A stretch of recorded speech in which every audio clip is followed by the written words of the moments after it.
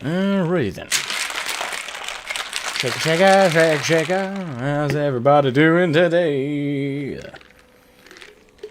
Hope everyone's doing fantastic. Everybody's doing fabulous. Yes. It doesn't feel like a Wednesday to me. I have no idea why. I woke up and I thought it was Monday for like 5 minutes. I have no idea why. But no, it's Wednesday. Oh. And FF is gonna be in maintenance like most of tomorrow and into Friday. Why? Yes. Well, that does mean that my plan. I did have a plan that cannot happen now. So now I gotta rework it. My hope was to have today and tomorrow to get through all the content that I'm prioritizing before ENDWALKER, but it's looking like that's not gonna happen. Which is fine, dandy, I suppose. I'll just have to rework. I have to adapt. I have to flounder about and fix up my plan. So yeah, I think so. Today we're gonna get through the Ivalice raids. We're gonna try to finish that, and once we finish up with that, I'm gonna see if we can at the very least get to Bozja. And that's like the absolute bare minimum I wanted to do before ENDWALKER dropped. I'm so sad I didn't get through everything I wanted to. I definitely want to catch up on Hildebrand, but that's not gonna happen now. Unless the Stormblood Hildebrand is incredibly short and we could fit it in today. But outside of that, we're gonna power through the Ivalice raids and then hopefully get to Bozja. Still don't know if I'm pronouncing that correctly. Bozja? I keep going back and forth. I believe it's Bozja. But let's head back to the airship immediately. And then from there, we're going to make headway. Stop pilot. Take me to the Prima Vista. Prima Vista! And in 8 minutes, we're gonna get underway with the Ivalice. The rest of the Ivalice material. Power through that like a boss. Oh shit. I did not mean to trigger that. Suppose we're getting started way earlier than I intended. Oh well. After this, we're gonna wait to the 10-minute mark. Shroud, Lady I almost said Murilla. Actually, I believe it is Murilla. Lady Murilla, thank you for answering my summons. Master Garland was kind enough to send for an Archon from Shallian, and I thought it only right that you be present to hear her findings.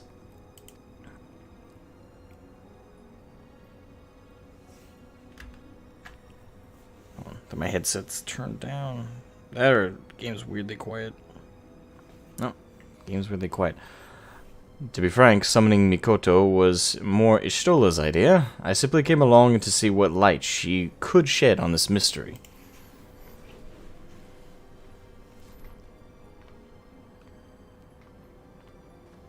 I am Mikoto of House Jinba, a Doman. Though my years in Shallian have made me a stranger here, you must be Shard Scythe. Fabled liberator of men, slayer of false gods, warrior of light. I thought you'd be taller. Hey, I'm bloody tall. Okay.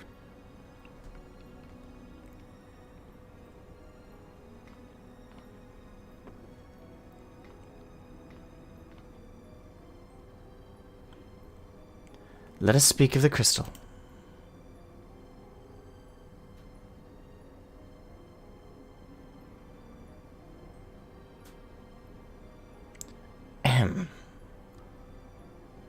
The Otius, one of but many Orosite shards that aided noble Delita's rise to regent. Hey, Alahime, welcome to the stream. How you doing? Doing? My apologies. The Otius is no ordinary crystal. Even discounting its obvious historical importance, the specimen is more than a simple manifestation of elementally aspected energies. It is, rather, an ethereal lodestone whose facilitation of both the absorption and transmission of distinct frequency NRR-type harmonic vibrations has been observed to promote ethereal amplification. Words. The resultant neuroharmonic disturbance allows for a highly unique emittance of CPRS waves that, instead of radiating outward with a determinate factor of dispersal, instead resonate inward at a frequency so labored, my estimates place the rate of VRT decay at upwards of several centuries, though I must admit I lack sufficient variates to complete a truly comprehensive graphical assessment. While that explanation may elicit admiring nods from your professors at the Academy, it will earn you only blank looks here. Take a deep breath and try again, this time in a language those of us without the echo might comprehend. Hey, Walkos, what's up, man? Welcome to the stream. Hey, Hunty, what's up? My apologies. I merely thought...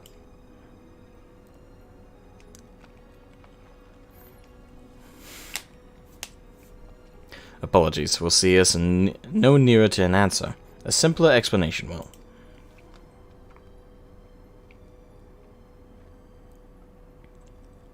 Simpler. Right.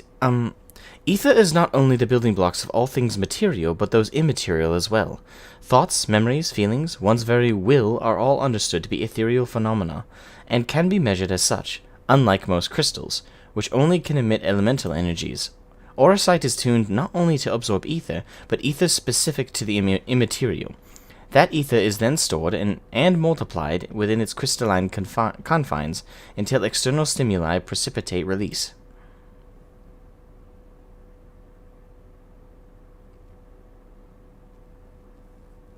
Try again.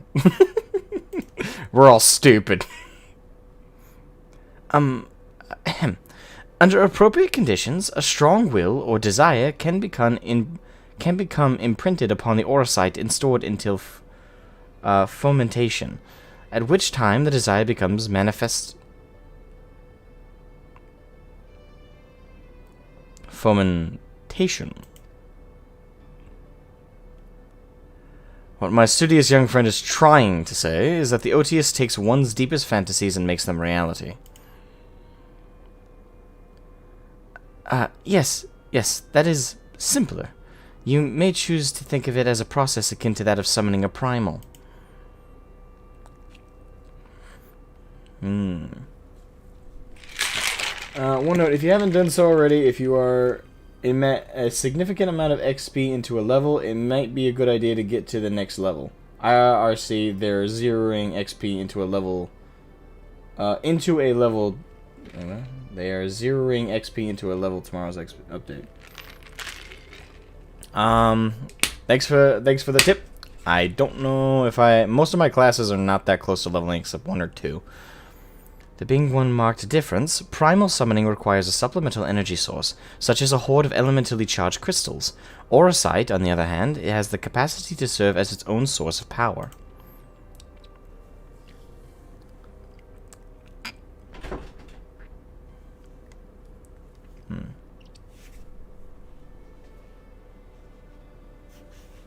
We know from the Durai papers that the Argath was never king of Ivalice.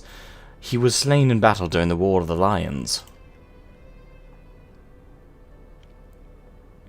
Yet the Argath encountered during the recent expedition carried himself as if he had been crowned regent.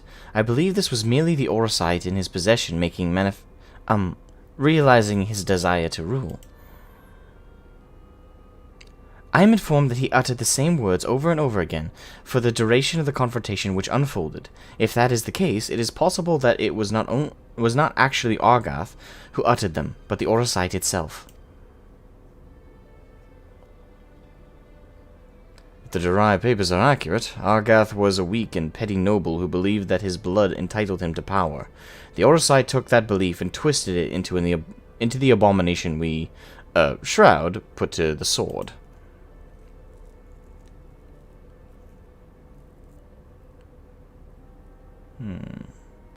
Then you are saying the crystal could prove a threat? The Auracite. The Auracite, Alma. And not necessarily. Ramza seemed to fare well enough. There is no record of the young regent being manipulated by the artifacts he gathered.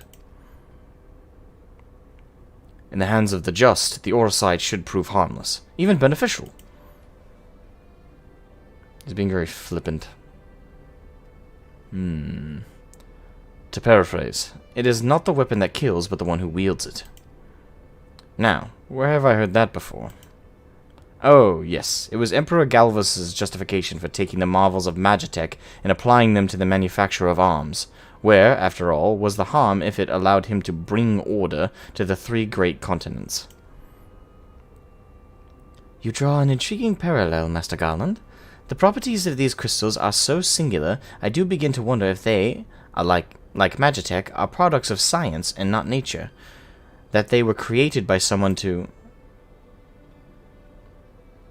But who? What manner of person would even be capable of such a feat? And the Allagons come to mind. But I suppose, other than that, the only other thing that comes to mind past them would be the Ascians.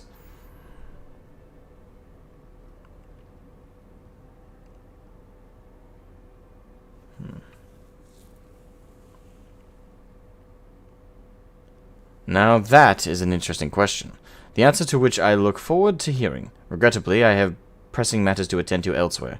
Fear not, however, Mikoto's insight will prove far more beneficial than anything I might accidentally contribute. Good day to you all. And Sid's Balin. Damn you, Sid! Leaving everything to me yet again.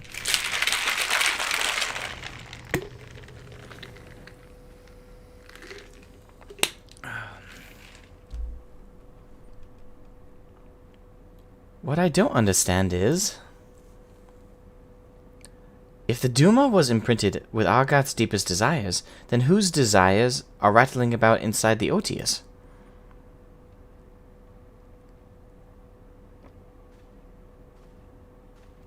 I had the selfsame question, and thus conducted a thorough inspection of the crystal upon my arrival. The results were inconclusive. Traces of ethereal activity were present, but to all intents and purposes the vessel was empty. Empty? But what of the voices I heard? Voices? I heard nothing of the sort. The only voices you heard, Alma, were in your stubborn head. Ramza, why won't you... Shall we speak of voices, then? What of yours, Alma? Our resident voice of dissent? You have done naught but question the wisdom of our research from the moment we left Garlemald.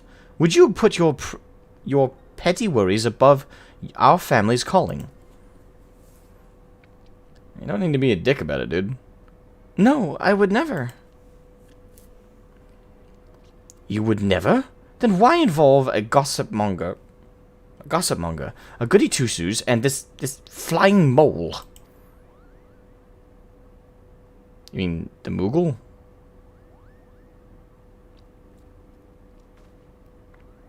Please tell me you can see that.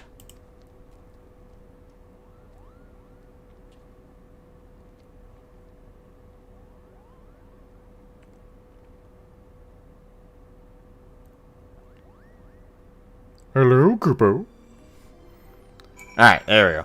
Yeah, I accidentally started that cinematic when I didn't intend to. Boom. There we go. Volume's now at its proper level. Alright, sorry about that, guys. Alright, how's everybody doing? Senbakuin, Madao. There we go. Welcome to the stream. How's everybody? Zianani! Hey! Eep, it's a Moogle. Yes, they're everywhere. Foul beasts.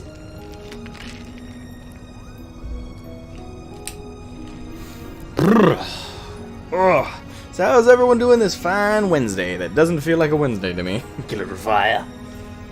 And send them to hell. Be gone with you, you cursed demons. They're called Seamus. Not a fan of the Moogles. Anyone who has known me knows that I'm anything but a goody two-shoes. Yes, same would go for me. I'm not that goody two-shoes. I just realized there's a fucking storage node. The hell? That's an Allagan thing. What the fuck is it doing in a Gallian ship? And I think this is the first time we've seen these people. I see you. We're looking at the troop. You get those squats. Yes, yes. Up, down, up, down, up, down. Up, down, up, down, up, down, up, down, up, down, up, down. Yes! Gluteus Maximus will be glorious. Alright, ladies, how's everyone doing? You look rather stiff. You might want to relax. Breathe. The artistry of the theater requires a relaxed soul, not a tense one. You look ready to go. Very determined, very assertive. Yes, yes, I am impressed. You look begrudging. Do you actually even want to be here, madame? You must feel the character. You must feel the theater. You look begrudging as well. Young sir, you must relax. Breathe. What are you inquiring about? Did you forget your lines? It's not good. You need to find a partner and immediately practice. Assure that the theater will not suffer your lackadaisical nature. Sorry. I don't know. I have what he's having. The squat, man? Probably steroids. Steroids and lots of juice. Ah, yes. Well, the daddy of Garlemald is also responsible for Alagon. Blame Solus. Says there. Solus, Solus, Solus. Selk, Selk, Selk. Hades, Hades, Hades. Good ball. Alright, how's everyone doing this fine Wednesday? Is this the extended version of Winnie the Pooh's exercises? I do not know. I would have to inquire with the bear. And I'm all caught up with the chat. Alright, how's everyone doing? Yes. That cinematic series earlier was unintended. I actually meant to just hop back into the ship, but I didn't realize I was gonna trigger the next cinematic. But that being said, how's everyone doing this fine day? This is the last day we have before Endwalker, really, because tomorrow is... I need to double check the times, but the maintenance on the game tomorrow is going to be rather extensive. So, catch-up time. Doing okay? I'm glad you're doing okay. Went to bed. You went to bed significantly after I did, so did Kiwi, so... I don't know how much reasonable amount of sleep you two got. You read the patch notes 6.0. Very excited. I have not read the patch notes, actually. I probably ought to do that. Patch notes. Patch notes. Patch. Aha, there they are. Yes. Hold on here. Should be a good time. Very, very good time to read the patch notes. There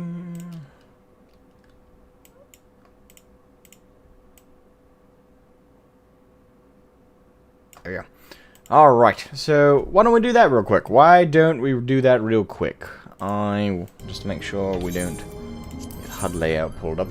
Just so I don't get yeetus out of the game.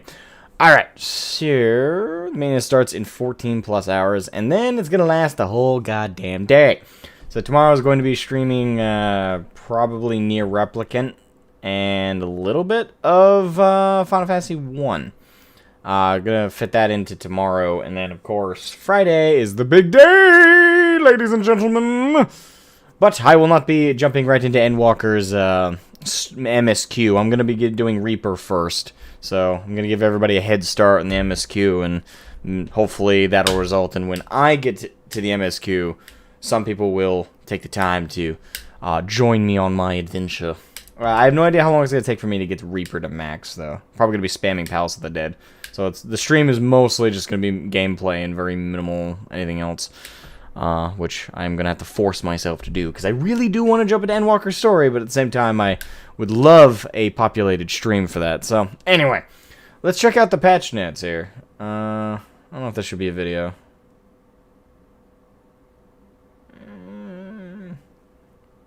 Why not? I'll just press record.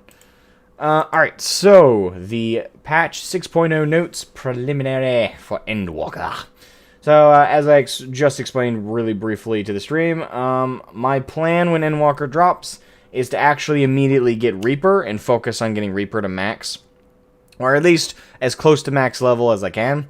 And I'm going to do that to give everybody else in the community and in my community as well a little bit of a bonus initial time jump to get through the MSQ a little bit. Immunity Doc Star, welcome to the stream. I'm about to read over the 6.0 preliminary patch notes. But yeah, my plan when Endwalker drops is to prioritize getting Reaper all said and done, and get that ready to actually play through the expansion as Reaper. Hopefully I won't get to the MSQ until probably Saturday, maybe Sunday, if I really drag my butt about it. I do want to give everybody else in my community, as well as just in the general community, plenty of time to get the head start on the story. That way you guys can join me on my journey through the MSQ.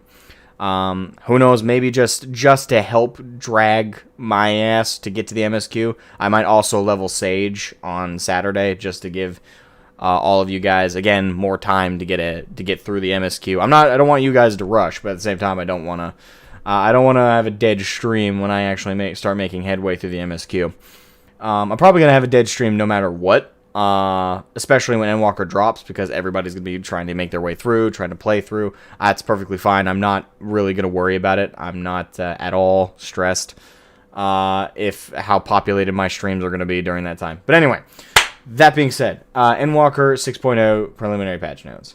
It is with great pleasure that we present the preliminary patch notes for Final Fantasy XIV Endwalker.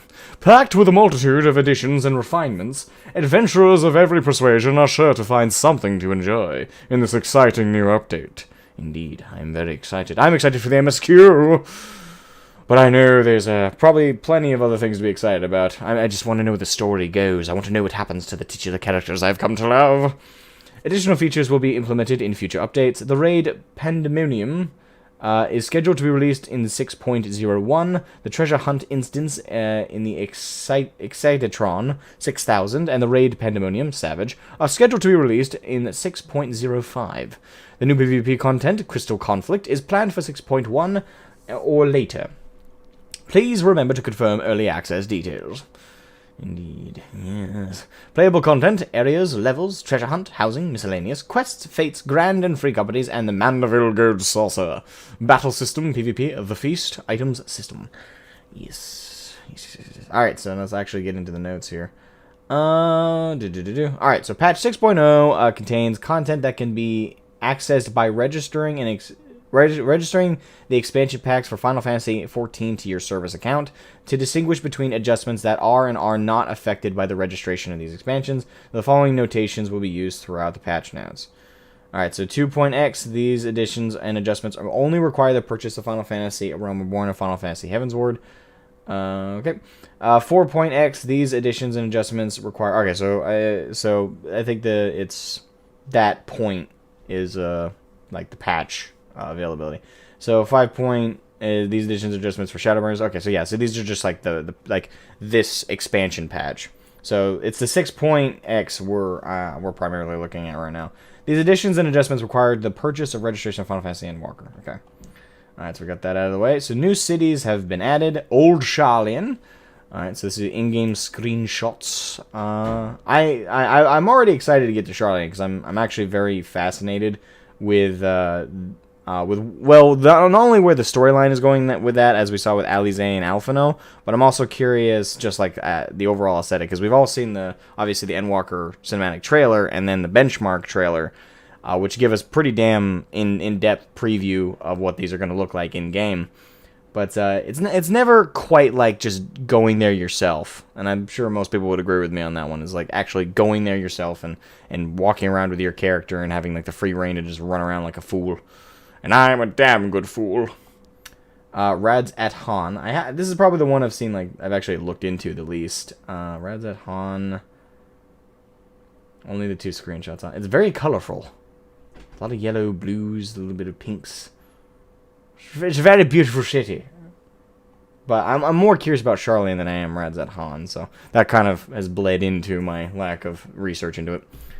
Alright, let's see. New field areas have been added. Labyrinthos. I don't know much about the new field areas. Labyrinthos. Aetherite. Yeah, so these are just some brief screenshots of the area, like just two here and there. You appreciate the head start? I'm glad you appreciate the head start. Going around to look in everyone's closets and see all their secrets. Indeed. Alright, so these are just the general screenshots. Thavnair, which I think Thavnair is what we saw like very, very predominant in the benchmark trailer, if I recall correctly. I love the Buddhist slash Indian culture kind of influence.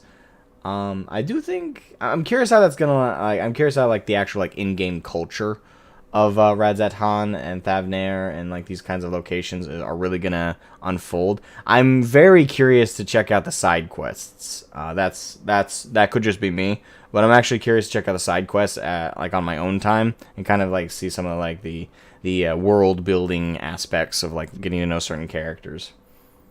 Thavnair, and of course Garlemald, which looks very modern day slash futuristic for the grand scheme of the world, but damn menacing and evil, particularly right here.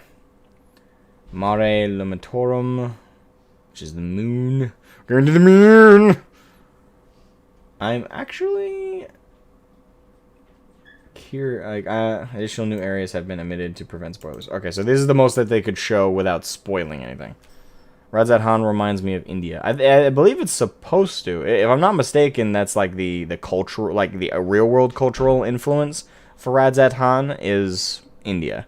If I'm not mistaken, I could be, but that's been the impression I've gotten up to this point. New city and field aetherites have been added. I still stand by. I love that particular aetherite. It looks, I don't know, it's just a fascinating design. The aetherite designs, as they've evolved through the expansions, have gotten more and more cool looking. This more shattered, menacing looking one. I'm assuming that's in Garlemald. Look at that. It looks like a. Is it called a conch shell? I believe that's what it's called. I do like that shell design, and the unique. The unique aetherite designs really help establish culture. This culture is kind of, they're more refined and they're more refined and streamlined. So look at how carefully and decoratively they put together these certain ones. And then in this case, the Garleans are more functionality, but it's also kind of menacing and evil. It's nice to see them move away from the giant floaty crystal to other designs for the aetherites. Yes, it is cool to see them actually branch out in terms of design. Heavensward, Stormblood. Okay, so the number of ether currents in all Heavensward, Stormblood, and Shadowbringers areas has been reduced. Furthermore, the location of certain ether currents has been adjusted. Ooh, okay. I didn't know this was gonna happen. The number of ether currents in all. Okay, so Heavensward, Stormblood, and Shadowbringers areas have been reduced. So they're removing ether currents? Oh, wait, hold on. I think I'm misreading that. I read that as they're getting rid of the aetherites, but no. So they're reducing the number of actual currents, the collectathon currents to unlock flying. Or I could be misreading that now as that. But that's what I believe that's saying, is that they're reducing the number of those you have to grab around the open world. Furthermore, the location of certain ether currents has been adjusted. That means all those maps that people have been relying on for flying. They go to the harder ones to get currents or remove them. Yes, and that means a lot of the people who made the existing maps of where they all are now going to have to adjust those. Thank God I already got them. Alright, so players who met this new ether current requirement prior to release of patch 6.0 will unlock the ability to fly in each area. Okay. And I assume that would be carried over. It'd be weird if it didn't. Alright, so quests. Patch 6.0 introduces myriad quests in addition to the main scenario. As such, there may be cases where the patch notes only cite the initial quests in a series, or omit quests entirely to prevent spoilers. We encourage players to explore and discover what new stories and adventures await. So that all players are able to enjoy the expansion, we kindly ask everyone to please be considerate and do their best to avoid posting spoiler-related content on the official forums, lodestone, social media, or in videos, as there are those players who may start at the official launch or play at their own pace. Correct. Anti-spoiler, an anti-spoiler part of the community away!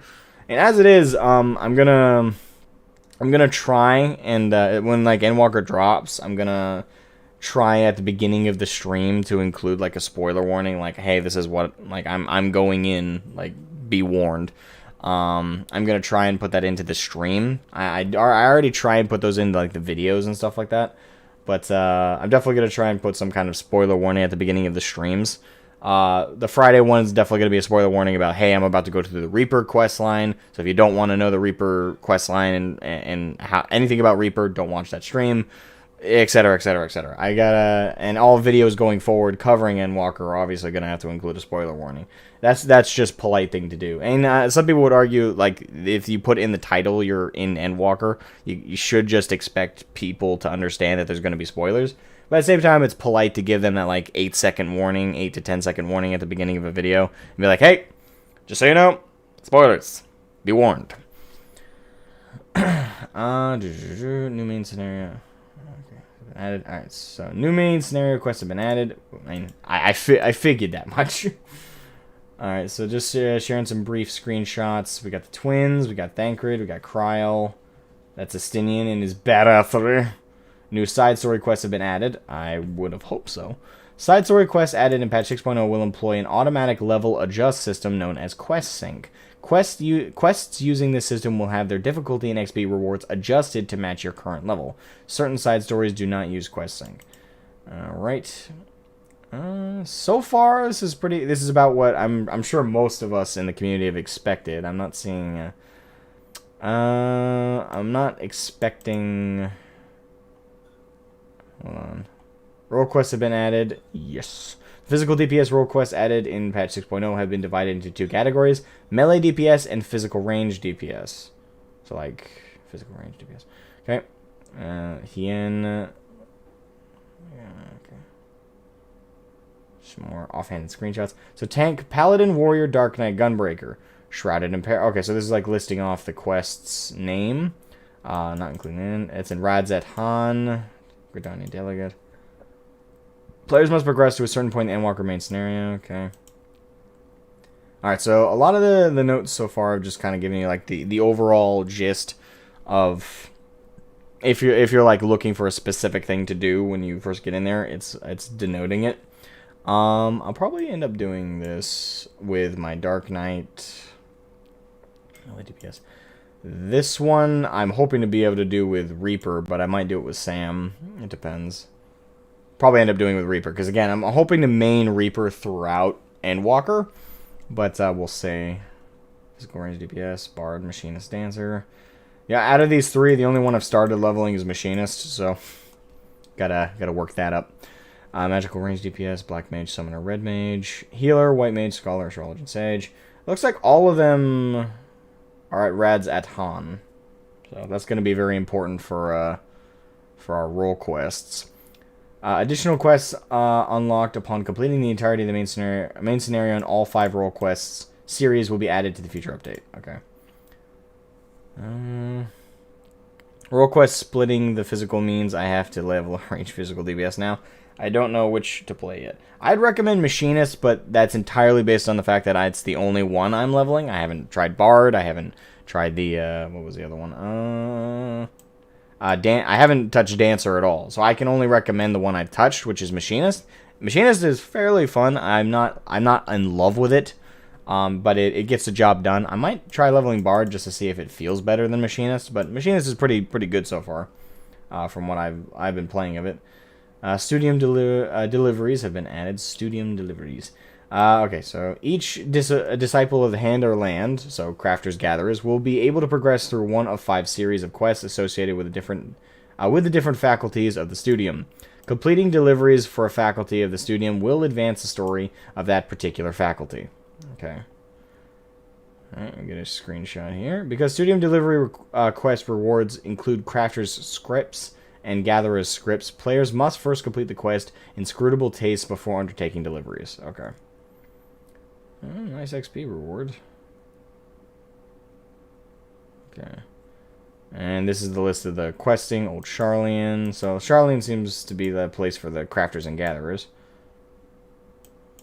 Yeah. Nageshi, De Broy, Jude, Boric, Ki Alipo. I believe I said that correctly. Ki Alipo.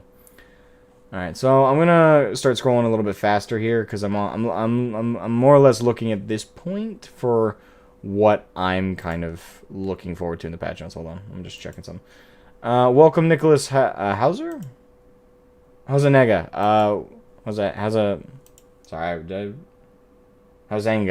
Hausenga? Apologize if I mispronunciated your last name. Welcome to the stream, how you doing? Dancer gives an extra turn-in Fire Emblem. I heard it gives mad buffs in FF14. I don't know. Again, I don't know. Having not played Dancer, I can't, like, speak to that. Okay. Oh, look how well, we're not very far down. Like there's a ton of notes here.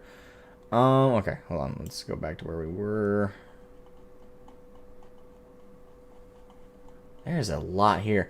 All right, so we're Okay. Here we go. This is what I wanted to jump down to. But before we go there, let me hop back up a little bit further, see if there's anything. Right now I'm specifically trying to eyeball things that like take my interest. I don't know if we're gonna go. I'm definitely not gonna go through the whole thing because I think that's gonna take like an hour, or unless I read really fast, which I don't want to do. Oh, I do want to take my time and look through it properly. So housing, that's gonna be important. Treasure hunt, just fates. Okay. Leaves. Most of that I'm not worried about. Okay. So I'm gonna jump down to the Reaper thing. Because the thing is, I know Reaper, at least I believe Reaper is dropping in Thanalan or Ul'dah. Unless I'm mistaken. Yeah, so if you guys want to check out the note, wait, hold on, something about Vieira. That's also something I was wondering about. Miscellaneous. Alright, so players can now select male Vieira when creating a character. Regardless of your progression in the main scenario, male Vieira will be selectable when creating new characters. So it says now. But I think it means like when 6.0 drop. Well, it says 5.0. I'm confused. Wait, hold on. Dancer has no rotation. It's all range-based, basically. But it can be really fun. You get to teleport around. Okay.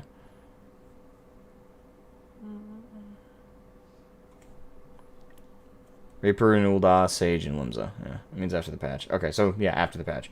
I was confused there for a second because it says 5.0, but yes. So I'm probably one of the few players in the community who are not going to be switching to a male Vieira. Well, no. There's plenty of people who are not going to. But what I think I'm probably in the minority that have no interest in playing a male Vieira. I'm just sticking to my male hire. I'm a very vanilla person. New hairstyle options have been added for female Vieira. New face option has been added for male Midlander higher, which is basically the Crystal Survivor face, just based on that screenshot. Okay, so Sinian has been added as a new avatar NPC. In accordance with increased character level cap, the level cap for avatar NPCs has also been increased. Alright, so a lot of the again standard stuff that most people either already figured or. Alright, so I'm gonna jump down to the battle system. The level cap for all disciples of War and Magic has been raised to 90. Awesome. The Reaper and Sage jobs have been added after the patch. These jobs have no corresponding classes and begin at level 70. Awesome.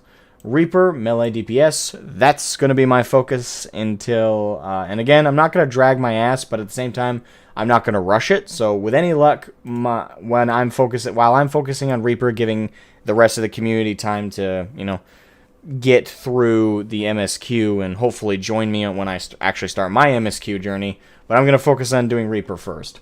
And if I get through that too fast, which I don't think so, it's not... I don't think it's going to take... I don't think I'm going to level from 70 to 90 that fast. I think that's gonna take some time. But I don't know if I don't know if what I want to do is level to 80 and then play through Endwalker as a level 80 Reaper, or if I'm gonna try and like really metagame it and go all the way to 90 and then play through Endwalker. But that's a lot of XP in the MSQ that I would have ended up using that just doesn't get absorbed. I guess I could switch to... But I was terrible at doing that during Shadowbringers when I maxed out Dark Knight to switch to other classes to get like to share the load of the XP. So I don't know. I'll probably what I'll do is I'll get Reaper to 80 or 81 maybe, and then go through the MSQ with the Reaper, hopefully leveling as I go. I'm not entirely certain if that's what I want to do. It also will depend on like how long that takes. But again, I'm hoping to give everybody else that head start kind of thing. So yeah, I'm excited, but no matter what, Reaper is the first thing I'm going for. I'm not going to the MSQ first thing. It's going to be focusing on Reaper first. Reaper can be unlocked by completing the following quest. The Killer Instinct, Disciple of War, Magic level 70. Ul'dah, Steps of Nald. Awesome.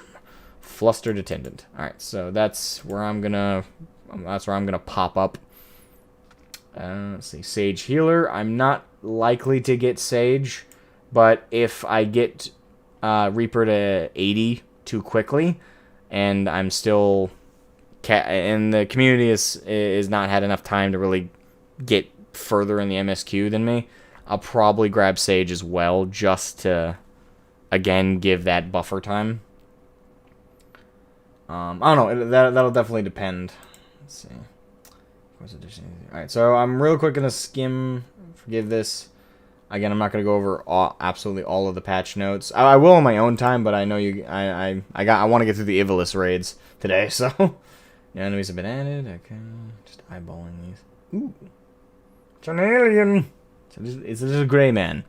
The dungeons have been added. Alright, Garlean. Alright, so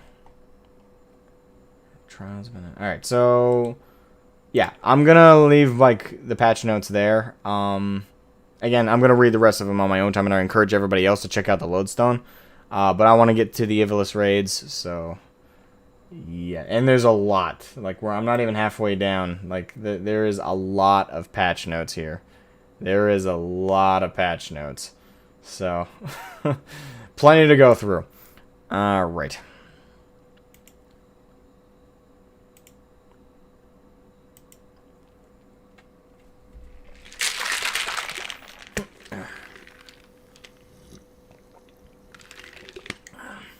Alright.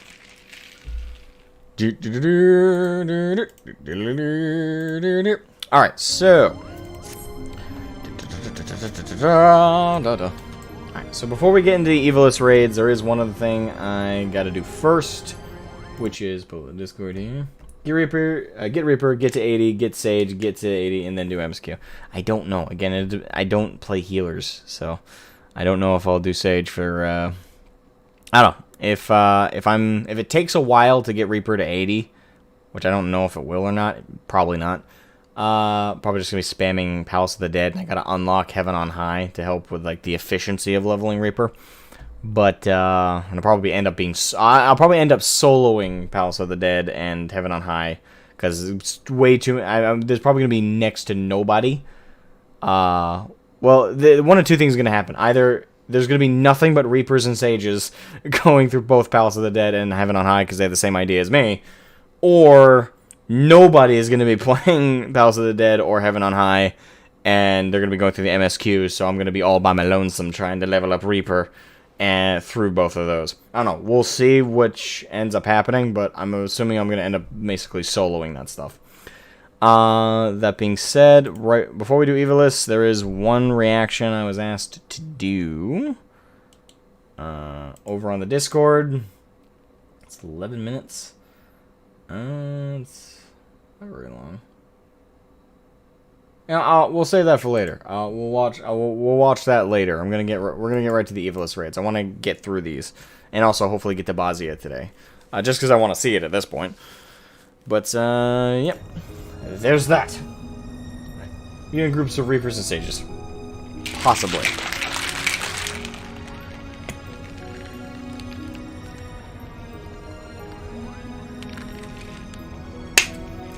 excuse me. Alright, let's get underway here.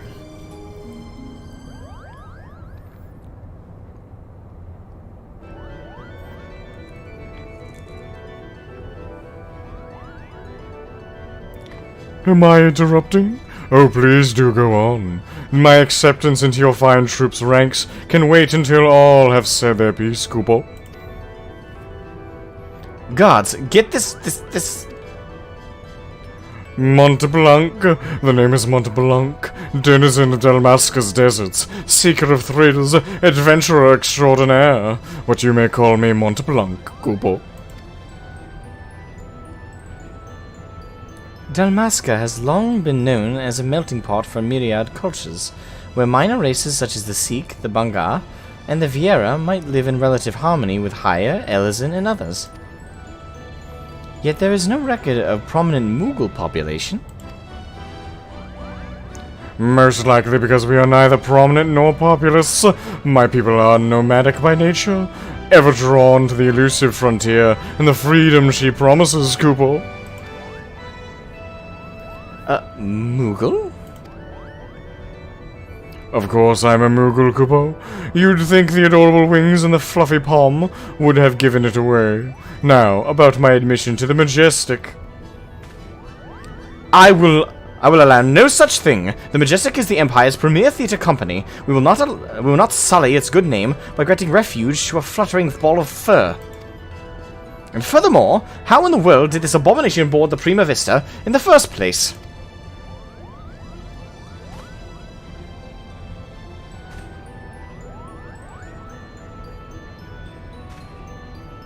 Way to be a dick.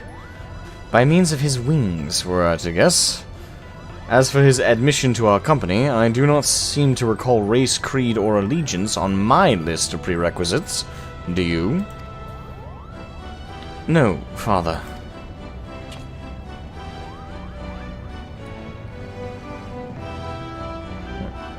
Very well then. Montblanc, was it? What is it exactly that calls you to the stage? Our stage.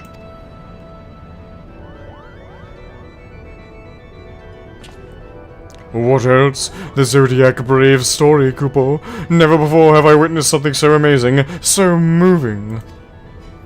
Sitting, well, technically hovering, there in the audience as the story unfolded around me, I knew I was witnessing something special, something positively transcendent, Kupo. It was then that I realized I either had to be a part of it, or go to my grave a bitter and broken Mughal.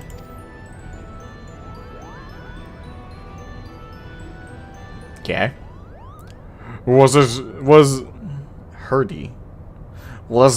realization before or after you swore you simply had to become the realm's greatest marauder, Kupo? The fuck are Mughals doing here? Hurdy, how did you?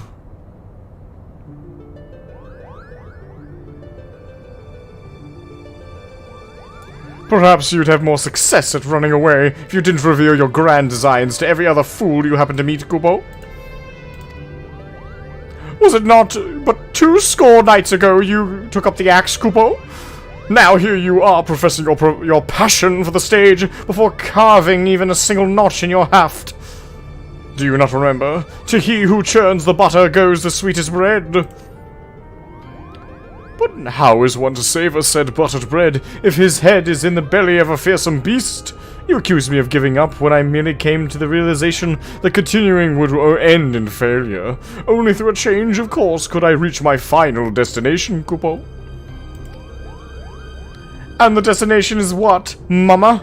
Are you sure it is not Geomancer? Arithmetician? Templar? Do not bother answering, Kupo. We all know you'll be singing a different tune come Cockcrow. Come Cockcrow.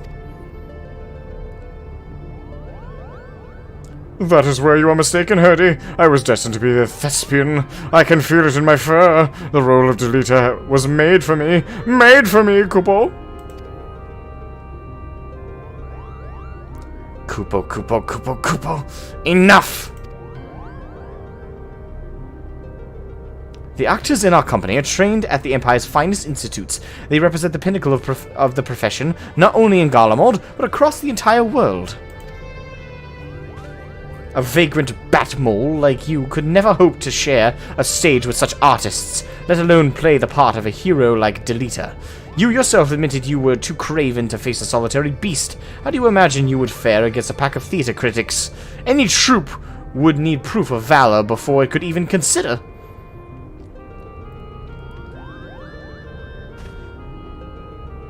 Craven, call me a cheat and call me a cur, but do not, sir, call me Craven. I accept your challenge. Slay but one foul beast by mine own hand, and the majestic theatre company will accept me into its ranks, Kupo. Wait, I issued no such. You are all here witnesses, Kupo. When I return with the head of a terrible beast in my gore-stained hands, you will be honor-bound to welcome me, Mont Blanc the Mummer, into the fabled ranks of the majestic. Good day.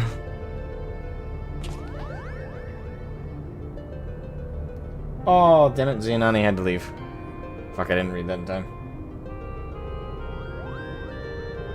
Off to the waiting room. Damn.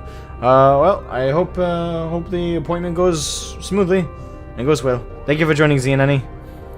Wonderful. What do we do now? What do we do? We do nothing. If that Batmole wishes to throw himself onto the horns of a stampeding Zoe, I will not stand in his way. I believe the proper term of derogation is mole bat, and I should warn you, Muggles do not take kindly to those who use it. Why must you always put yourself above others, brother? Did you learn nothing from Argas' wretched example? Mont Blanc would never have set off on this fool's errand had you not made the challenge. If anything befalls my brother, his blood will be on your hands. Shroud, you are the only one among us capable of locating Mont Blanc and preventing disaster. On behalf of my brother, I beg your assistance. Damn Muggles! Gotta go save his damn life. My brother can be rather simple-minded when it comes to such matters. Thinking to impress the Warrior of Light and his companions, Mont Blanc would likely choose the scene of your recent exploits to prove his worth, meaning Rabanastre, if I am not mistaken.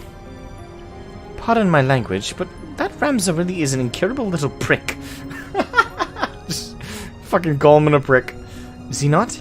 How dare he speak to his sister and the Moogle in that manner? I couldn't decide which was worse, the things he said or the way the principal sat back and let him say it. But I suppose it's none of our concern. For now, let us concentrate on the task at hand. Finding that Moogle before he does something that we'll all regret. What say we start nearby? Pier 2, perhaps? Alright. To shuttle... To Kugane.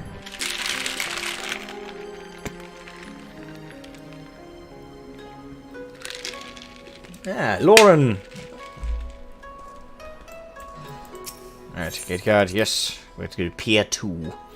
Make sure that Moogle doesn't die a painful death. Ooh.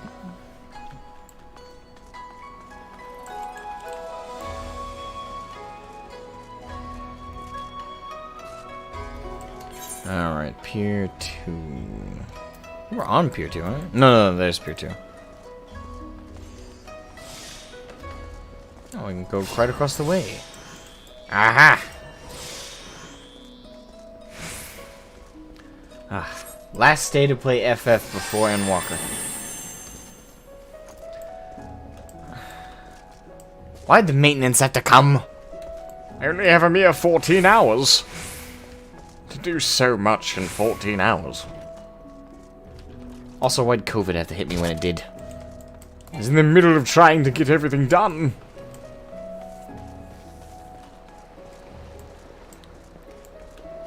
Alright, Lena... The Falcon Porter tells us that he sent a traveling blacksmith away to Yansha, not a bell passed. And why would that be of interest to us, you ask?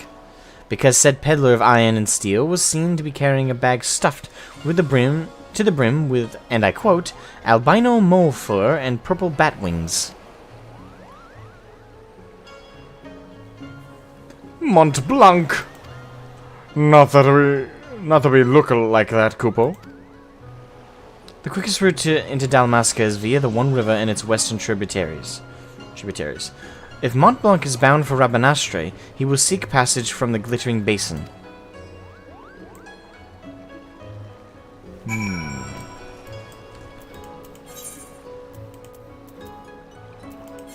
Right to Namai.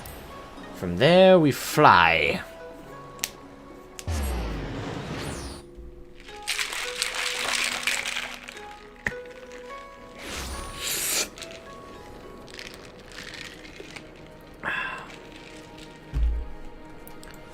Alrighty, search for Mont Blanc in the Glittering Basin. Right. Time to fly.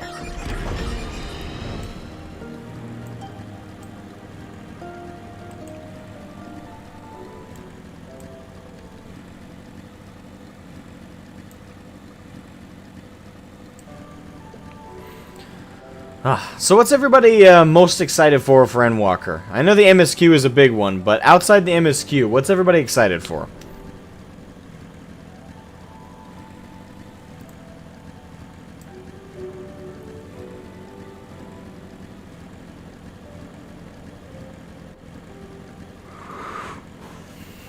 I mean, for me, as I've already kind of expressed, it's the Reaper class, getting to play Reaper. I'm really excited for that, so. I wonder what everyone else is hyped about.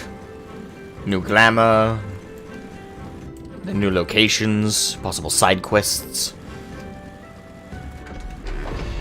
No, I don't want to see the Namazu. The changes to Enochian? Ah, you're excited for the Black Mage changes. Nice.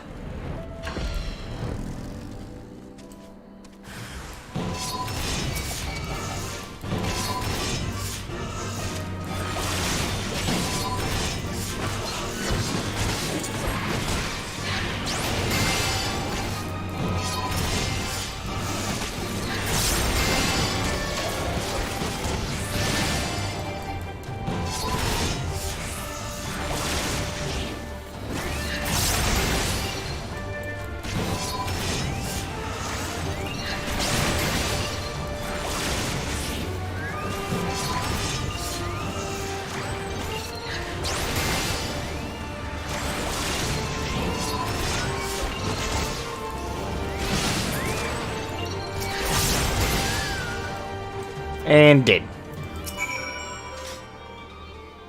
I realize Savior Lightning and FF13 Trilogy and Emmett Selk have lived through 1,000 years of continuity. As far as I understand the continuity of the Final Fantasy games, none of them are interconnected. They just, certain concepts get carried over, but all Final Fantasies are like self-contained universes. As far as I've understood it. Mont Blanc, what were you thinking? Have you any idea what you put your brother through? He has been worried sick. Both Hurdy and Ramza were all right all along. I'm a failure, a flop, a flailing, flapping, foppish failure, Kupo. How could I play the part of a hero if I cannot even ruffle the feathers of a single measly bird? The audience would see right through me like the spineless jellyfish I am. Now wait, Mont Blanc. Not everyone can be a hero. Not even most heroes. Yes, the bards sing of the man who deals the final blow, but what of his cadre of loyal companions? Do you think Delita united Ivalice on his own? Do you think Shroud here was alone when he liberated Alamigo?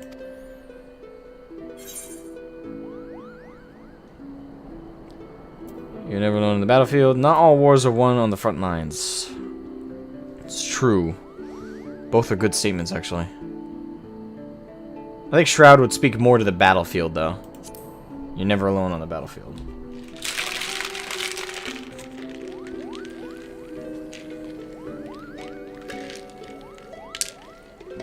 Never alone? So you're saying you'll always be there for me? For Mont Blanc? I think he was speaking metaphorically. Let us not dwell on the details. The day is saved, and Mont Blanc has escaped sans scratch or singe to show for it. We should return to the Prima Vista before our luck runs out.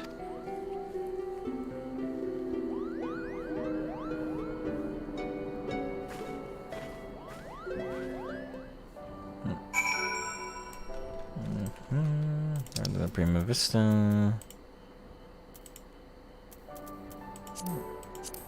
Alright, so...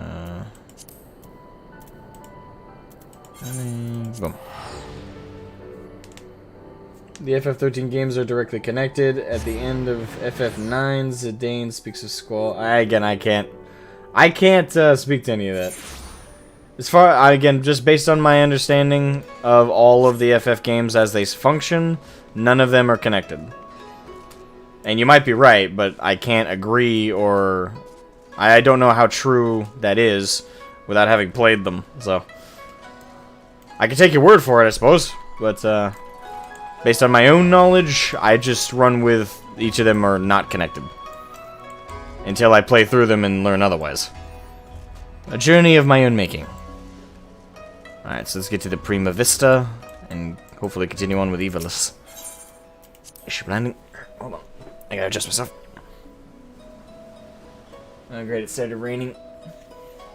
Damn it! Alright, show pilot. Yes, I do seek patches of the Prima Vista. Take me there! Foul witch!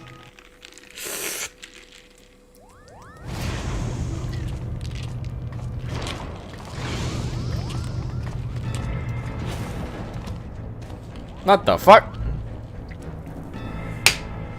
This whole ship has no security whatsoever. Please, this ship is a place of peace. Release my sister, or you will answer to me.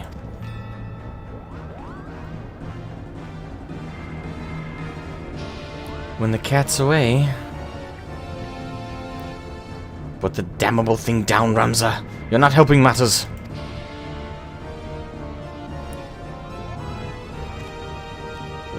We have no quarrel with you or yours. We only seek aid in finding our leader, Bagamnan. You seek our help? You who threatened to kill my father, who stole his work and made fools of us all? Never. Silence, Ramza. They have Alma. We will hear what they have to say. As I said, we have no quarrel with you. We only did what was necessary to secure an audience. We surrendered our weapons and offer your journal as an act of good faith.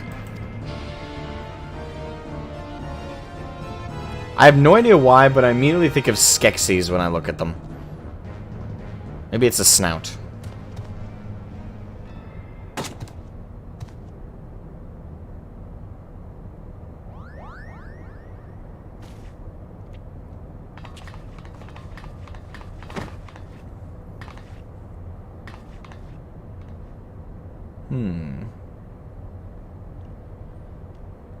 This took a turn that I was not predicting.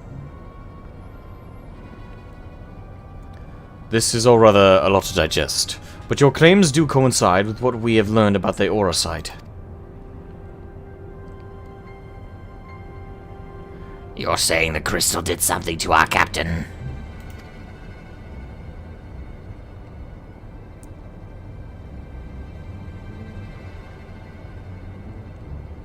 Keep in mind, layman's terms, madame.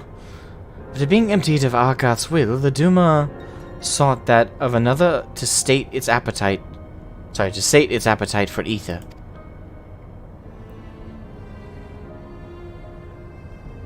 You're saying the crystal ate our captain? Not his body, no, only his soul. His soul?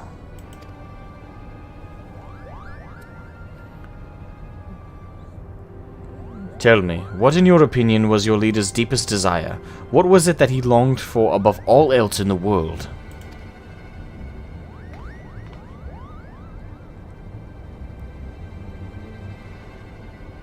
Why waste your breath reasoning with these lizards? They showed themselves for the beasts they are when they put the knife to your throat.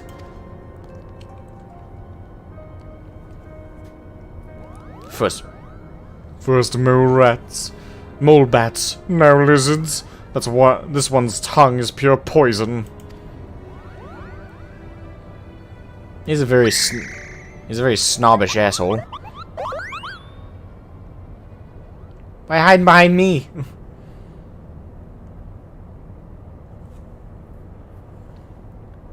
The boy can call us what he pleases. For our past failings, we deserve no better. Okay, they're coming off incredibly... Okay. When we first met them, it was kind of... They came off very menacing. Then when the first time they were showcased, they came off as menacing. Then we encountered them in the actual, like, the end of the first raid. And in that, they came off as menacing thieves, bandits. And now they're coming off incredibly humble and reserved. The evolution of these guys is weird, and I don't know if this part is an act or the previous part was an act.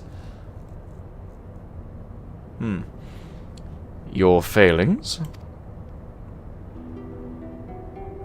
30 summers have come and gone, yet not a night goes by that I do not wake in sweat at the memory. We were fusiliers into the Dalmascan army stationed in the royal stronghold at Nalbina. Nalbina Fortress was reputed to be impenetrable. Its fall to the 4th Legion proved a turning point in the Imperial campaign, dealing a crushing blow to Dalmascan morale and ultimately marking the beginning of the kingdom's end.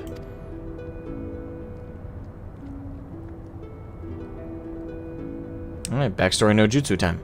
Ooh! Sketch artistry. Bagaman was our captain, and once it was clear the day would not be ours, Prince Razla, commander of the garrison of Nalbina, tasked him with one final mission.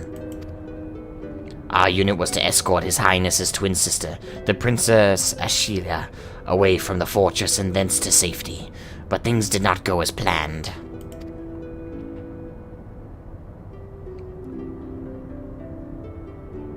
I still remember Oh, that's Gijuk. That's another one. I still remember the words she uttered as she lay dying in the captain's arms, but a stone's throw away from where the Germsith waterway drains into the sea. Even as the fog of death descended upon her, she smiled and told us, the very people who had failed her, to survive for as long as even a single Dalmascan stood, our nation would never truly perish.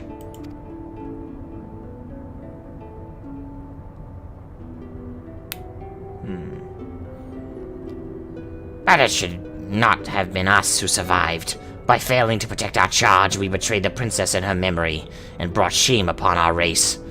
So yes, we are naught but cold-blooded lizards, deserving of whatever scorn you deign to heap on us.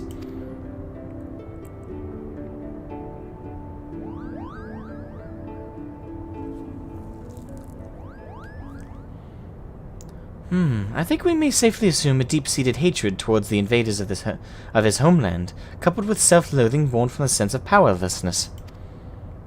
The darkness that lurks in the heart of Bagamnan is little different from that of which drove Argath, the selfsame emotions that were to nourish the Duma. There's a lot of information. Stop speaking in riddles, Charlian. She's saying your brave captain will eventually turn into a monster, or rather, more of one. Garlean lies. What they say is true. If we do not find Bagamnan and the Duma soon, none of us are safe, present company included. Do you have any idea where he might have gone? Any at all?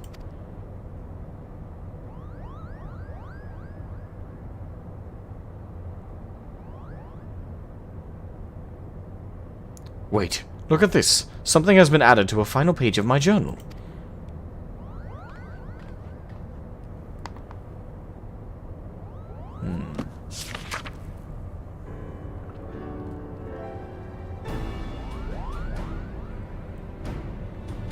Then the captain must have put it there. Only he had access to it. Until we found it in the pack he left behind, that is. Is this Dalmascan?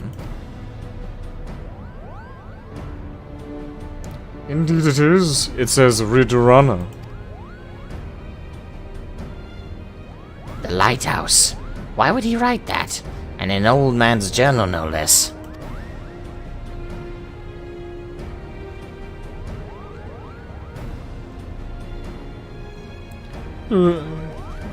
It's Mikoto. There is a place in the Valnad Sea, far to the south of Rabanastre, where the ocean tumbles into a gaping maw more than a mile across. The Ridurana Cataract.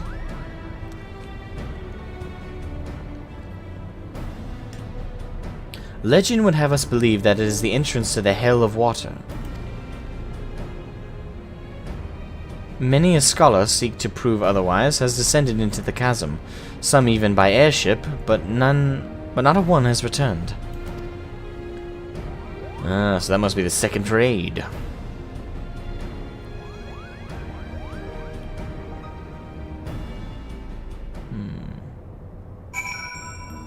Okay. The plot thickens, that's for damn sure. I must admit to knowing little of Ridurana, save that which Lady Mikoto shared with us.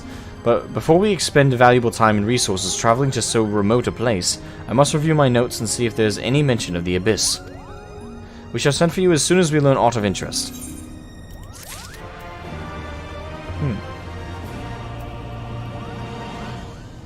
Oh, hold on.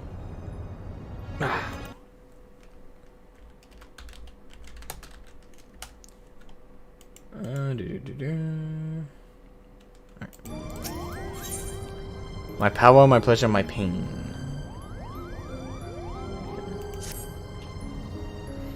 Ridurana is proving to be quite the enigma. With every answer comes countless new questions. This may take longer than I expected. But you are doubtless eager to know why I requested your presence. Our resident dramaturge mentioned there was something he wished to ask of you. As my work here is far from complete, I wondered if you might indulge the man while you wait.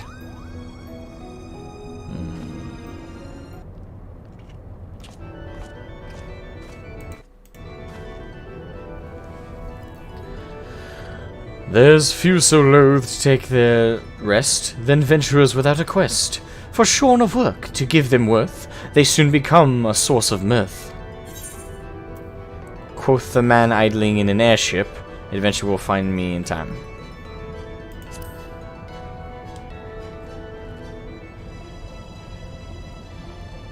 Touché. I shall leave you to your devices then.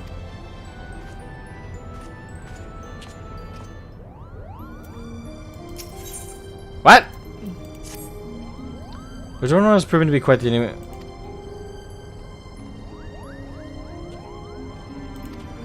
Oh, I guess that was the wrong answer. Okay, I get it. Wrong answer. Adventure will find me in time.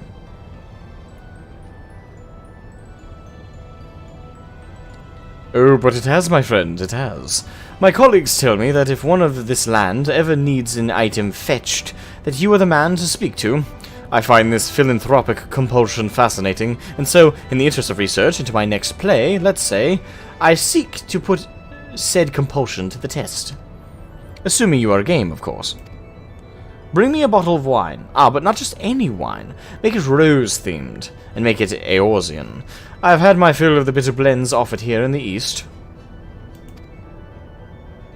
Where to start? Oh, if only there was some port where thirsty Eorzeans went for their wine. You would surely be there speaking with its foremost blind Lalafellen Vintner, and not here with me.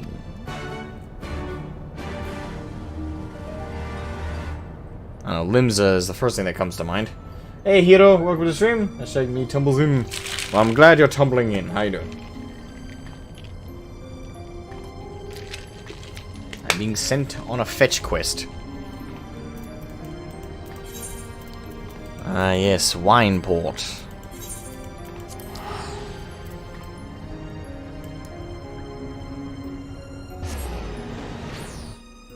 Hello, Billy Matt. How you doing?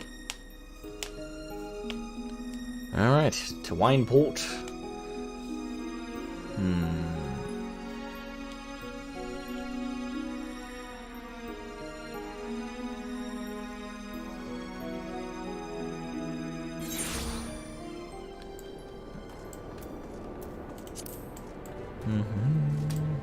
Okay. Long time no see. Soy and spice, sprinkled with a subtle sukan of the steppe. You have traveled far, my friend. What is it you seek here in Wineport? A rose-themed wine. You would be hard-pressed to find a wine that did not display some hint of rose, so we can assume that your client was not referring to a desired bouquet. Perhaps a name or a label or... A bottle! Yes! I seem to recall a certain vintage rosé sold in crystal bottles with a single red rose on the label. Alas, I have nothing as rare amongst my personal stock. As for who might, well, there's always Bill Grant, I suppose. Bill Grant.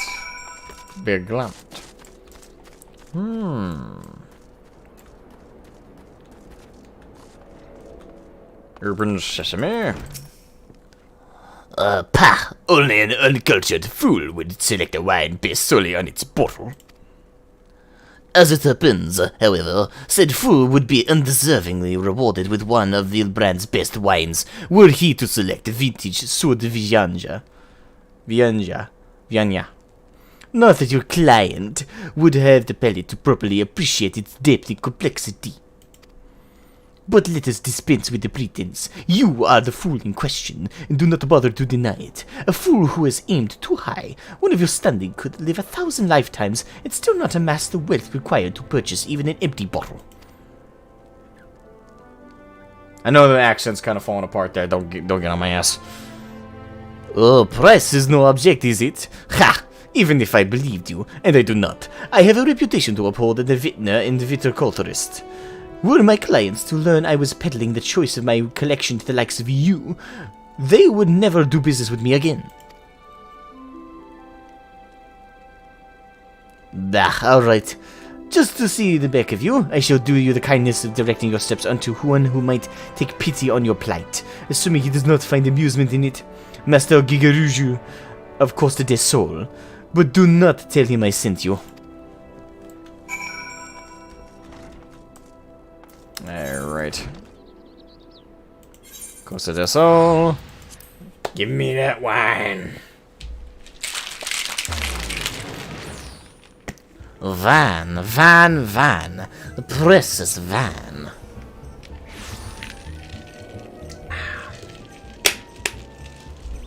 Yeah. Alright. This is a very interesting fetch quest so far.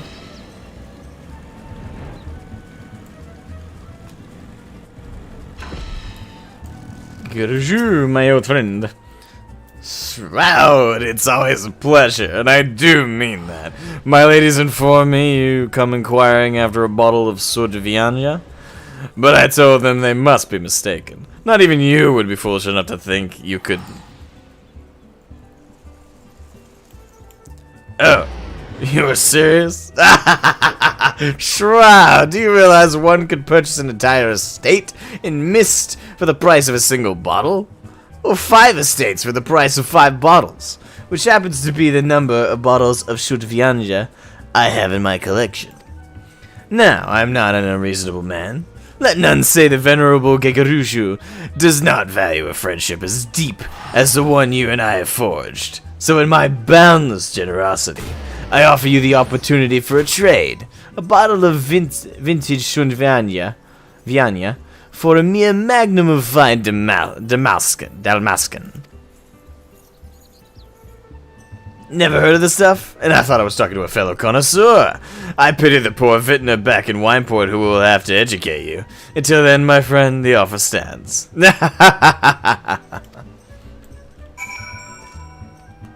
Ladies. Back to Wineport.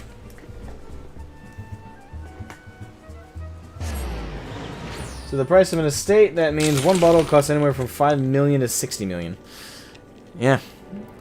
Gotta love the price of fancy shit. The rarer you can artificially make it, the more you can drive up the price. Alright, Shimani Lomani. First Sud Vianya, and now Damascan wine? Might I interest you in an aged Leminzen red instead? No, I thought not. Well, then you have your work cut out for you. There was a time Damascan wine was fairly easy to procure, even here in Vilbrand, but that was before the Empire razed the better part of the kingdom, vineyards and all. If there are any surviving bottles, it would be present that were exported before the Imperial invasion. Over 30 summers passed, though I have not encountered any in a decade or more, either at an auction or in private hands. Collectors are covetous creatures. If one were to have somehow acquired a bottle, there is little chance he would willingly part with such a treasure, which leaves only those brought over by the few Dalmascan refugees who fled to Eorzea. Okay.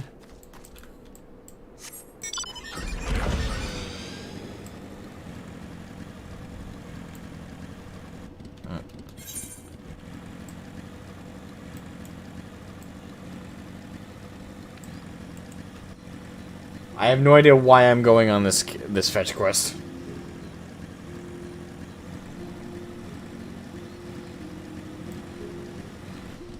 In terms of like the grand scheme of like the raid is what I mean. Like, I'd like to get like through the raid, and this feels kind of, I don't know, off.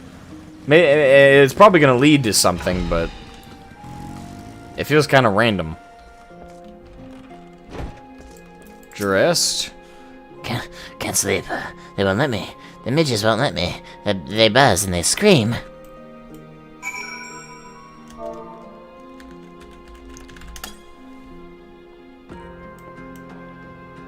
You. I know you. You were here before. You sent away the midges. They came back, though. They always come back. They mock me. Tell me I can never go home. I just want to go home. I cannot stand in here anymore.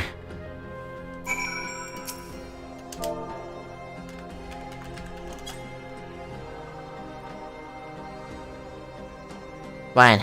My wife loved wine. We would drink a glass of Valens every night before sunset. She would always keep the cork. I always thought that odd. What good is a cork? Toss it in the midden heap along with the bottle, I'd say. But she...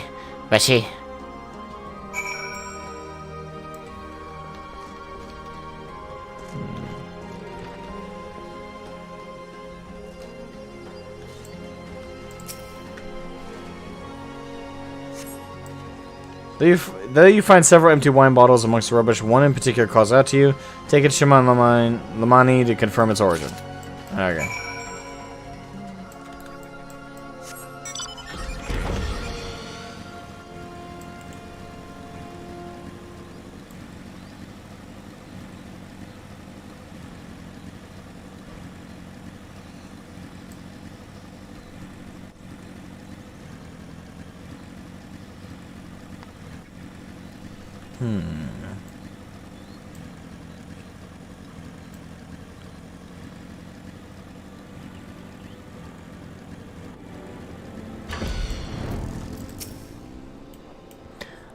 I was dressed. I do hope your visit did not disquiet the poor soul. As far as I can tell.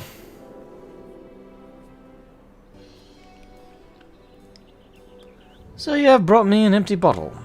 Ah, but what is this? The cork remains in place. That is most fortunate. If an adequate seal was made, there may still be traces of the wine within. May I?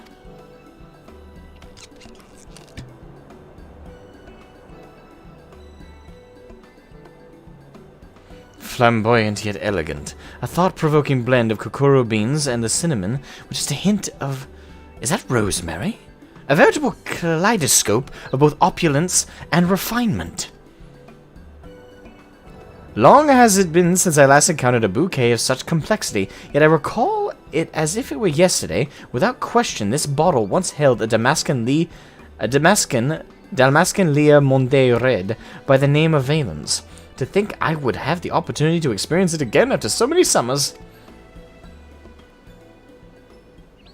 But I suspect Master Guguruju will not be satisfied with a sniff as I. Now, one without scruples might see the empty bottle as the basis for a ruse.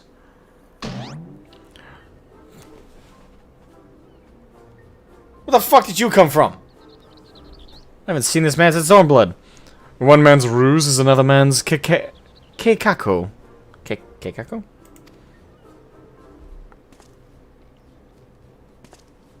Over the years, I have had numerous dealings with the Lord of Costa del Sol, and while he is many things, an expert on wines is not one of them. Not that it would matter if he were. Men of his standing invariably find more joy in boasting of their acquisitions than in consuming them. In all likelihood, Master Guguruju will never even open the bottle, rendering the provenance of its contents practically irrelevant. Ah, but where are my manners? These forays back to the western climes always bring out the barbarian in me.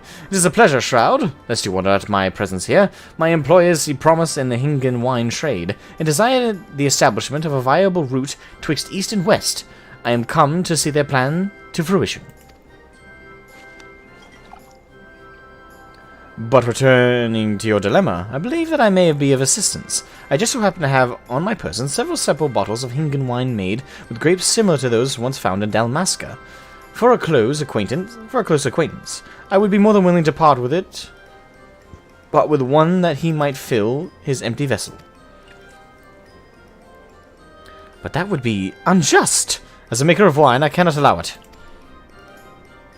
Master Gegereju is cozened more of his clients than he can count. How do you think the man amassed his fortune? By playing fair? Would that the world were thus.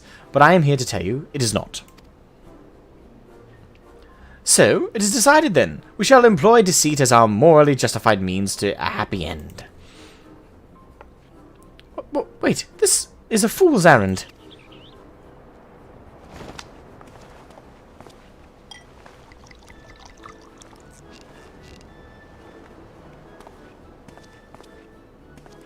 Then let us be glad our quarry is a fool himself.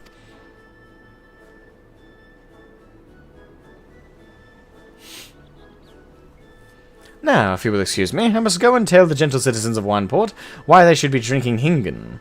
Good day.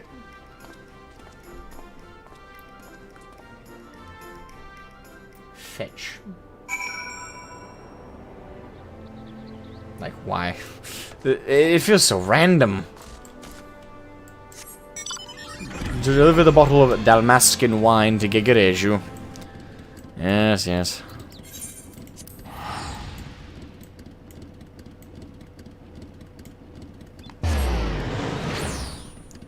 What the fuck is this even... What the fuck is this even about? I hope this leads to something, like, otherwise I'm just confused.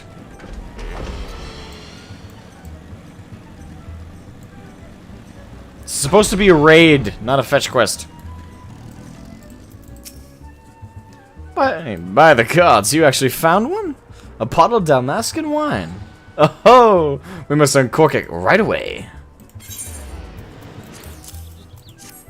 There we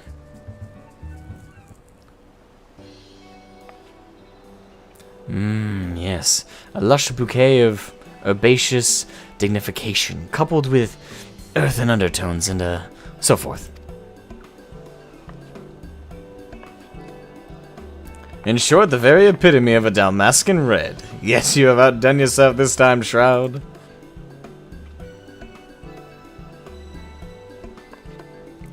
And a promise is a promise. Ladies, the bottles of Sud Vianya, if you please.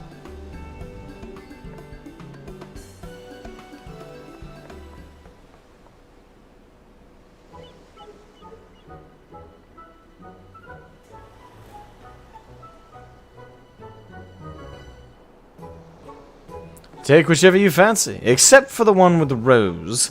That is my favorite. Or whichever you fancy. Ahem.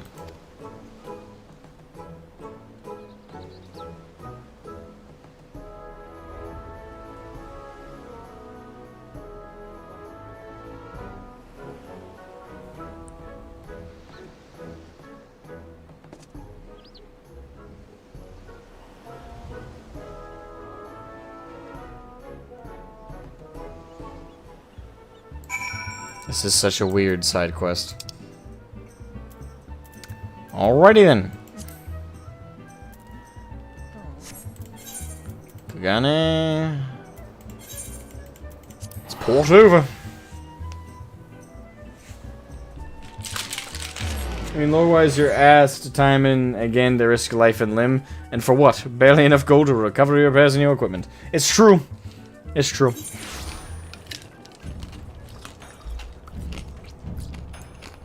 I suppose by that logic, this isn't the weirdest thing. That's not the fur.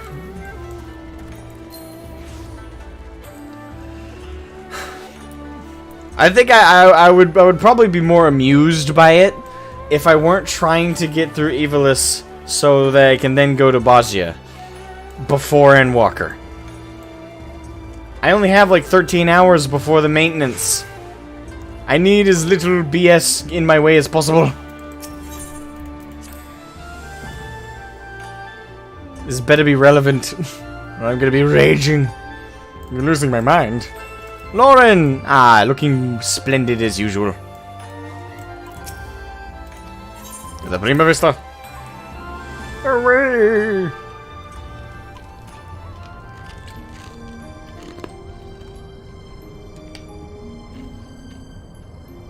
Please go to the Orem Fill fish.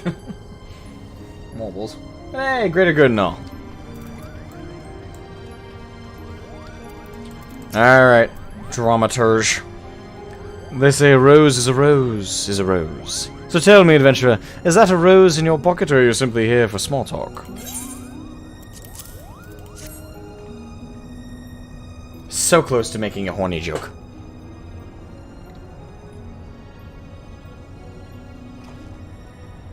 A bottle of vintage Sudviania. You never cease to amaze. But what is most amazing is your impeccable sense of timing. Today marks the 12th anniversary of the day I met my dear wife. And if there was one thing she loved more than wine, it was roses. Would that she were here today to...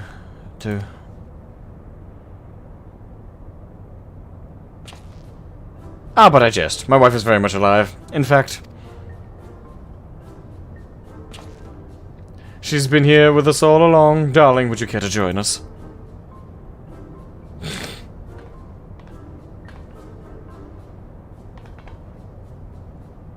I respect his tastes. And I don't mean the wine. For me? How thoughtful. But did you... Forget the most important gift of all? Of course not.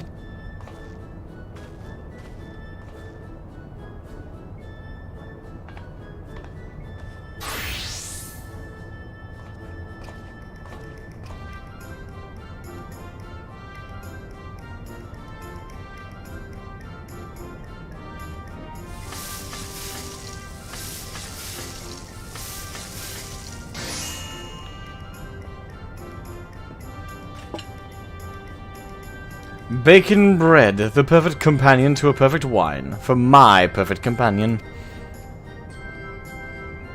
Oh, darling, I think this might be our best anniversary yet.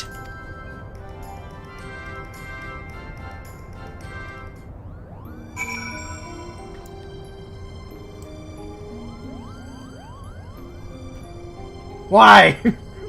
Why? This is supposed to be a raid! That played out better than I imagined. I suppose I have you to thank, adventurer. Though it was the bacon bread that sealed the... Ah, yes. Is that... Actually, that reminds me. Now that he's actually said it... I wonder if it's his bacon bread recipe that's in here. This is the Eozine cookbook. So, I I wonder if it's his bacon bread recipe that's in here. There's a... Hold on, let me see if I can find the page.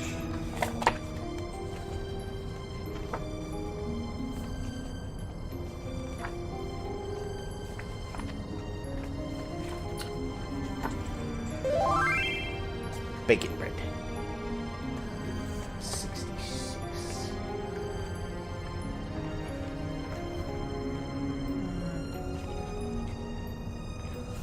Ah, bacon bread.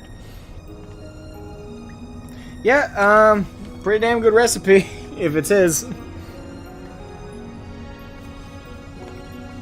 It looks delicious, it's making me hungry. Great. Page 66. Oh, Lauren, do you have it as well? The cookbook? Yes. At some point, I want to make like most of the shit that's in here, but that immediately clicked with me when you said bacon bread. Here, it's page 66 in the book. The recipe. Delicioso.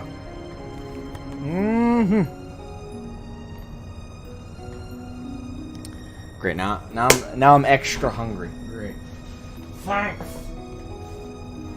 Like I needed more hunger in my belly. Yes. Is that Principal Genomus I hear calling? Perhaps he's made some progress with his research and requires your assistance. You had best not keep him waiting. I'm gonna kill this guy. I just wasted like 30 minutes on that shit. Not really, it was probably more like 15, but still. I hope these past few turns of the sun have proved as productive for you as they have for us. We have much to share.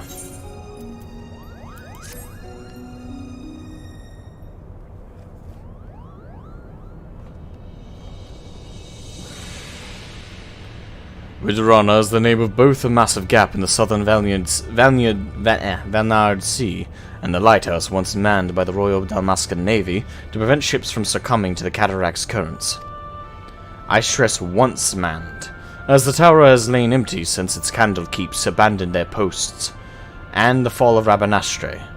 But if Pharaoh Sirius offers any indication of what can befall a lighthouse in the absence of its caretakers... Yes, but the real question is, how all of this ties to the Ivalice legend. A cursory examination of the Zodiac Brave story reveals no mention of Ridorana. Yet it seemed foolish to assume that a name could not change in the centuries since the tale was writ. So I thought to cross-reference texts on modern Ilzabardian history with our translations of the Durai papers. And after an exhaustive re-examination of my ancestors' notes, I discovered that there was not a single entry on Ridorana. And while mention of the Vanard Sea was abundant, I found no reference whatsoever to any cataract or lighthouse within its waters.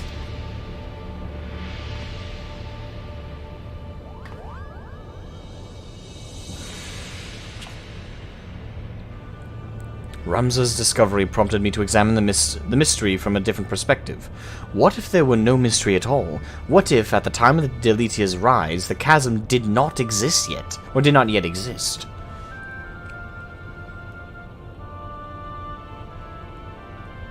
There is more, but only a visit to the lighthouse will enable us to confirm our theories with any certainty.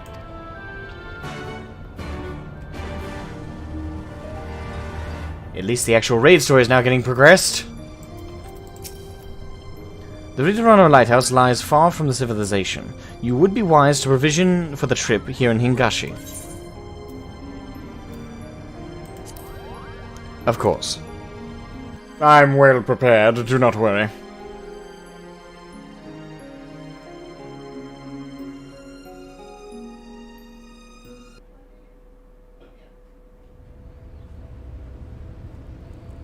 Tally who? Hopefully I actually be getting... There.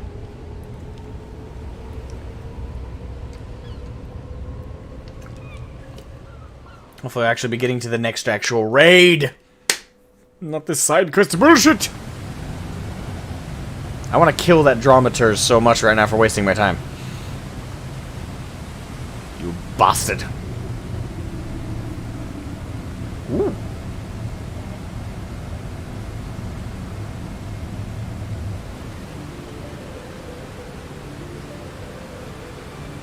the Reederaner Lighthouse.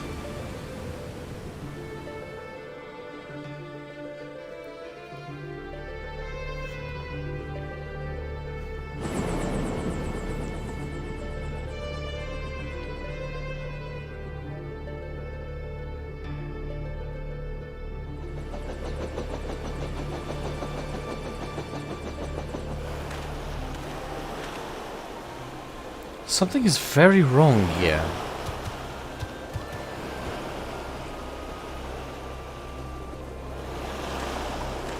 Mayhap it is best if we split our fellowship into two parties. One to delve into the tower's depths and one to observe from afar. As acting expedition subleader, I appoint you captain of the first. If you may use this spyglass to aid in your search for the missing lizard.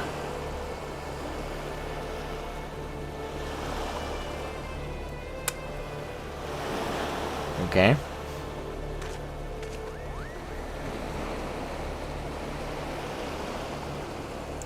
Damn it, brother. Where are you?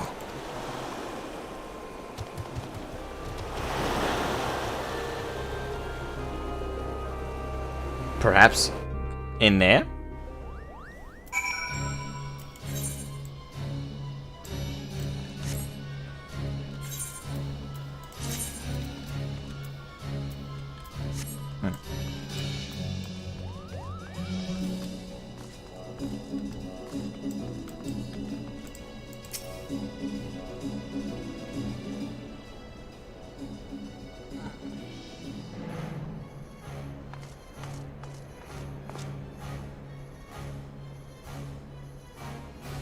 This location appears to offer an adequate view. Climb up and scan the area for any signs of Begamnin. Fuck. I can't say names today. Alright.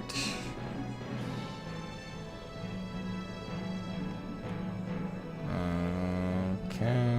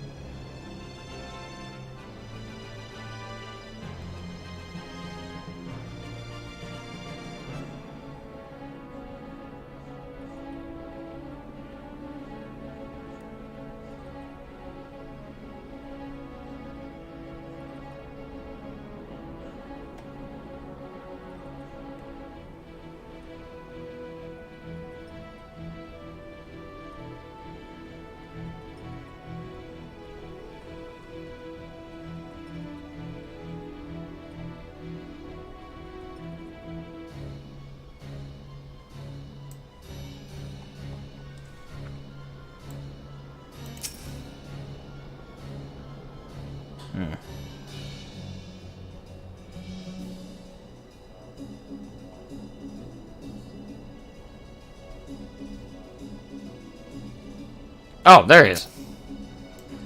He's just standing there.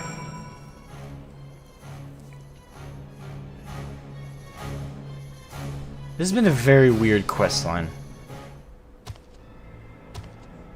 Unpredictable in good ways, but very weird. You found him. Let me see.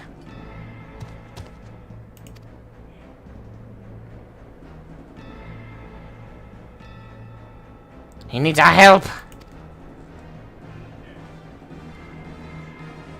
Standing there. Menacingly. He's just standing there. Menacingly. Prince Rasla, Princess Ashela, I know you cannot forgive me. Nor should you. It is all my fault. I could not save you. Could not save anyone. Anyone but myself. I am so sorry. Begamnin, wait!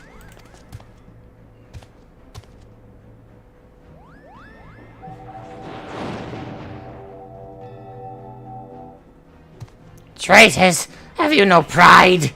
You treat with the very men who laid waste to our homeland. You are mistaken, brother. There are no Imperials here. We've come to help.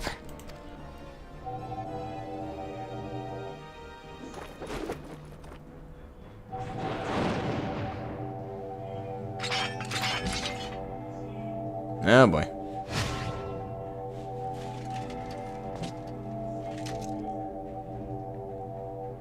What kind of pose is that? Hey, Auntie. And then maybe. Remember for 12.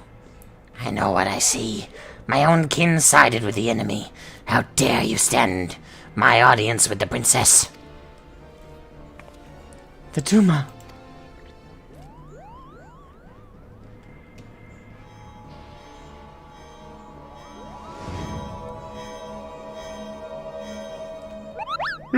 It has him, Kupo. He's showing him what he wants to see.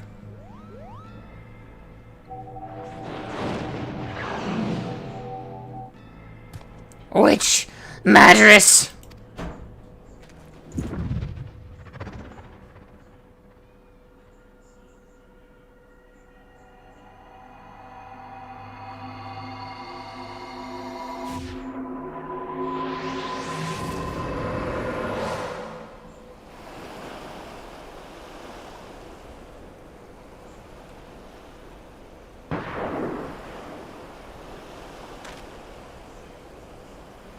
Gunfire?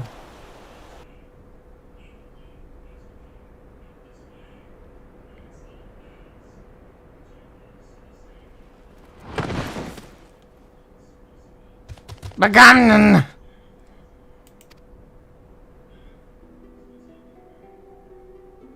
So this is the end.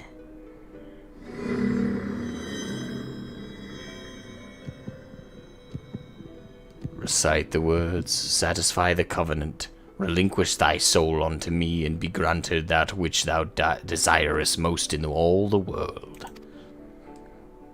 Sword in hand, a warrior clutches stone to breast.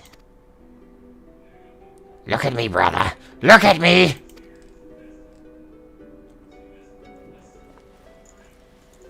In sword etched he his fading memories.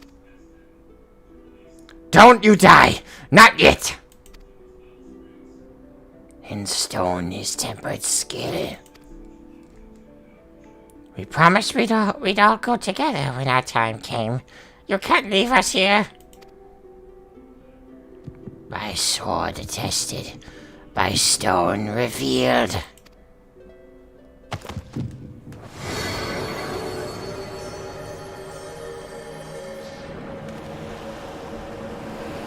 That light. Where have I seen it before? Oh no.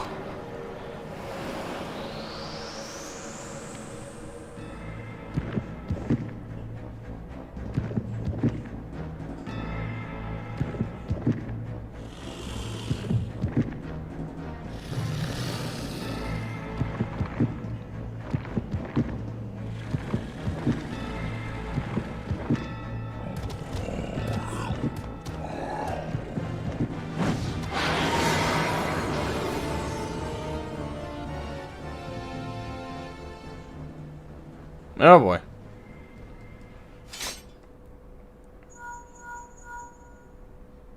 Whatever you are doing, you need to leave the lighthouse right away. Right away, do you hear? Yeah, I hear.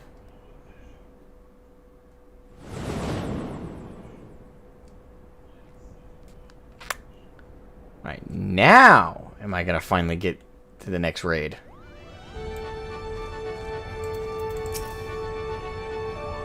It was as we feared, then. Begamnen's soul is lost. I will say, I love the cinematic nature of the Ivalice raids. They're very fluid. It feels very much almost like a mini-movie.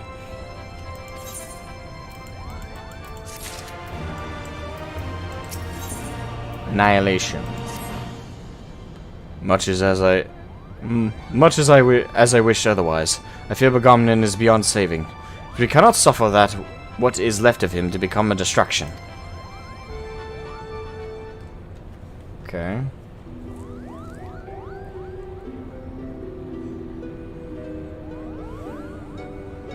Father, is now not the time to abandon this quest? We are meddling with forces beyond.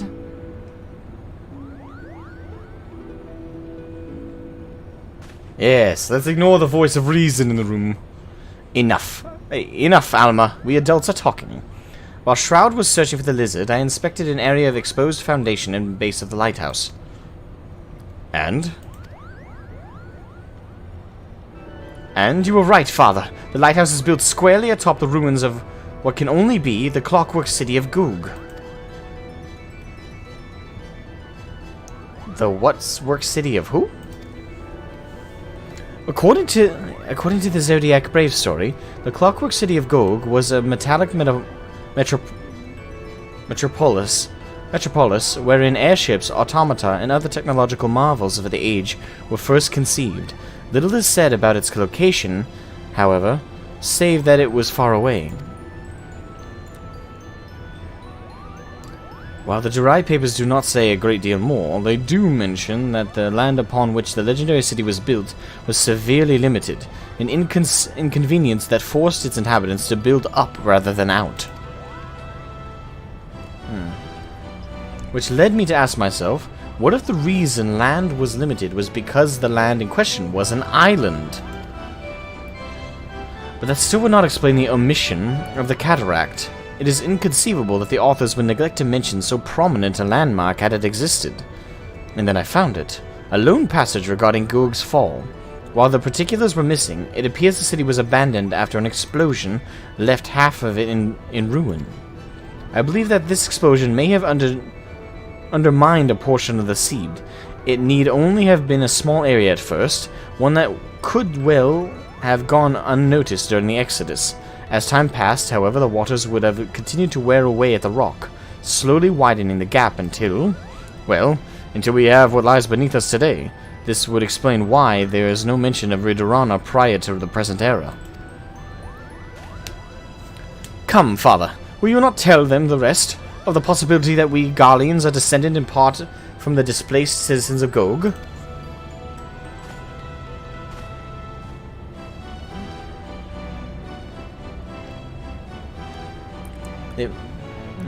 It would explain how the Empire was able to forge its armies of iron even before the discovery and application of Allagan technology.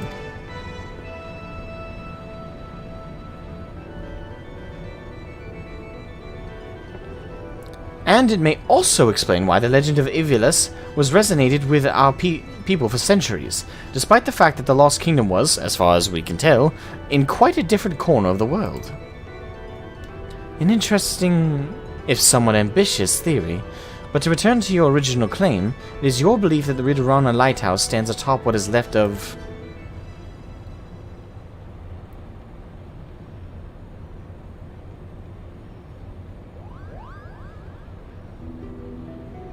That necklace.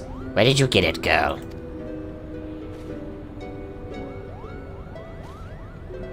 This? It was my mother's. Your mother's?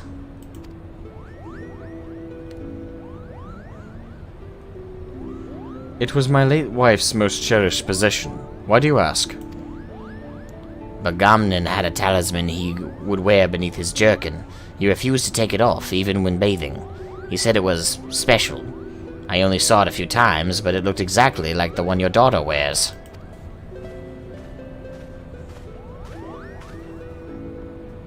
And what are you implying, Lizard? That my sister stole it? Or my late mother?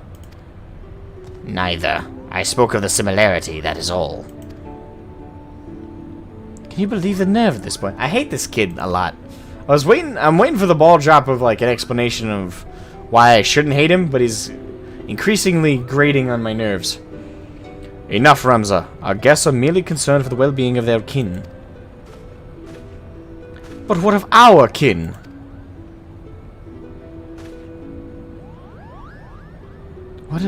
What of them, Ramza? Do you imagine our kin to be better than theirs in some way? Or anyone else's, for that matter? I apologize, Father.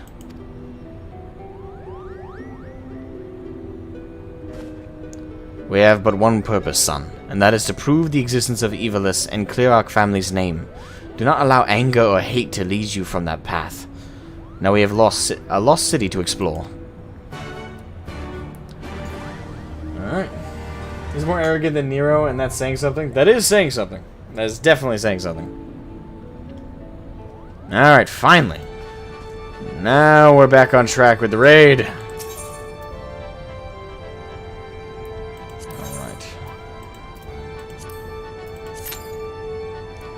Now, we wait.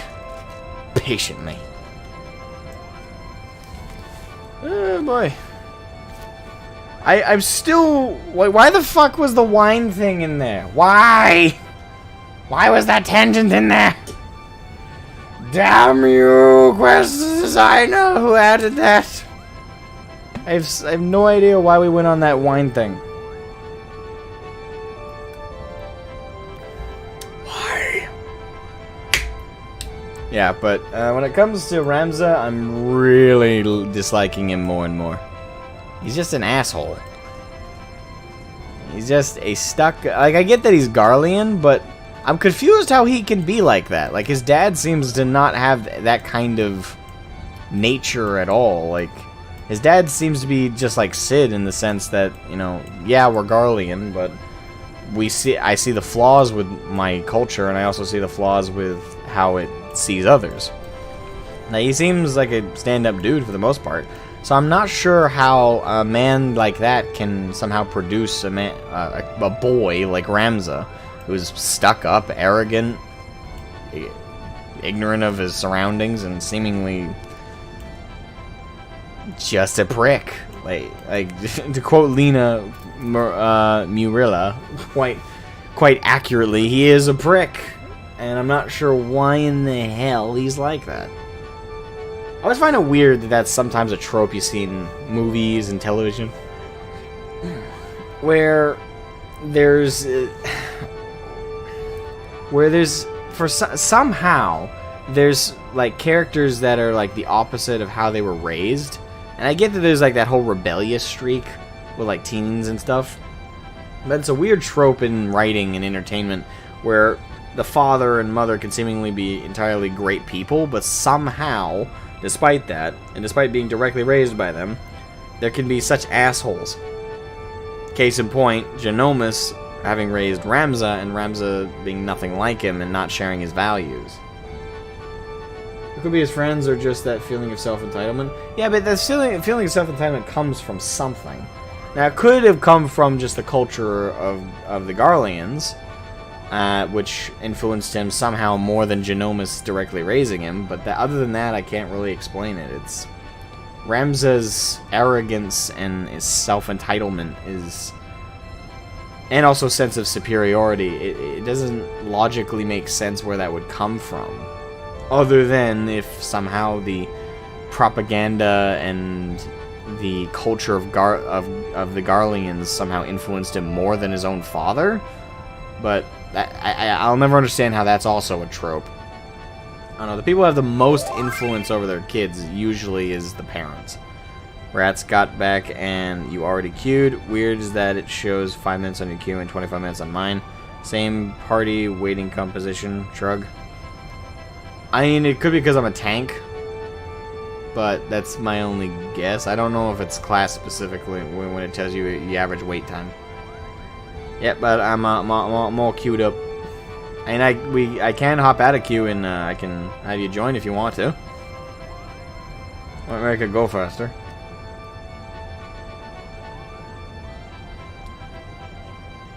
I mean, the trope actually exists IRL too. Families can have that one member that is Ramza despite being raised different.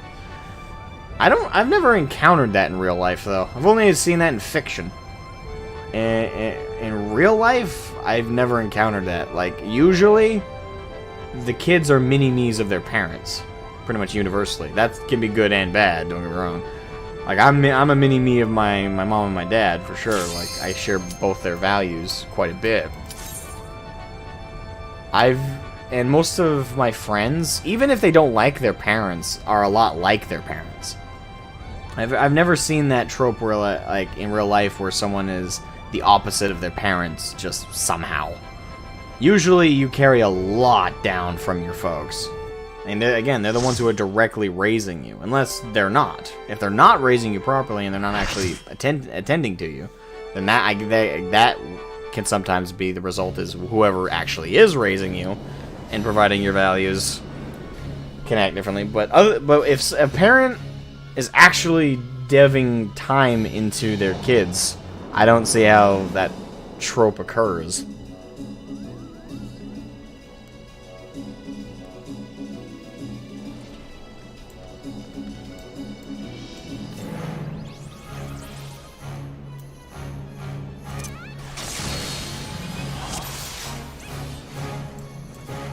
Alright, here we go.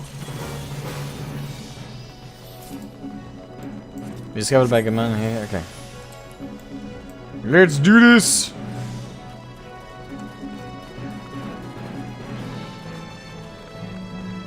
I knew this was a boss area.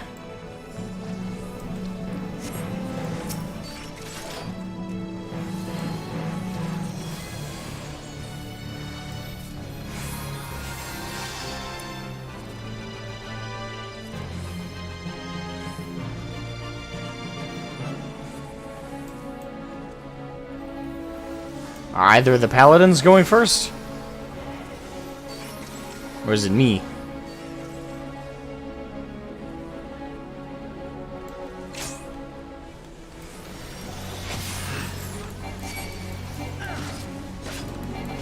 Alright, here we go.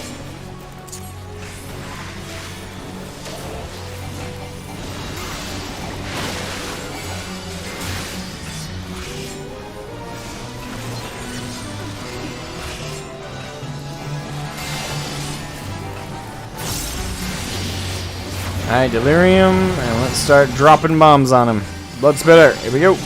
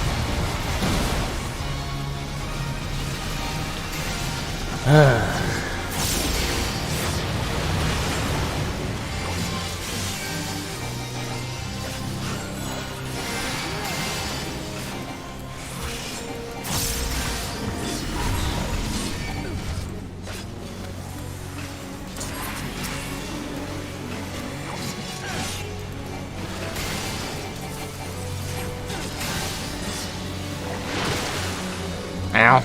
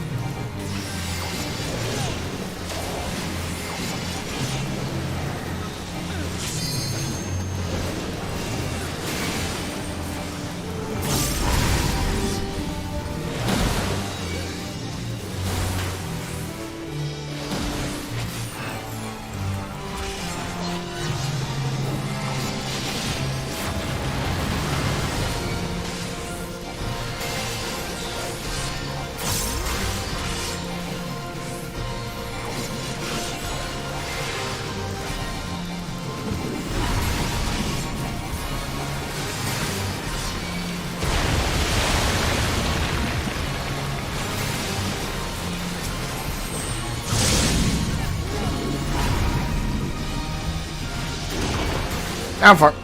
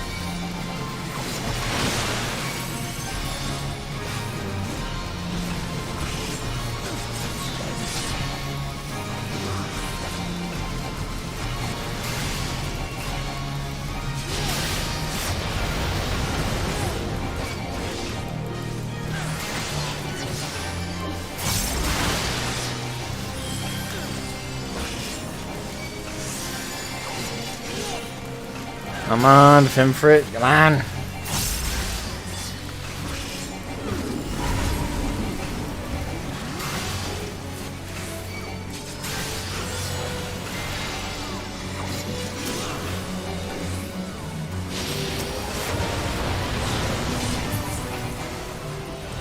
Got him. Alright, Alliance B, loot. Greed. Alright, alright. So, other than that boss being annoying, it went pretty smoothly against that one.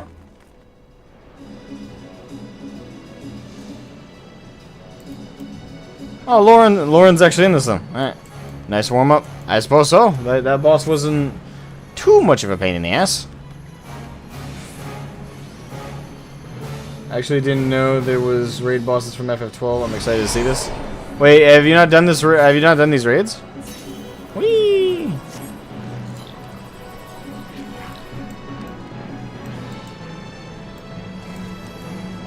Well, I suppose you wouldn't have.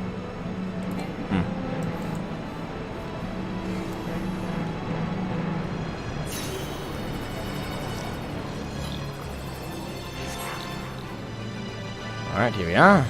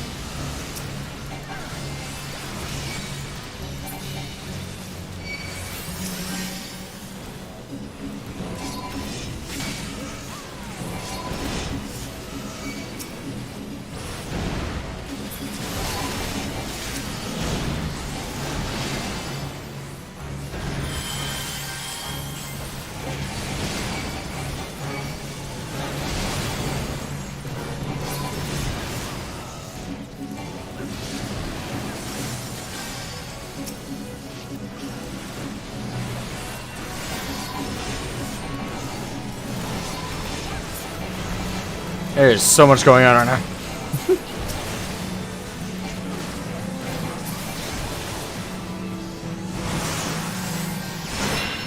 Ooh.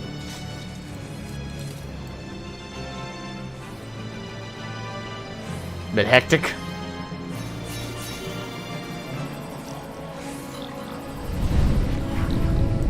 Boss fight.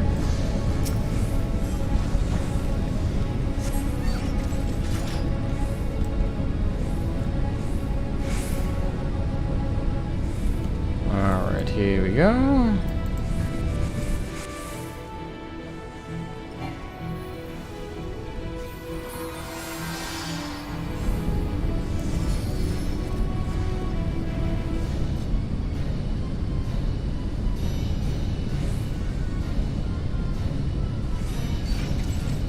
From water to fire. Yeah. I say this is a menacing background.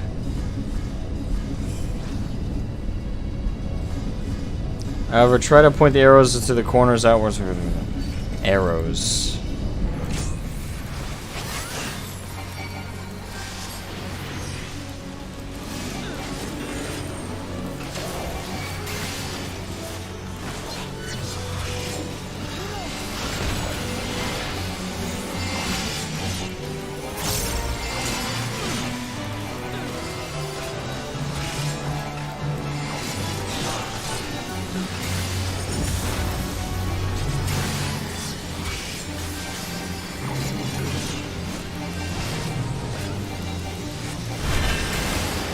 Oh shit.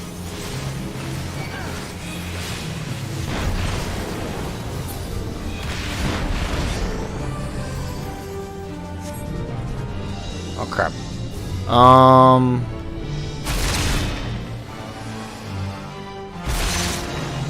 Okay, I think I see how that works.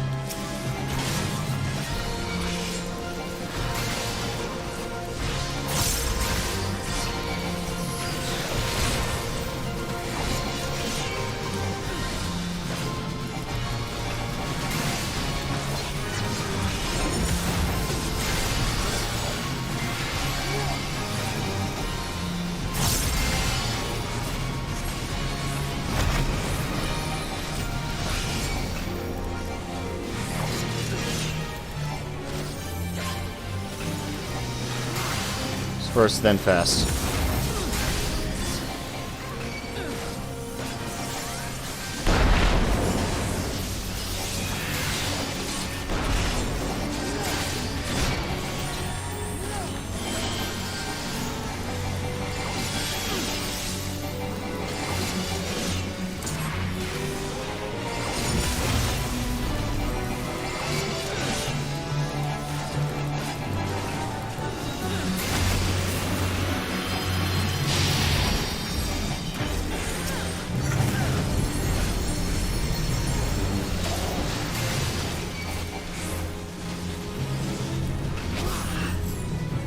Oh, guess he's got it.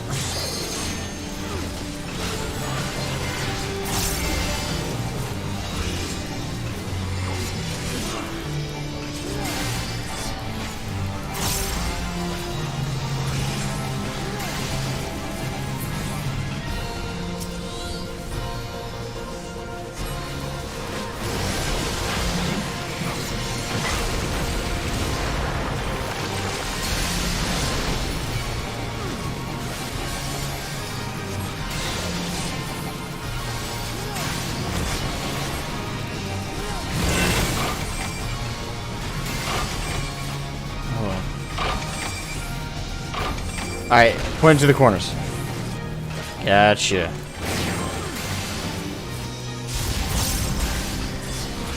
Okay, that's what that tip meant. God, awesome.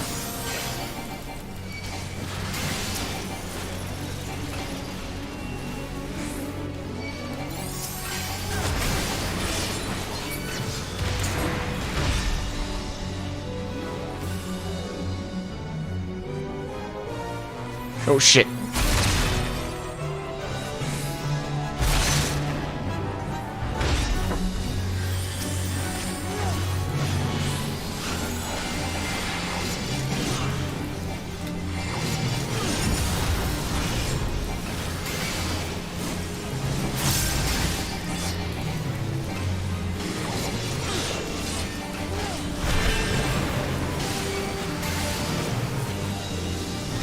Okay, I see.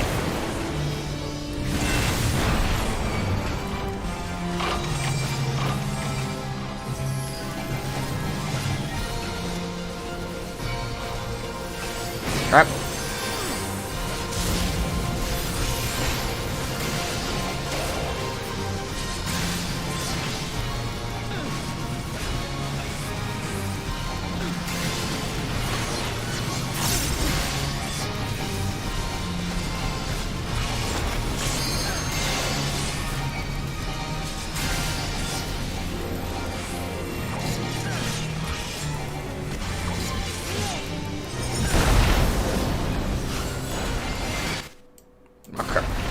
I didn't want to do that.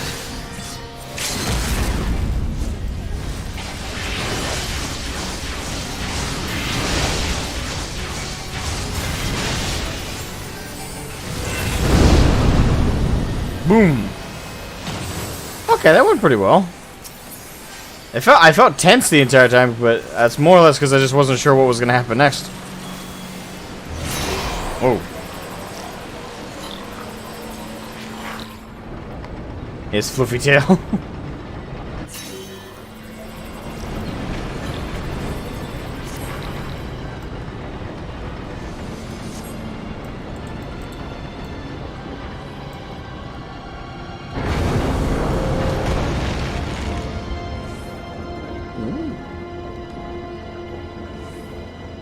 Okay. I believe you succeeded in clearing another path. Another boss room.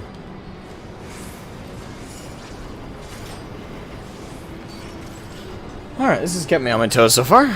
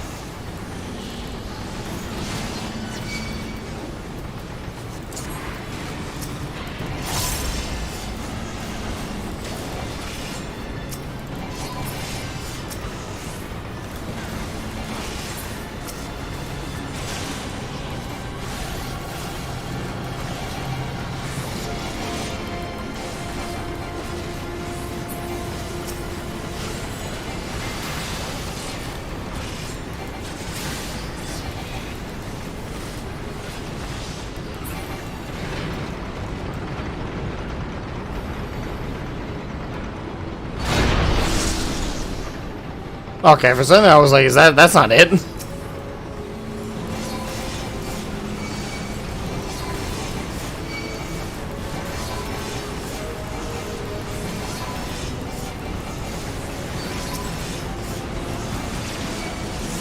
Oh crap, oh fuck.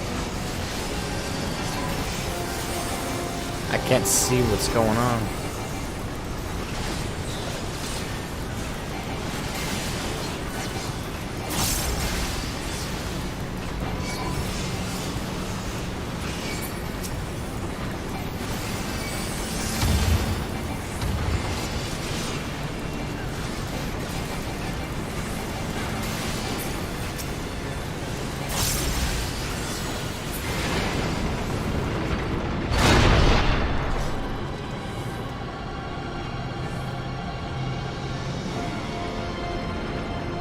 I am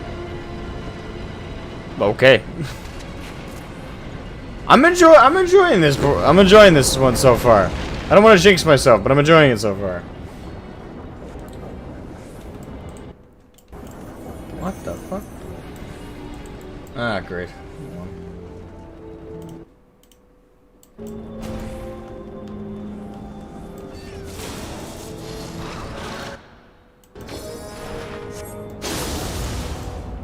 Sorry about that, I misclicked out. There we go. Alright, 70 Construct 7. Ready for some math? Oh, is this the math boss I've been told about? Oh, fuck.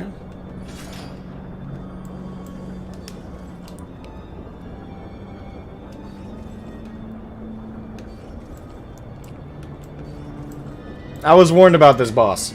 Okay. I was warned about this. If after you do a couple math problems, healers be ready to heal up the group. Warning, warning, entry prohibited.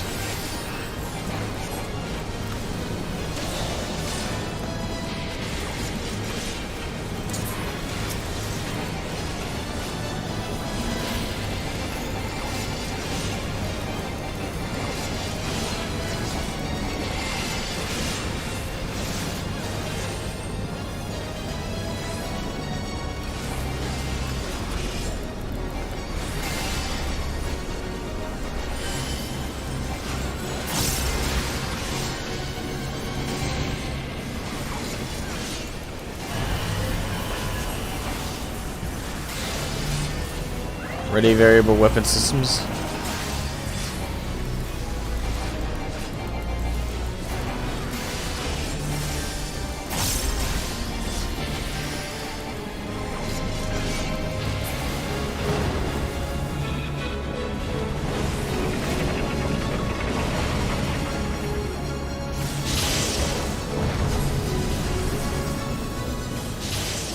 Oh shit. Crap.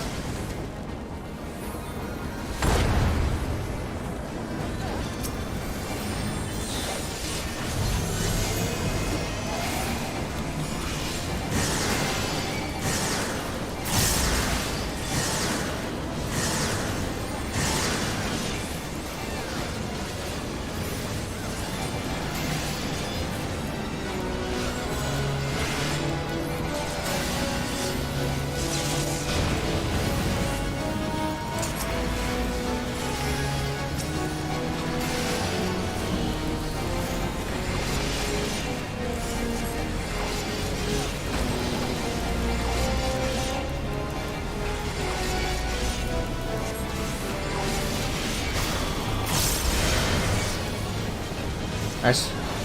Holy crap. Oh shit. Command 7. Let's calibrate vitals to multiples of 3.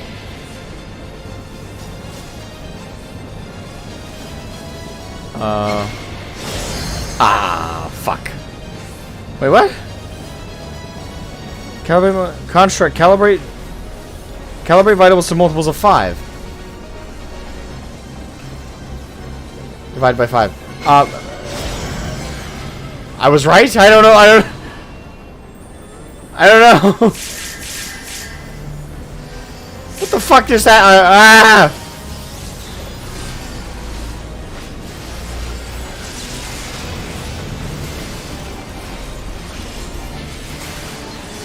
My brain is not wired to do math in the middle of these kinds of things. So that's what people meant when there's initiating process sequence of 25 wait. Out the count. Oh fuck. Ring around the rosy.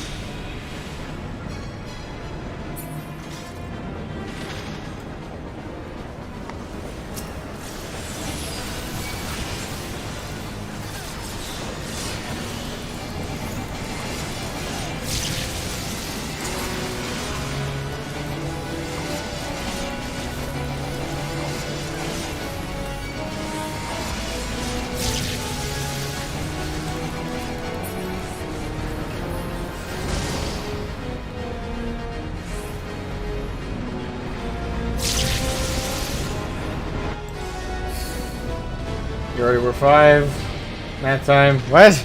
Also, welcome, John Sleeper and Bad Gamer. How you guys doing?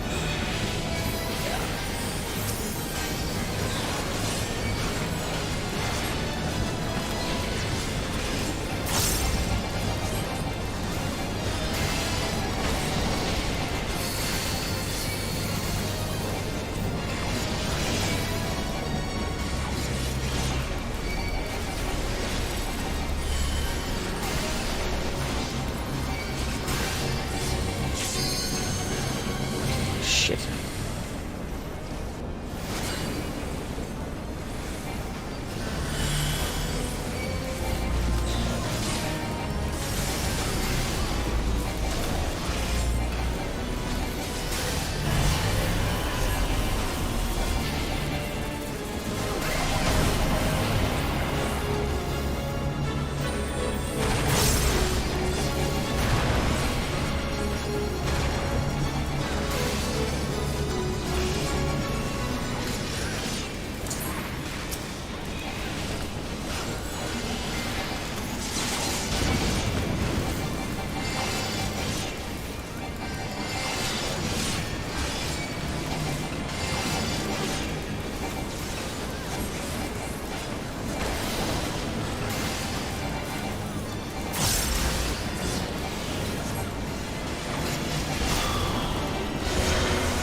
Oh fuck.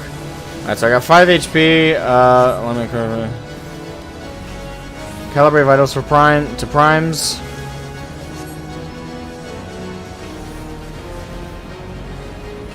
Primes. Oh, okay, thank God. Yes, because 5's a prime number. Okay.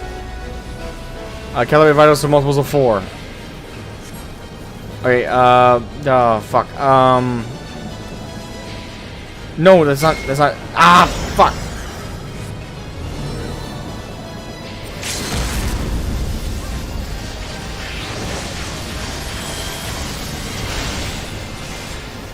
This is the worst time to get me to do math, is under stress.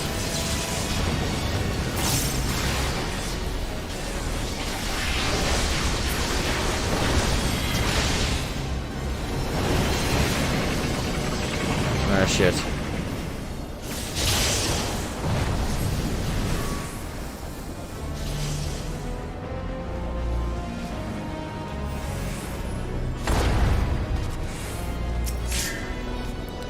Oh, you cool math motherfucker.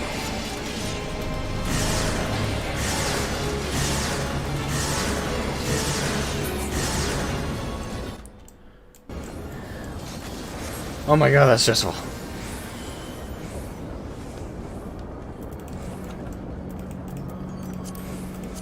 I can see why people warned me about that.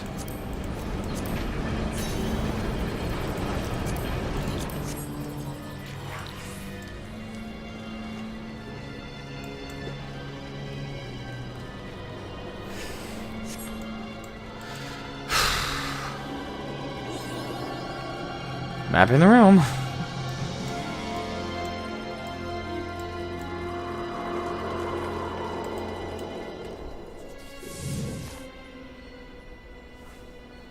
My brain is too busy doing rotations. Exactly.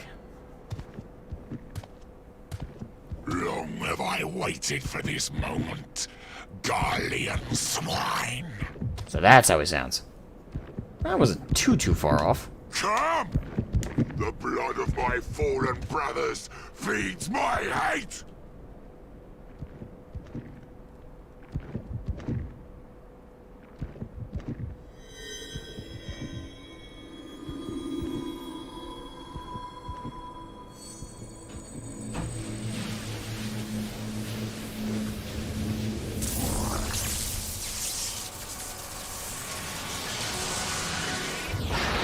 Puffer's getting restless. What the fuck? Okay then. You going down?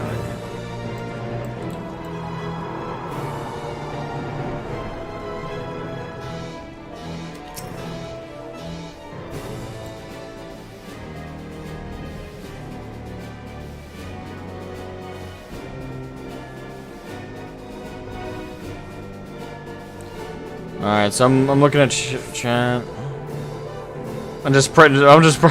Several people just saying I just press buttons. Don't be floating.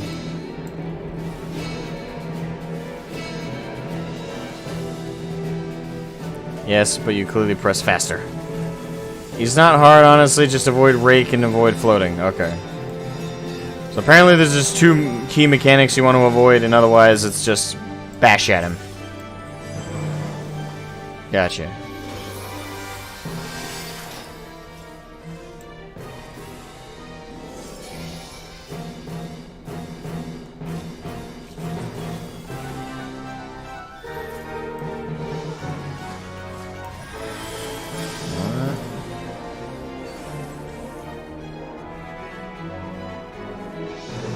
Okay, alright, so there are ads we tanks gotta pick up as well, apparently. I'm gonna yeet you off the stage if you don't do it. Okay.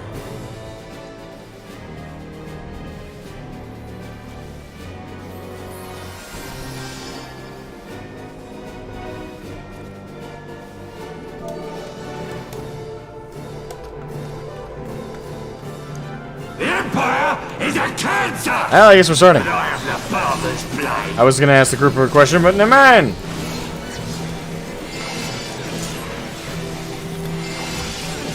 I'll tear you limb from limb!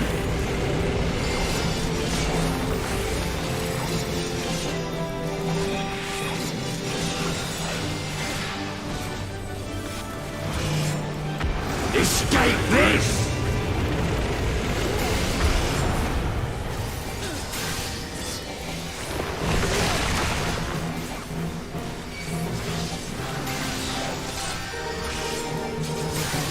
Agony and sorrow!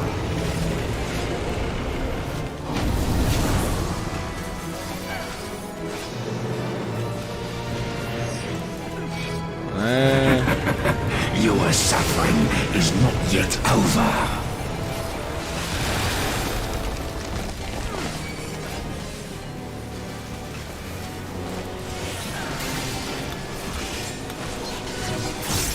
You will not have mercy!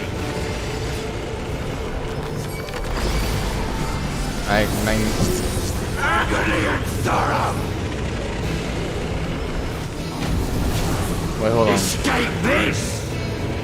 I got two negative signs. I don't know if this. Agony and sorrow!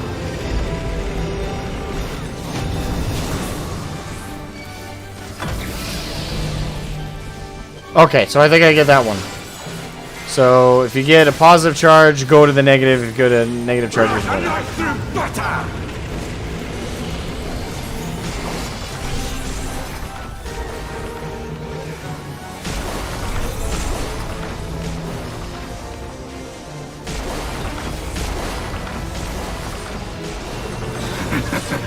Your suffering is not yet over.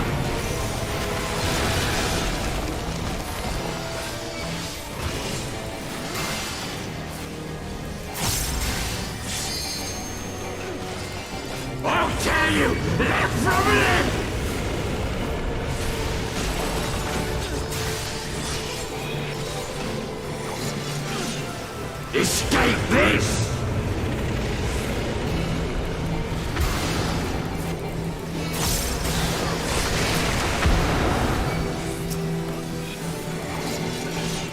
I don't see any ads yet, but Your pain is my pleasure.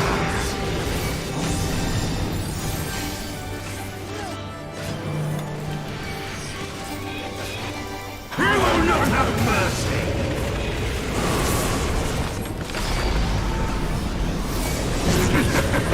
Your suffering is not yet over.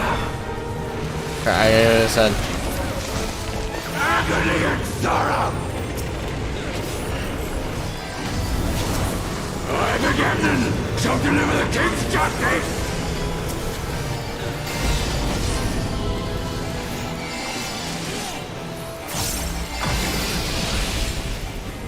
Feel the wrath of my brothers!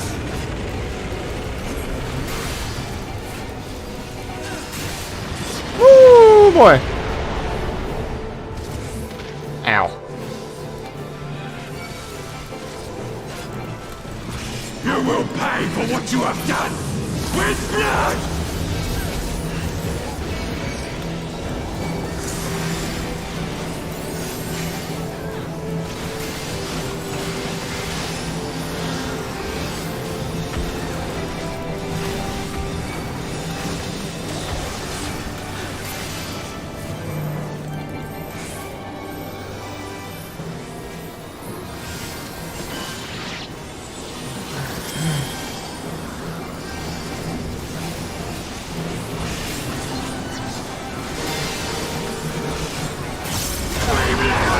I want to remember this!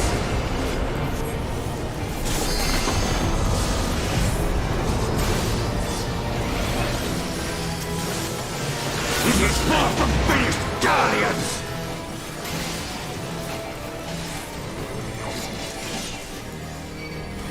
Run the knife through butter!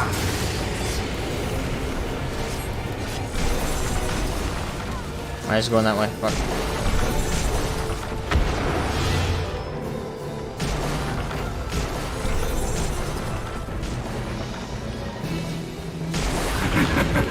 Your suffering is not yet over.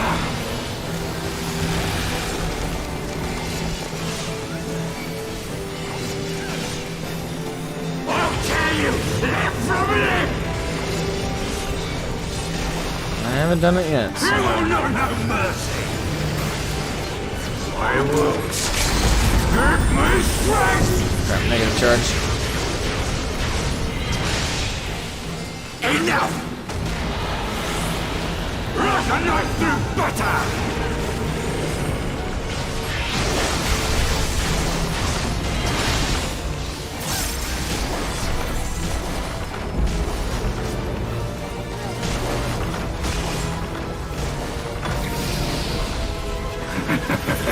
Your suffering is not yet over. You may have escaped me in this life, but I shall be waiting in the next.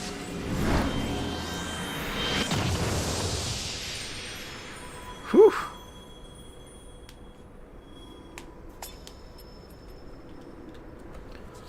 Okay, I like those mechanics. Keeps you focused, that's for sure. I don't know why my neck really hurts right now.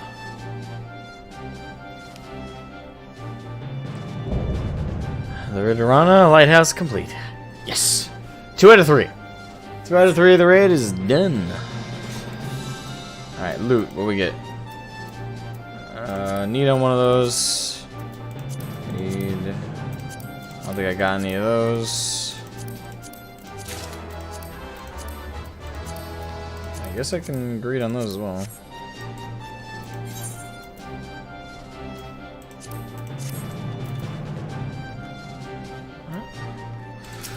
Boom. Bada bing, bada boom.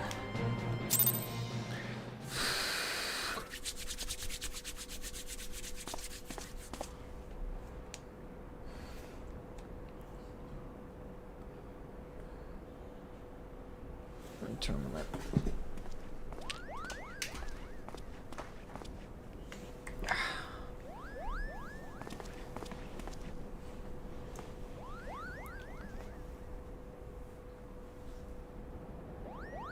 Mother's necklace. What is it doing here? Unless... Pay attention... If you're gonna be a total conceited douchebag, Ramza, you might as well pay attention when someone warns you.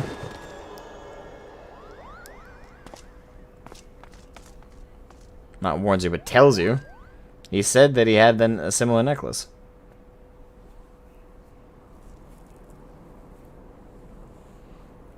I really like the third raid in this series.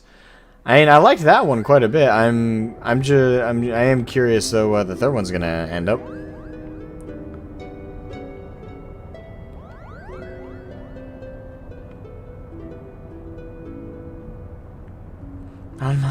Alma, are you there? I'm here, Ramza.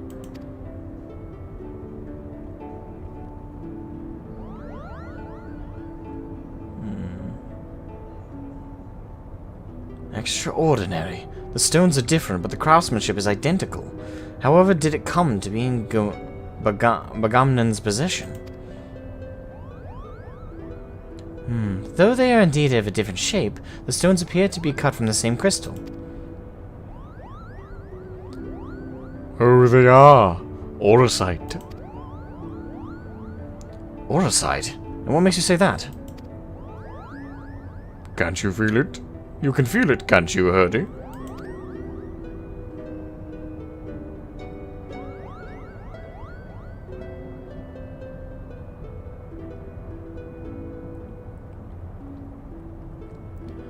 Do you recall me telling you about Bagamnan considered the necklace special?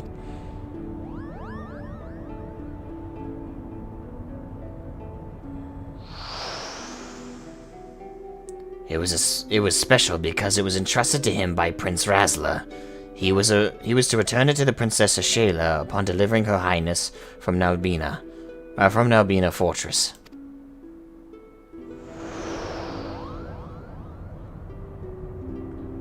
A family keepsake.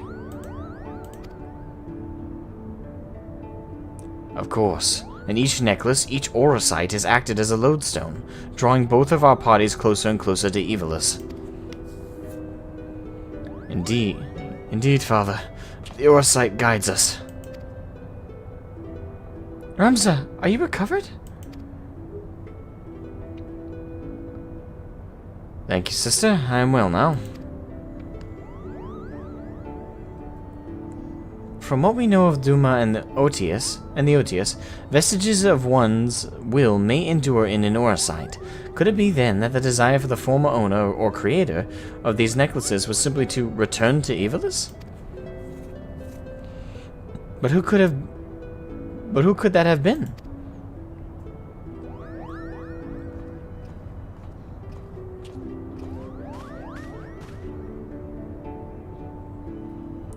Ramza Biolv.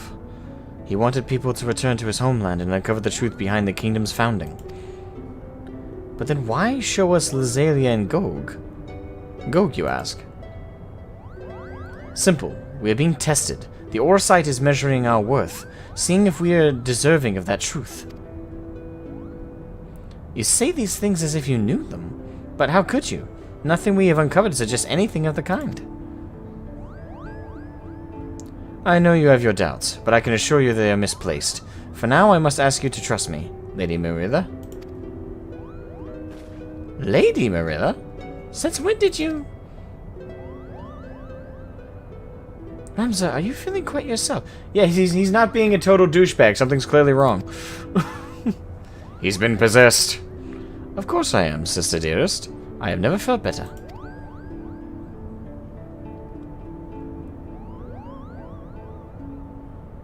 I sense a disturbance in the ether.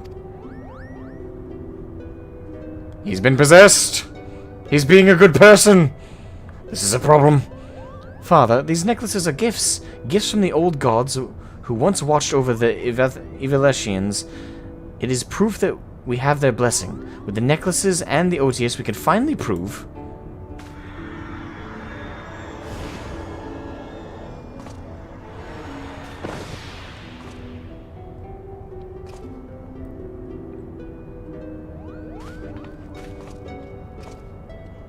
Thank you, Shroud. I know not what came over me.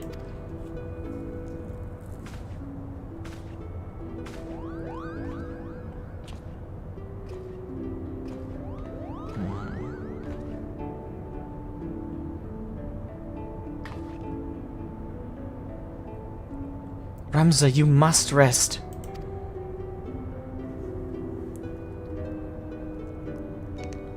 Leave me be, Alma. Did I not tell you you'll be fine? Or I'll be fine?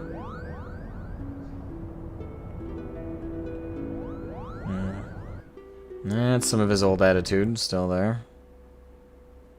Odd. I do find it funny, though, that a sign that something's off is the fact that he's not being a total douche. Psych, he's not being an asshole. This is a clearly possession. Another adventure on our belts, eh, Shroud?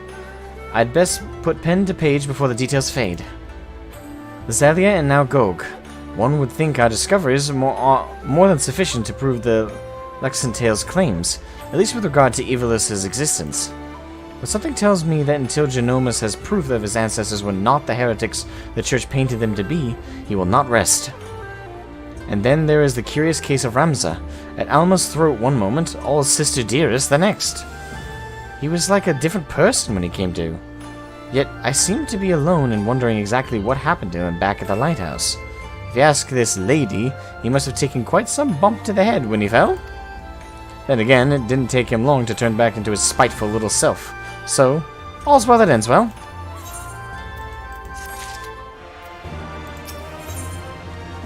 The path of most resistance.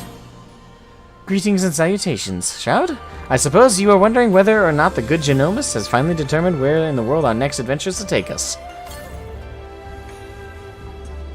The good news is, he has. The bad news, however... Now, while it is not in my nature to be sensationalist, sensationalism is in my job description, so please bear with me when I tell you that not all is right aboard the airship Lexentale. Something about Alma has me deeply worried. Alma? I would not trust this information in the hands of my publisher, let alone some sullen gate guard. Shall we continue our conversation on the Prima Vista, away from the inquisitive ears?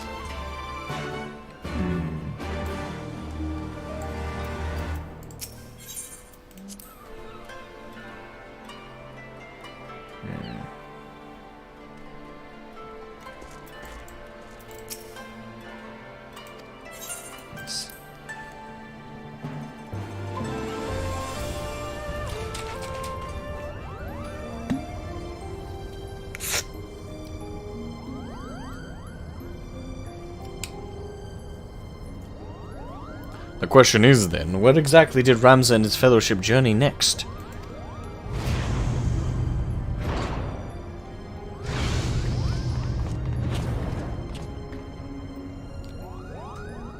Ah, Shroud, to what do we owe this unexpected visit?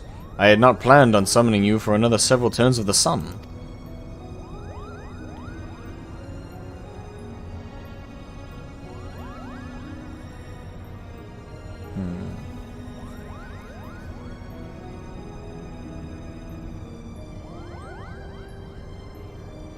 I apologize if we have caused you any worry. I suppose one cannot allow a reporter in their midst and not expect her to report what she sees, though I did expect a tad more discretion from Miss Murilla. Alma has, as of late, been experiencing difficulties with her health. Chirurgeons have been called upon to discern what exactly it is that ails her, but as far as they can tell, there is nothing physically wrong with my sister. The consensus is the rigors of an extended stay in a foreign land have taken their toll on her fragile heart.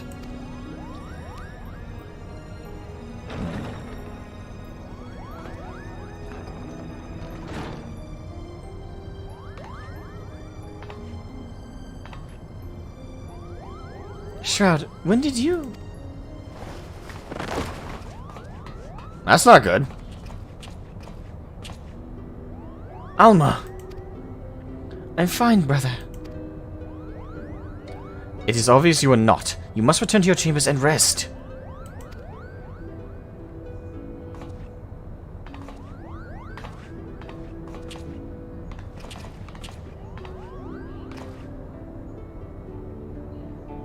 Forgive me. Perhaps we shall speak again once I regain my strength. Until then, please, look after my father.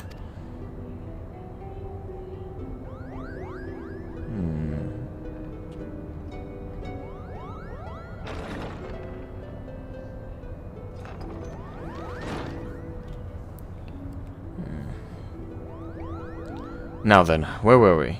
Really? Like, dude, your daughter just collapsed. And you're like, well, that was a rude interruption anyway.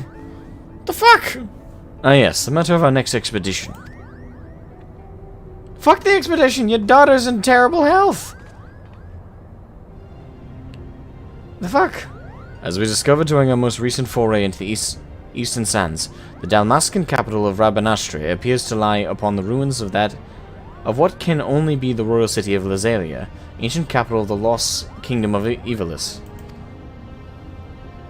Shortly after, we stumbled across remnants of the legendary clockwork city of Gog, cleverly repurposed into the lighthouse overlooking the Ridurana cataract, remnants which now sit suspended above the fathomless chasm. Lazalia, Gog, what have they in common, you ask? I shall tell you. They both appear in my ancestors' account of the rise of Ivalice and the Durai papers. And with each new discovery, this forbidden chronicle is now proving Ivalician legend to be more fact than fairy tale. There is no denying the proof, and there is but a matter of time before scholars and historians from across the realm to the same conclusion. But as you all are aware, my aim has never been to simply prove the existence of Ivalice. No, I shall not rest till I have revealed the truth of the young Ramza's role in King Delita's ascension and cleared my ancestor Oran Durai of the false accusations made against him by the church. What are you waiting for? Should we not see to Alma first? I mean, yeah.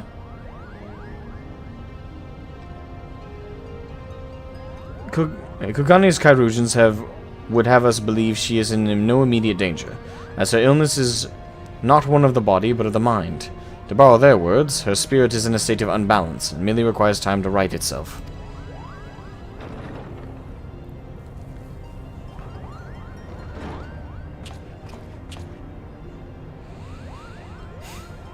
Alma will be fine as long as she remains in bed. The last thing she needs is any further excitement, especially at the paws of these meddlesome mole bats.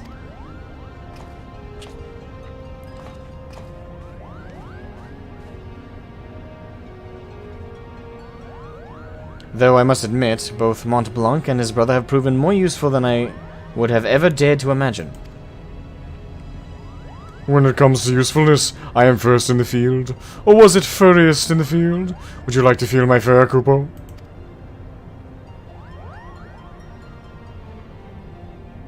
And you wonder why Ramza despises you so, brother? They do all the work, and all you do is jest, Kupo. Ah, but you are mistaken, Herdy. I bear neither you nor your brother any ill will. Any further ill will, what that is. If anything, I owe you my thanks to your recent contributions.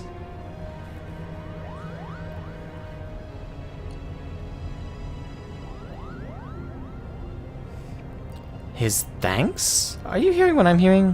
What happened to the venom-spitting adder we all used to know and hate? Alma certainly seems pleased with the change, but forgive me for not buying into this all-too-convenient transformation.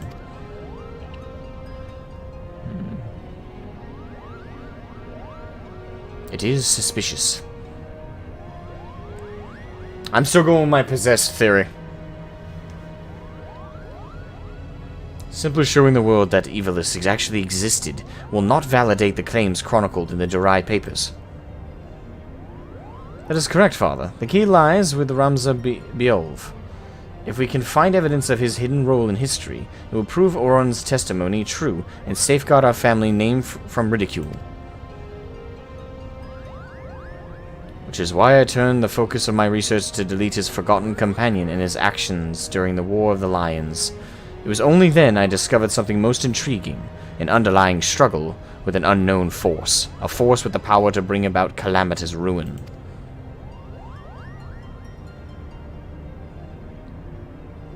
Oracite, the twisted abominations we encountered in both Lazalia and Gog, the Lucave, they are born of these unholy crystals.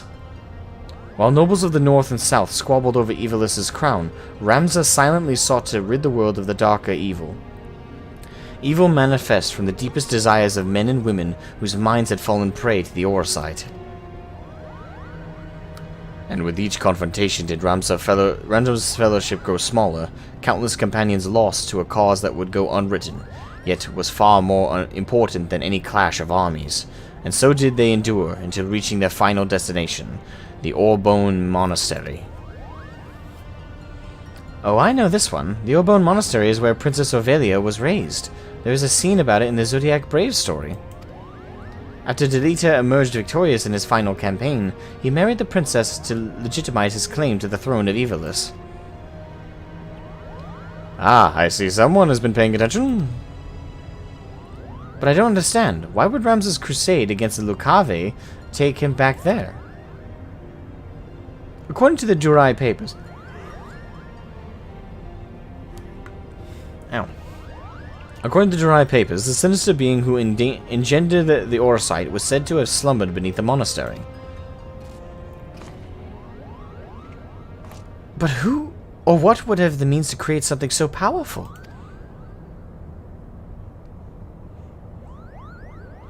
Ultima, the High Seraph.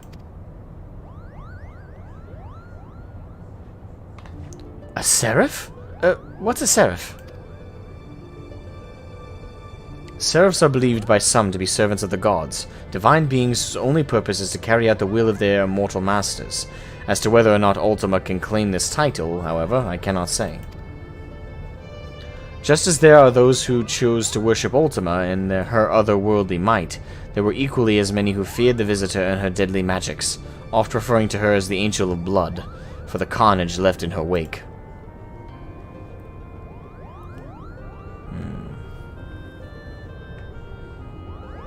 Interesting. What if the spell Shroud claims to have experienced in the Praetorium, coincidentally also called Ultima, was in fact an Allagan interpretation of the very magics introduced to Hydaelyn by the High Seraph? But that would mean... What would that mean? I have spoken with several colleagues back in Shallian regarding their opinions on the ancient incantation, and while they yet have little to show for their research, they all agree on one thing. The manner in which Ultima ethereally manifests should not be possible, at least on Hydaelyn. So it would naturally make sense if we discover that the Allagans learned the spell from a being not of this dimensional plane. As to exactly how they convinced the being to impart the knowledge onto them... Not of this plane? What manner of creature are we talking about here?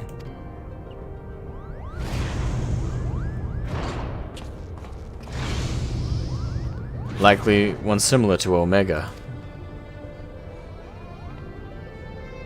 How long have you been listening from the shadows, my friend?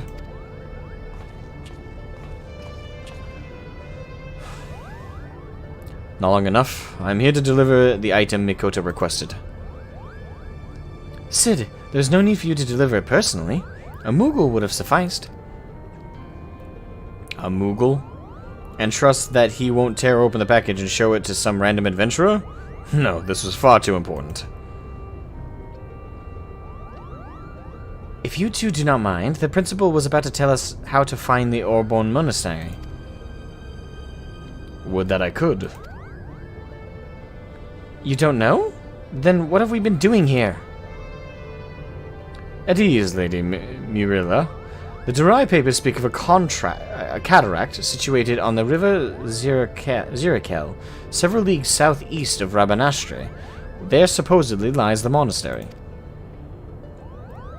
Zirakel, I don't know if I'm saying that correctly, is not a name you will find on any modern Dalmascan map. Rivers, however, especially ones as large as the Zirakel, is established to be are rare in a nation more than half claimed by the sand. The river we seek can only be that which bisects Golmore and the Nagian border. Damn names! And for the invaluable information we owe thanks to our brothers Moogle, their travels have made them veritable authorities on Dalmascan geography. Wait, but earlier you claimed you didn't know the monastery's whereabouts. I'm confused. Its location is not what concerns me, but perhaps the Moogles themselves should explain. Why, certainly. The verdant valley of vines and vipers to where we must voyage next is home to the Viera. Ah, there. Okay, now we're getting to Bozja. And therein lies our little problem. The one thing that the Viera do not suffer is trespassers, not even lovable Moogles, Kupo. Our glamours kept us hidden long enough to see the jungle was teeming with ruins, much like those we've discovered in Nazalia and Gog, but the Viera trackers eventually found us and took us before their elders. We barely escaped with our palms, Kupo. So that is why we are still here talking instead of bound for the border.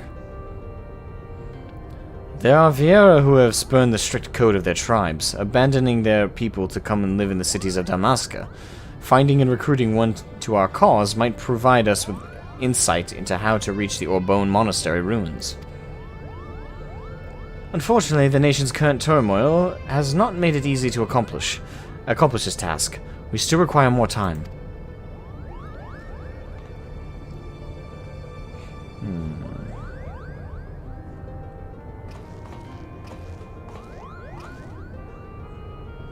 Before boarding the shuttle here, I supposed by a bonga on the docks. He asked me if I knew a Shroud Scythe and bid deliver him a message. I told him he was welcome to accompany me to the Prima Vista so that he might deliver the message himself, but the man refused.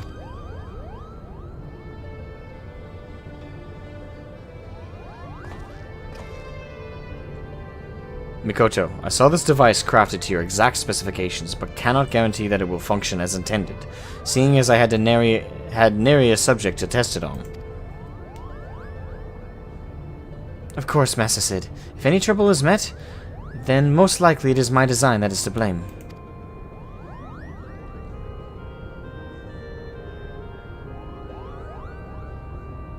Your confidence in my craftsmanship is flattering, but you sell yourself too short, my dear. Here's to your success. Good day.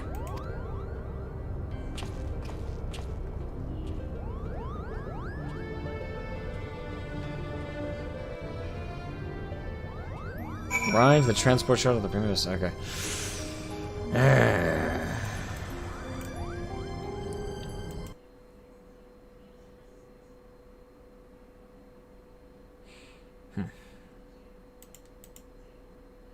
Alright, so I'm gonna run to the bathroom real quick. I shall return. Call of nature and all that.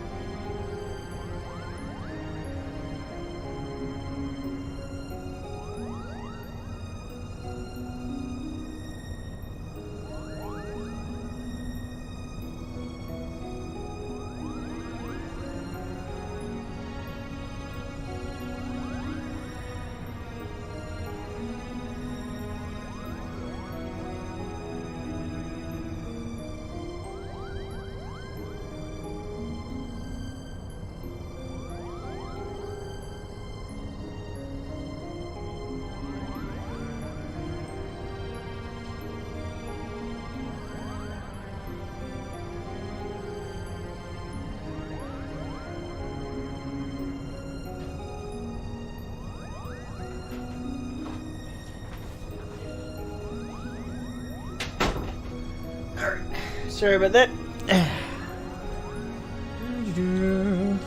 Don't want to punch a Moogle to fulfill the Dark Knight Mentor's wish. Yes. To punch a Moogle. I wonder if it would probably feel like punching a pillow. It's slightly more bones involved. But I can't imagine it would be like punching a wall or anything. But they are incredibly dense creatures at the same time, so maybe it would be like that.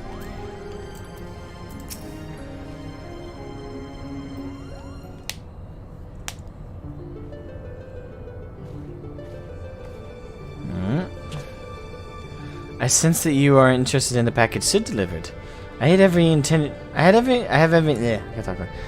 intention to apprise you of its contents. But first I believe we should speak of Alma's condition. Do you not find her illness all too timely? Genomus and Ramza would like to believe that her bouts of vertigo are not but the result of a mind fatigued. But the answer is clear. It is the Orsight that plagues her. Alma recently confided in me that she would hear her father speaking with the Otius, well before even his first foray into Rabanastre. However, I do not think it is entirely true. Which is not to imply that Alma is trying to deceive us, rather that she saw something that led her to believe her father was conversing with the Orsight. Moreover, I suspect it was the Orsight itself that granted her this vision. You recall my hypothesis on distinct frequency NRR-type harmonic vibrations and their tendency to promote ethereal amplification? Or when I mentioned that despite being in the principal's possession for an extended period, the Otius exhibited none of the imprinting present in the Duma. No? The Otius has never resonated with Genomus. It has always been his wife's pendant and its Orsight shard, the Virgo, that fueled his passion for Ivalice. No, the Otius is bound to Alma's deepest desires, whatever those may be. The only reasons I can fathom that Alma has not fallen victim to the Orsight's grasp is that her desires are not as strong as those we have witnessed in Argoth or Bergamnon. That and the ethereal interference caused by other nearby shards. I have explained all of this to Alma and recommended that she destroy the necklace, yet not only did she refuse, but she begged me to keep this revelation from her father.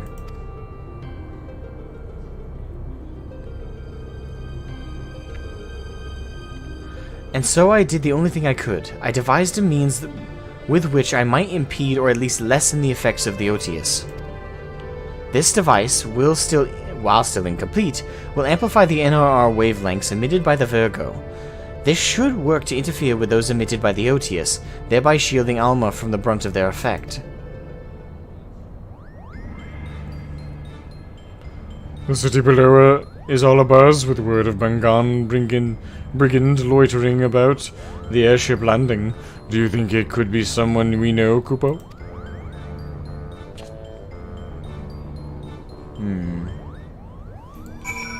Alright, speak with Bozja down the Kogani landing. Alright, let's go do that. The plot thickens. Thickens indeed. Moogles have no bones, it's all pom-pom. You say that, but I have not tested that theory. Bozja. Apologies, Shroud, but I needed to speak with you, and you alone. Don't mind me, Kupo. I'll just be floating over here in perfect earshot. Why, you... What makes you think I won't lay you low right here, right now? Because we're here to offer you a proposition, that's what. We need information on the Gulmore jungle, and thought a man as well-traveled as you might be persuaded to provide some. Gulmore?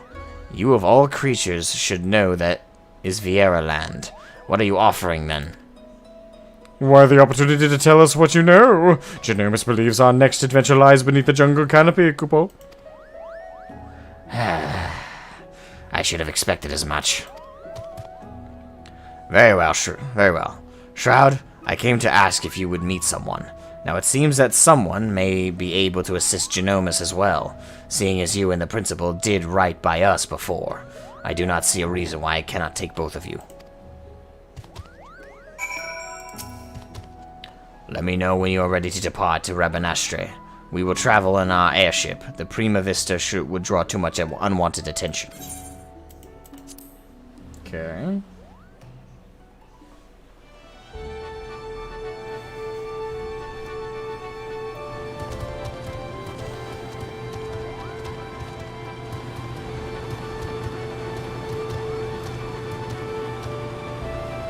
Nee. Nee.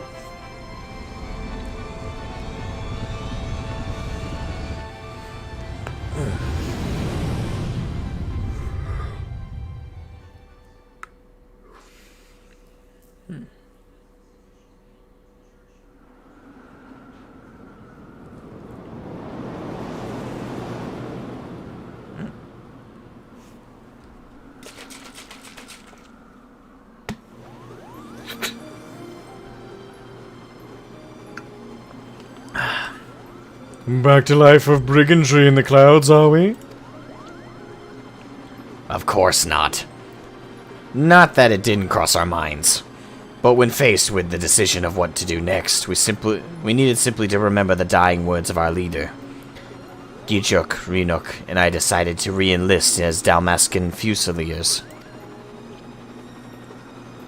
And the occupying Galleons actually said yes, Cooper? Not exactly. We're now with the Resistance.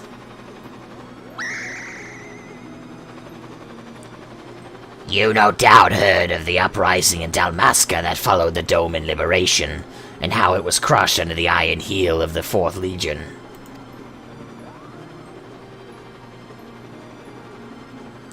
The Resistance leaders were captured, tortured, and publicly executed. Yet, much of the Empire's chagrin, the gruesome display only served to further rally the survivors. Remove one head and 2 grow back in its place. Remove 2 and then 4, there are 4. A person can die, but an ideal will live on. Now there exist several factions throughout Dalmasca. We belong to one known as the Lentes Tiers. And when we told our commanding officer of our recent crossing with you and yours, she simply insisted that we introduce you.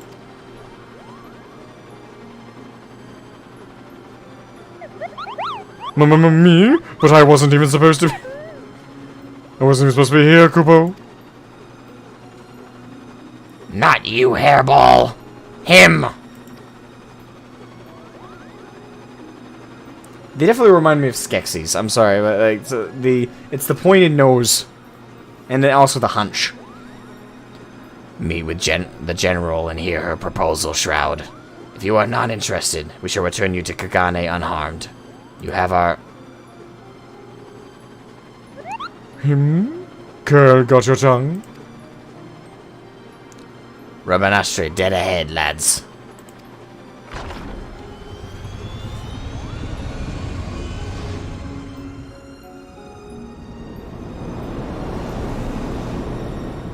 Mizumi TV, welcome to the stream. Lally ho! Lally hoo! From Singapore? Well, Lally ho from Maine in the United States. Hope you're doing well. It's fine afternoon. It's storming outside my house. Ah.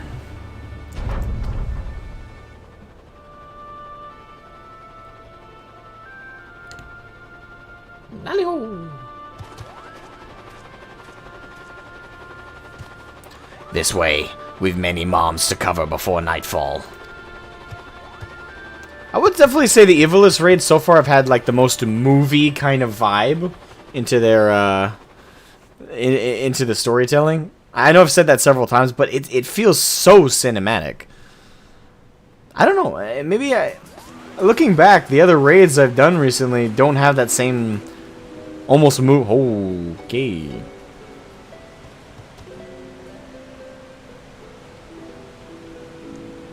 I've done as asked. I bring you the Liberator. And here I thought he'd be taller. Why does everyone say that?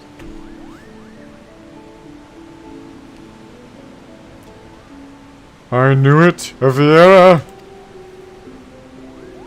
I am Fran, proud daughter of Dalmasca and general of Lente's Tears. And yes, Moogle, I am a Viera. Are you surprised? Why, yes, in fact I am. Her kind are all supposed to be living amongst the trees, having shunned contact with the outer world, Kupo. There are supposedly a few who have left their homes, but I most certainly did not expect to see one here in this sewer.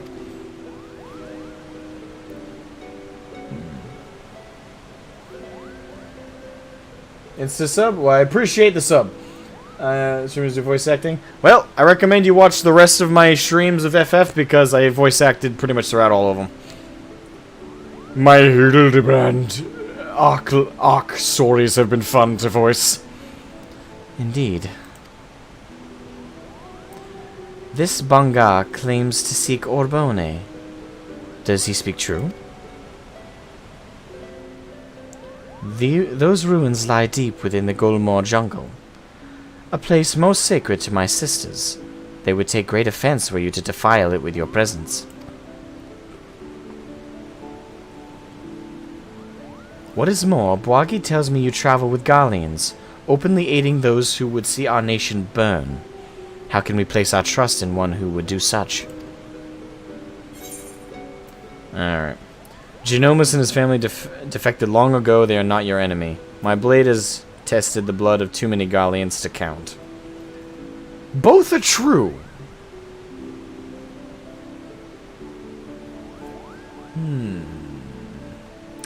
What would Shroud say?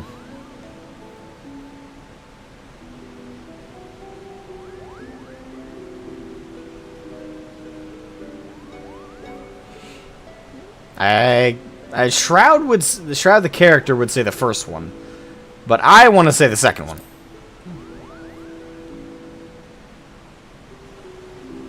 And then you know the Empire and its people are one and the same.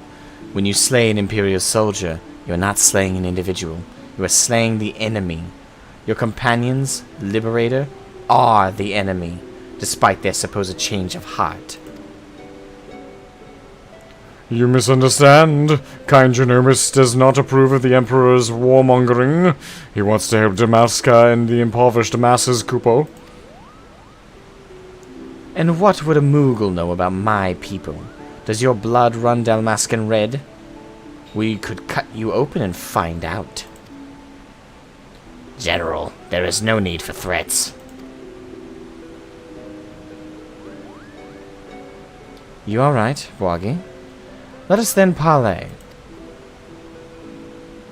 Parley? Parley.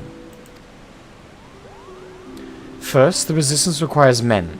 Men and women from the Eorzean and Eastern alliances to join us in ridding Dalmasca of its Imperial invaders.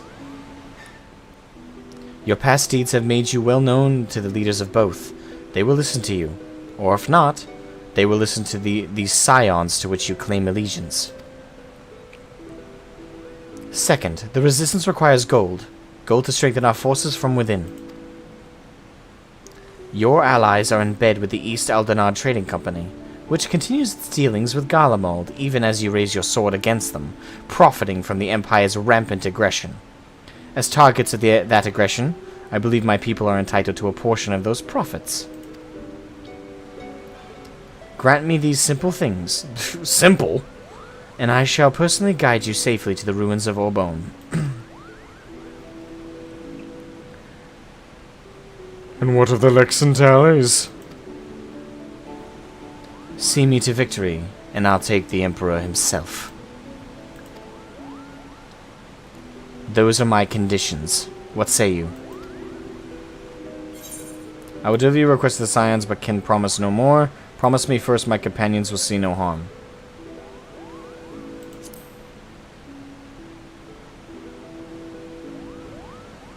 I will promise you nothing, but if it helps you sleep, know that I have never cut down a man who did not take up arms against me and mine, be he Garlean or Eorzean.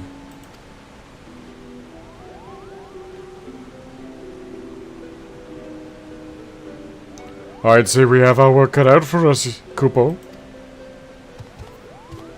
We need Jack Sparrow. Captain Jack Sparrow.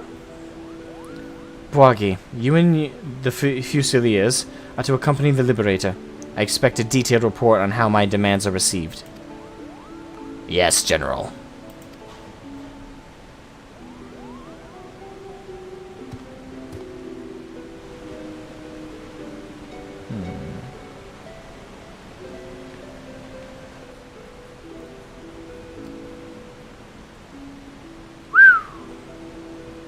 Not that I expect them to be taken seriously. You are a fool to trust them, Princess.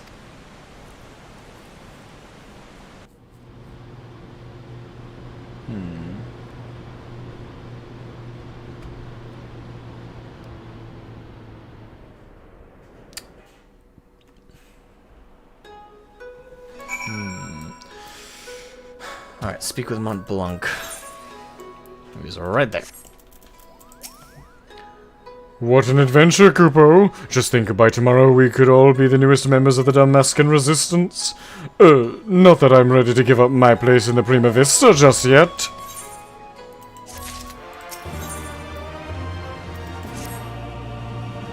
Hurry, hurry! If I don't tell someone of our adventure quick, I'll positively burst, Kupo.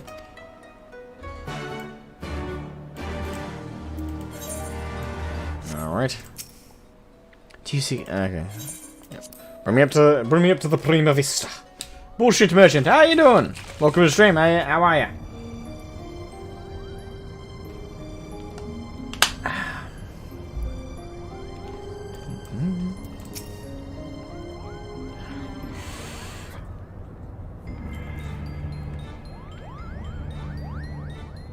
This woman asks much of us. The Viera have ever been wary of outsiders. For centuries, their many tribes have remained hidden in the jungles, content with their self-imposed solitude. Each tribe has its own strict code and will meet swift punishment to any who would defy these laws. As such, many a Viera will spend an entire life bound to the territory of her ancestors, both unwilling and unable to venture beyond its borders. And while the tribes are wholly independent, they have agreed to uphold a single standard: shun all contact with the outside world unless it is to protect the jungle. That said, with every generation, there are those Viera who long for a life beyond the verdant sea of trees and abandon their tribes to start a new life in the kingdom's cities. My guess is that Fran is one such individual. Who also happens to be the only individual we know who can guide us to the monastery, Kupo. It seems Shroud's sword arm won't be enough to see us through this predicament. He'll need to don the right mantle of a diplomat if we're to convince the alliances of the East Aldenard Trading Company and the East Aldenard Trading Company to grant us aid. What could go wrong? Time to put on my diplomat hat. I'm good. I'm doing pretty good. Better than I was the last 12, 13 days when I was sick with COVID. But I'm doing much better now. Glad to be back streaming. Unfortunately, because I was out of commission for over 2 weeks, that's 2 weeks of FF content I didn't get through. So, my original goal of finishing everything the mainline content has to offer before ENDWALKER's launch is now impossible. So now I'm just simply trying to complete the absolute bare minimum, which is the Ivalice raids, which is what I'm playing through right now, and also get to Bozja. If I can do that, those two things, that's the bare minimum I wanted to do before ENDWALKER. And unfortunately, in I think 10 hours now, 10, 11 hours, there's going to be almost a 24-hour full day maintenance for the game to implement the ENDWALKER expansion. So this is my last chance to really get through any FF content before the ENDWALKER drops. Other friend has confirmed someone needs to jump up on a table and shout, "I am Captain Bosch, emissary of Damascus."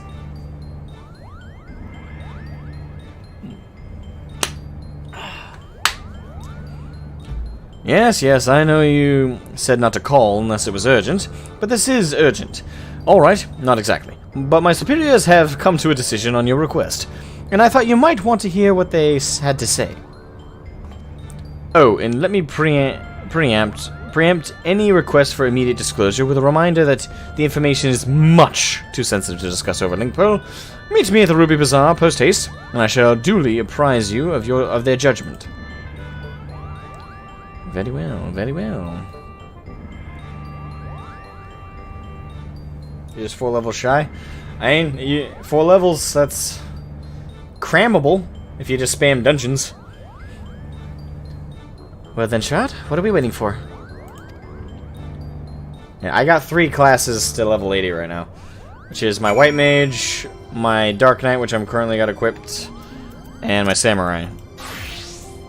All of those are level 80. Everything else, unfortunately, is significantly below level 80. I miss the days of being a teenager and being able to jump unholy amounts of hours in MMOs. Yeah. I can do that because unfortunately or fortunately, YouTube is my full-time job at the moment. So while I'm applying to other things IRL, I'm waiting to hear back, at least get an interview. But until I hear back from any of the number of numerous applications I put to jobs around where I live, YouTube is full-time, which I don't mind. I enjoy it. It just does not pay very well. I've read about how you united the whole of Eorzea under a single standard and convinced the Holy See to end a 1,000-year conflict. Compared to that, asking for a few soldiers and a coffer of 3 of gil should be a piece of Rolandberry cake. Ah, I suppose we should inform Bozja down at Kugane Landing of our progress. You mentioned he was to keep an eye on us.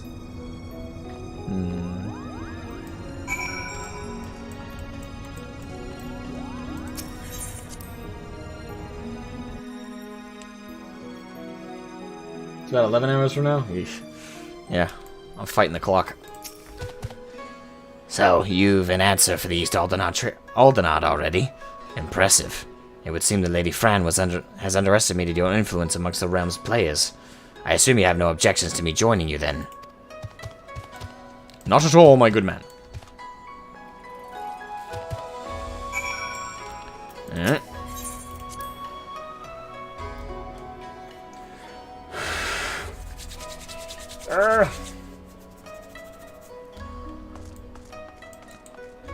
Yeah, one downside with living in Maine during the winter is even if you're in a heated house, the heat just sucks right out of you. It's very cold outside right now, so it's very cold inside. Alright, so right to the Ruby Bazaar.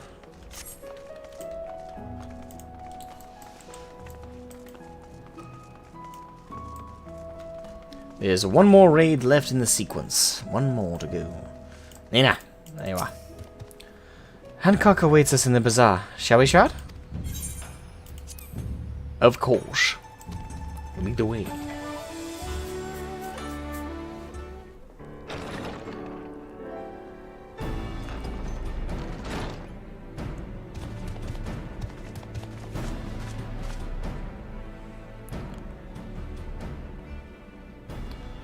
A lovely lady and a banga? And here I was expecting you would be alone, Shroud. Ah, but excuse my manners. I am Hancock, representative of the East Aldenard Trading Company, assigned to oversee her assets here in Kugane. It is a pleasure to meet you.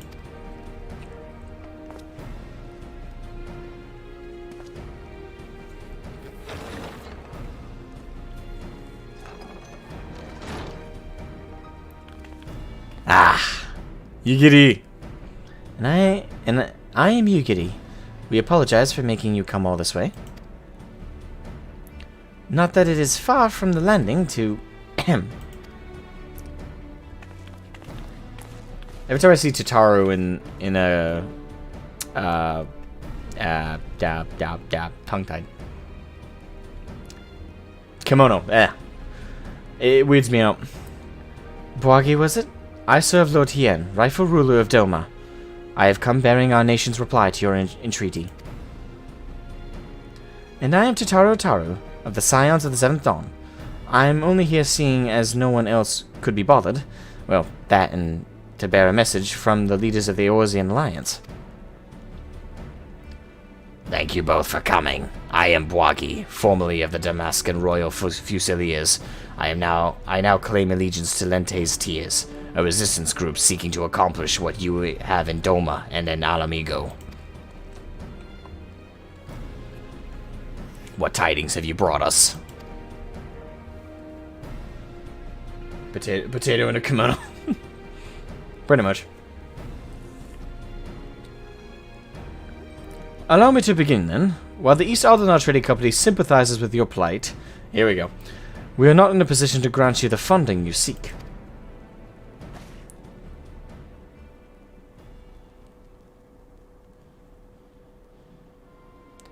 As you are aware, the East Aldenar Trading Company prides itself in its neutrality, be it in matters political or personal. And what of our relationship with the Eorzean Alliance? Ah, yes. What I meant to say was, here in Hingashi, the East Aldenar Trading Company prides itself in its neutrality, be it in matters political and,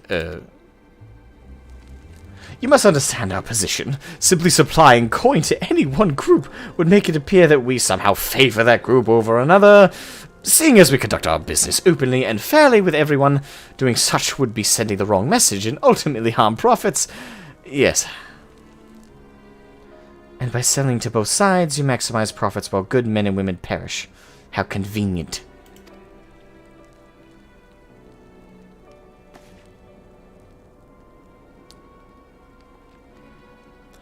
We are a business, milady. We do what we must to survive, and that does not mean, however, we are blind to the needs of our customers or our allies, which is why we support the Eorzean Alliance in their noble efforts to safeguard their realm's freedom through a mutually beneficial arrangement. If it were my choice, I would provide your little resistance with all the funding it needs, but as my good friend Shroud knows all too well, it is not my choice.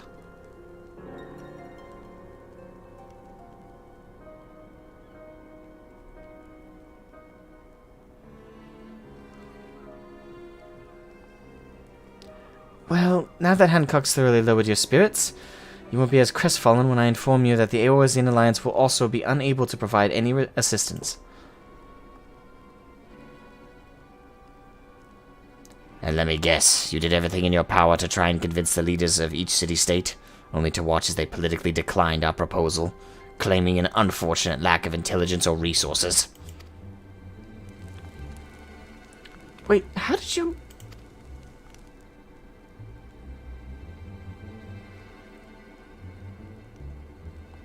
Lord Hien sends his greetings to you and yours. Having recently found strength through a newly formed alliance with our neighboring nations, Doma is open to further welcoming like-minded organizations.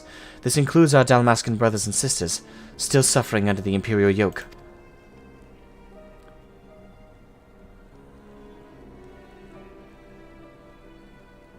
However, word has it that the latest attempt at reclaiming your kingdom ended in failure, resulting in the loss of countless lives, including many of the resistance leaders.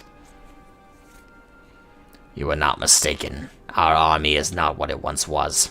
Those remaining have been forced to take refuge deep beneath the streets of Rabanastre. The 4th Legion has already defeated you once. Lacking unity and leadership, the current resistance will not survive another tilt against the Empire's disciplined ranks. If Doma is to join hands with the Damaska as an ally, you must prove to us that you will stand as one. Doma as a full-fledged ally would serve far better to strengthen our cause than a few temporary soldiers. Yet even if we were able to wrest Dalmasca from the Empire's grasp, without unity amongst your people, the resulting chaos would prove even more perilous to the kingdom. You understand much of our situation. And based on that understanding, you would refuse your aid to Lente's Tears. Am I correct? You do not mistake me. Lord Hien's refusal is but a message to help you plan your next step. You have a wise master. He understands that without proper planning, driving one enemy from your midst simply creates room for the next.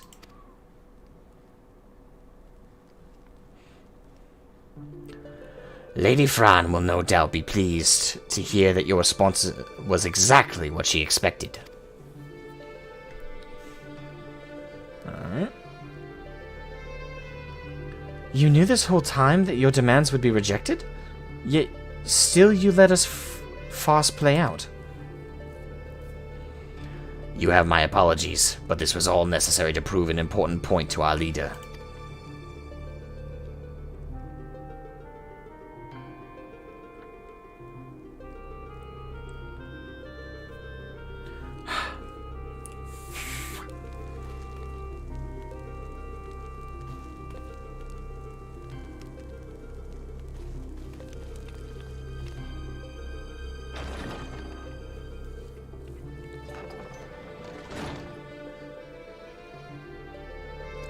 Lady Fran needed to show the princess just exactly what she was getting herself into, and your honesty today will serve us better than any hollow promise. Thank you.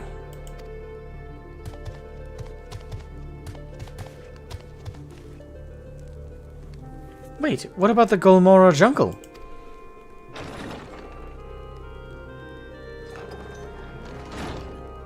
Suppose we're not getting access.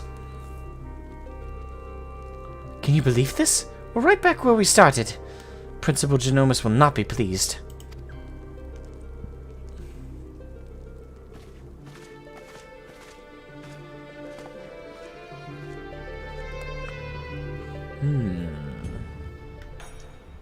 You mean Ninja? Also slowly leveling in Astro? Yes, I only started leveling in Astro not too long ago. I like Astro. But I'm not a healer by nature. So... I don't... I tend to avoid healers as much as possible.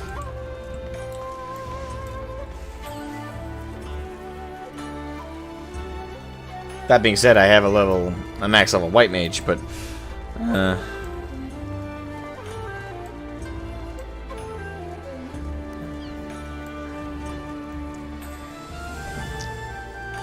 Maybe it's all scruffy today.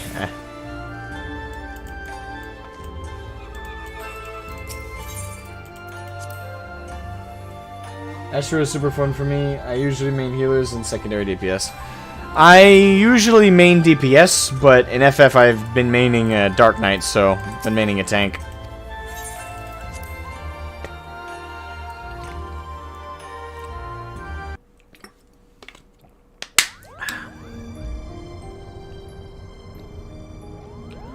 If it is as you say, it is most unfortunate. But I suppose we did everything in our power, and that is all one could ask. I still do not understand. Why would Lady Fran send Shroud on this wild Paisa chase if she knew from the start it would be for naught?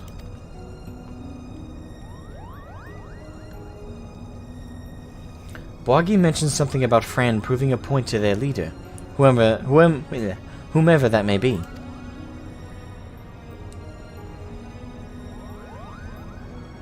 People in positions of power can prove both naive and stubborn creatures.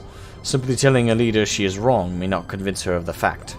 Seeing one's own plan fail, however, is oft the best medicine. Naive? And stubborn? Then the resistance is doomed. If a person is imposing as Fran is taking orders from her, then chances are this leader is even worse, Kupo. I would not be so certain, Mont Blanc. My guess is that the individual in question is still quite young and inexperienced, and that Lady Fran is trying to teach her to be an effective leader through example. By allowing her to make her own mistakes, Fran is granting her the ability to learn and grow from them, an experience that will ultimately benefit her when the time comes to make some truly difficult decisions.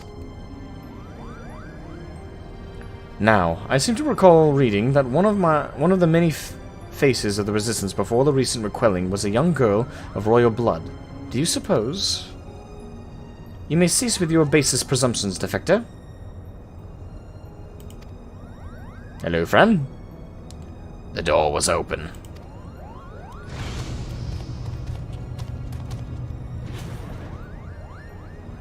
And you would be? I would be here on orders from the leader of Lente's Tears. Against my better judgment, mind you. Greetings, Lady Fran, I presume? I am Genomus Sen Lexenthal, principal of the Majestic Theatre Company. You and your colleagues are most welcome on the Prima Vista. What is it your leader would have of us? While you failed in meeting even a single of our demands, she recognizes that you were sincere in your attempts to see them fulfilled, and for that effort you are to be compensated.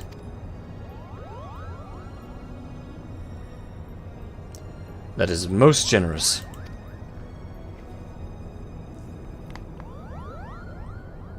You miss the days of playing Holy Paladin? I miss the days of playing a warrior in WoW and felt like I actually was doing something. The ruins which you seek are hidden behind a waterfall here, a point roughly equidistant from the river's source and its delta. You have our thanks, Lady Fran. We will not forget this kindness. Father, I shall plot a course immediately. Ramza, what is going on here? Alma, you should be in bed. I've slept enough, brother. Tell me, who are our guests?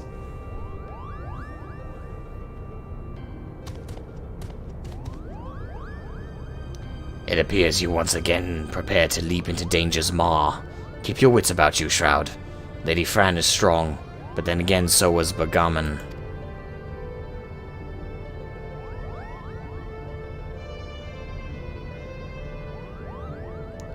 If you'll excuse me.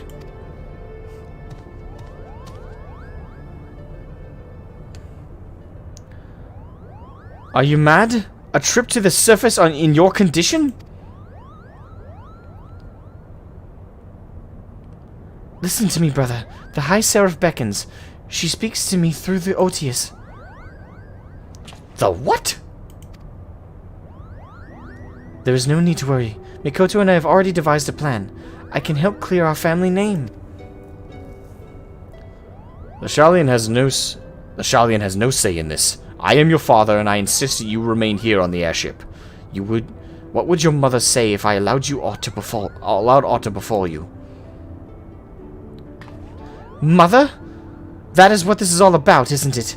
What it has always been about. You care not about Ivalice, or the aura name. No, you only seek to use the aura site to bring Mother back. Is that possible? But you haven't been able to do that. You still do not understand how exactly it is that the shards translate one's desires into reality. That is where I can help. I can ask the High Seraph. It is she who created the aura site. Ultima has bid me come to her place of imprisonment. If we free her, she will reveal unto us the secrets of her creations. Here we go. Do you hear what you are saying, Alma? Even if there was the slightest chance of bringing Mother back, we cannot risk your life in doing so. Your brother is right. We have sacrificed too much already. I cannot bear the thought of losing you, either of you. It is too late. Well, that's not good.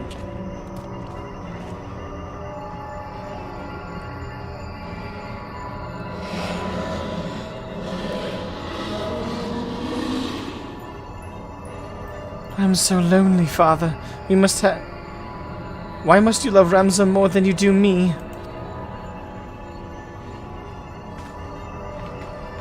Do not be cozened by your daughter's words, for they are not her own.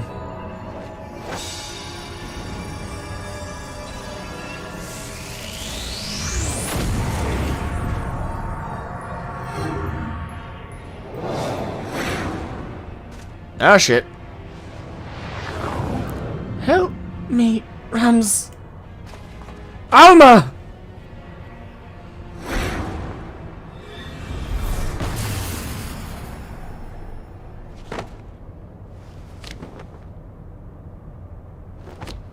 No! No! Gods forfend. I told you, no one can control the power within those shards. No one! Shroud, here, take this. It might be the only thing that can save Alma, but we must hurry to the monastery.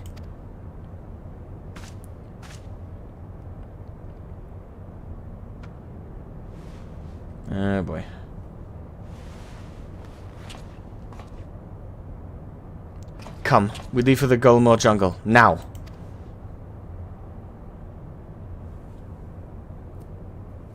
Yeah, Holy Paladin stopped feeling like playing the class. And more like it was just a priest with a hammer and a heavy armor. That's pretty much exactly what Holy Paladin is now. A lot of the class identity has gotten fucked up and murky and well. Have I your permission to depart, Shroud? Every moment we tarry here, my sister she... Of course. Then hold on. I've set engines to full speed. Alright, here we go.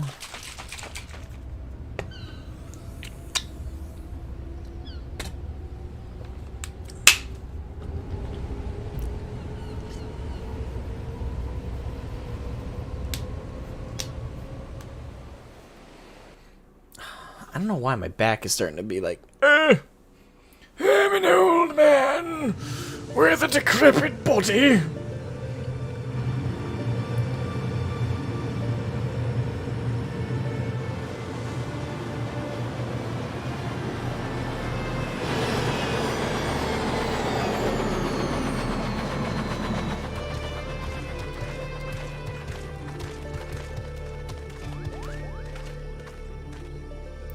Welcome to the land of my people.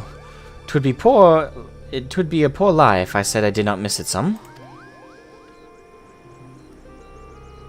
Boomergon. I feel boomerish with how ancient my body is rebelling against me. Alma.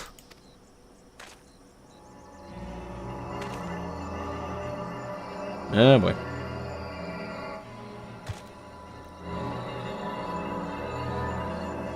Ramsa, help me.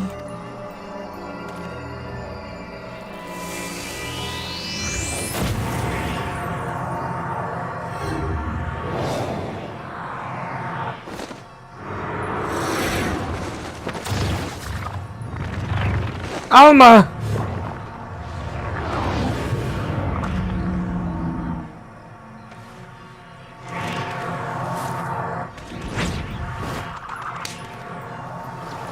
Be gone!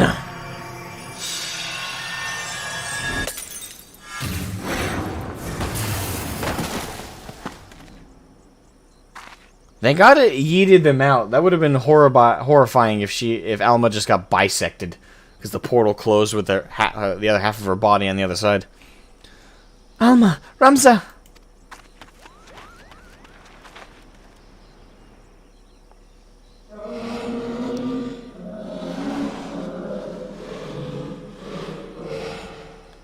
Blood of the Invokers, fulfill the ancient covenant, and grant unto me the vessel promised.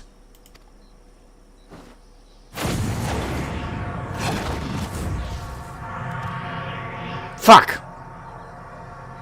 What just...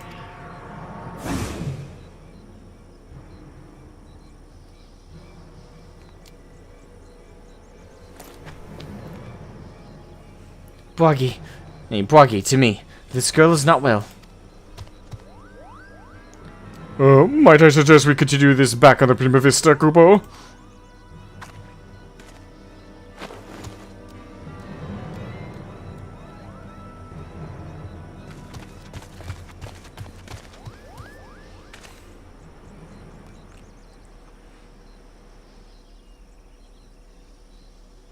Have you the courage to face true evil?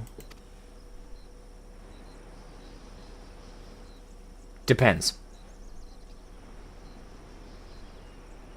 What are you gawping at? The ship is this way, Kupo. Oh, that's Mont Blanc. What are you gawping at? The ship is this way, Kupo.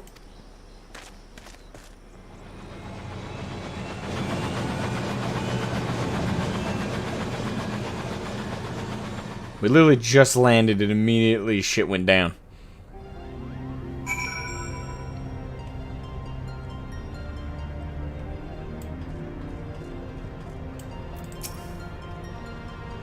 Now Ramza is gone.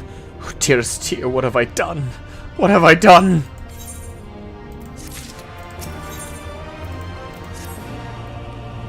We need to do something. but what recourse is left to us? The only means we had of protecting ourselves could not even prevent my son from being kidnapped by an evil force.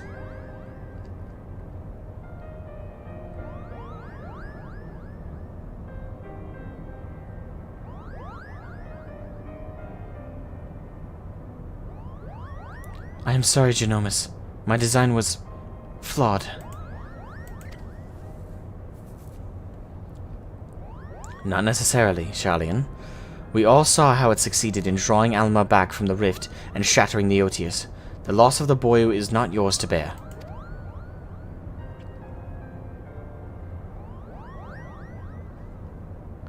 Our focus should not be on our failures, but what we have learned from them. The being beyond the rift. It spoke before claiming Ramza. It referred to you as the blood of its invokers. Could it be your ancestors are responsible for Ultima's summoning? Most certainly not. I have discovered no such influence anywhere in the Durai papers. Besides, tales of the High Seraph existed far before even the earliest of Evalician legends. Then who exactly did summon Ultima? And why does she think them your kin?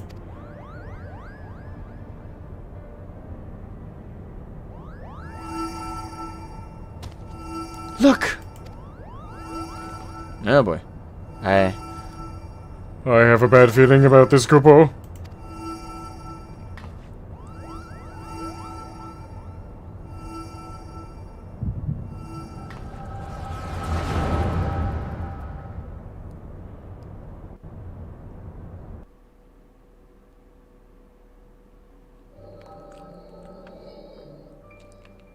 Flashback time! Ramza? Dead? You lie about as well as you carry yourself in battle, Orin. I did not say he was dead, my lord Delita. Merely that he had abandoned his immortal vessel, entrusting his ethereal soul to the Orosite. But why would he do such a thing? Peace has finally come to Ivalice. There is naught to be had from further sacrifice. The kingdom is won, and his victory is as much his as it is mine. He risked life and limb to shield me from the dark that would have seen me perish.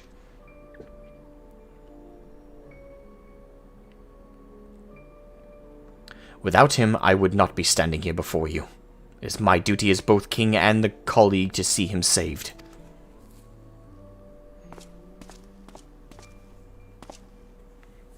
Knights, to me, we ride for Orbone. My lord, wait! Ajora Glabados. Ajora Glabados, first of the Zodiac Braves, was not the hero the church would have you believe. He betrayed Mother Hydaelyn for the promise of coin and power, summoning forth a terrible evil from the depth of the celestial abyss. It was believed only one of the land's chosen, only a warrior of light, might stand against this threat. Yet while victorious in battle, Ramza was unable to see the darkness vanquished. If failure was all that awaited our warrior of light, then what chance do you presume any other might stand?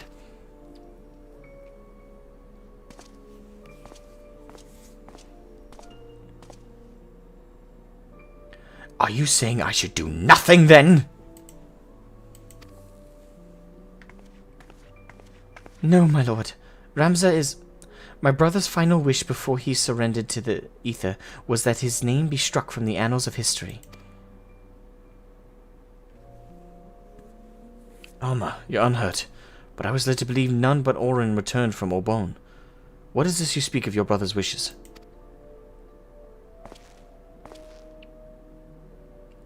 When it became apparent that we were powerless to truly defeat the High Seraph, we chose the only path left to us. To do what Hydaelyn herself did countless centuries past, imprison Ultima.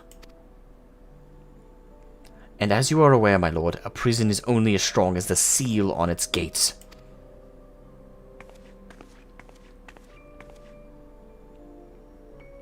Ramza sacrificed his body to ensure that the Angel of Blood would never again walk the land, and he believed that if people knew of this sacrifice, it would only inspire them to seek out the holy stones and repeat the mistakes of those come before.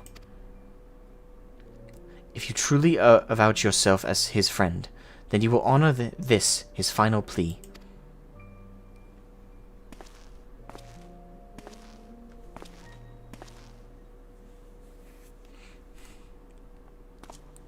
No! Ramza should not be forgotten. He should be raised up as a hero for his deeds and claim his rightful place at my side. Only he might be my knight gallant. He is gone, my lord.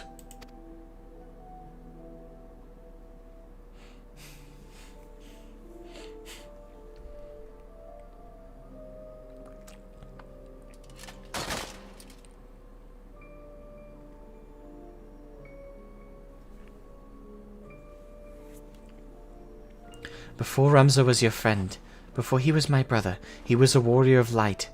He did what he did for Hydaelyn, and for those who would one day, too, heed the crystal's call.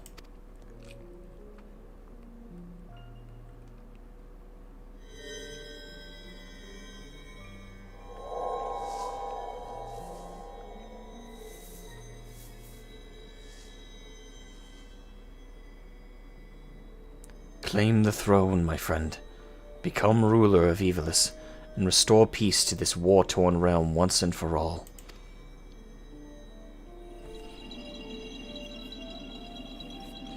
Wait, Ramza! Don't leave me! Please, I beg you! You will make a fine and just king, Delita. See you do not stray from the path. And my nose is all... yeah.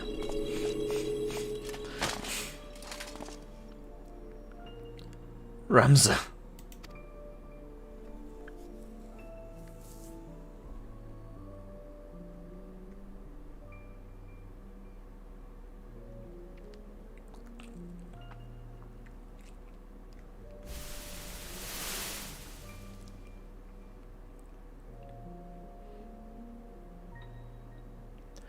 The stones in these two necklaces, you are certain they will guide the heroes of a new era to Ramza. 'Tis what Ramza wished, my lord. Oh, that's Orin.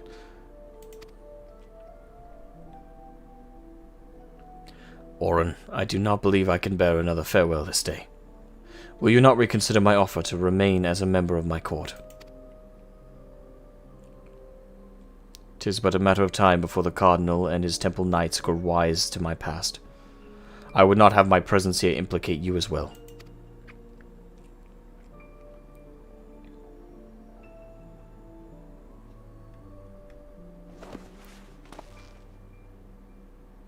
Ramza beseeched me strike his name from history, but like you, my lord, I could not bear the thought of a future generations blind to the truth. As such, I pen this chronicle of the hero's journeys. I fear the world, however, is not yet ready for the gospel contained within these pages, nor would the Church ever allow its circulation.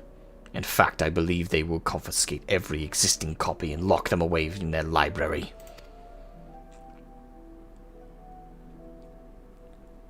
And what better way for the words to remain forever preserved than in one of the most highly guarded vaults in all the realm?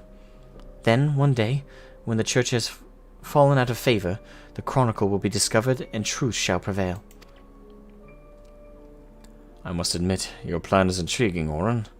But once the Church learns it was you who penned the chronicle, your life...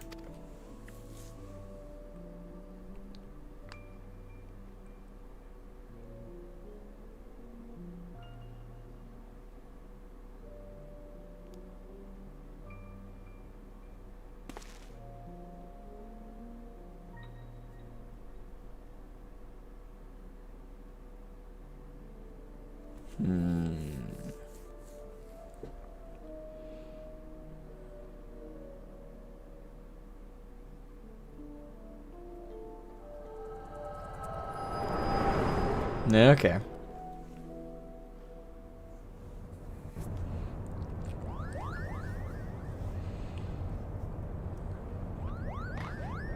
Shroud!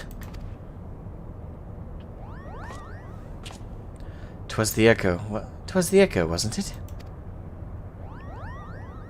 Yep.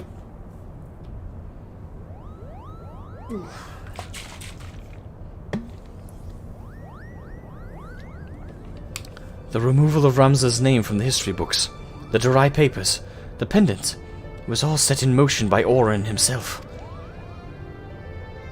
And if the Liberator's visions are to be taken as fact, it also appears we now know what the High Seraph meant by blood of my invoker.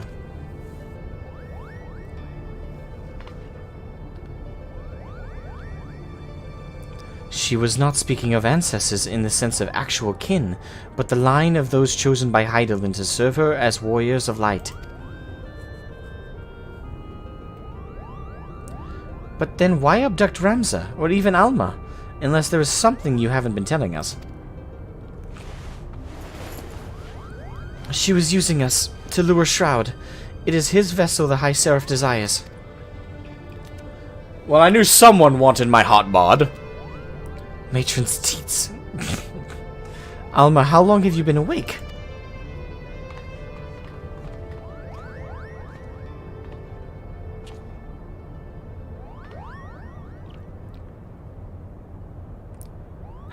I've been a fool.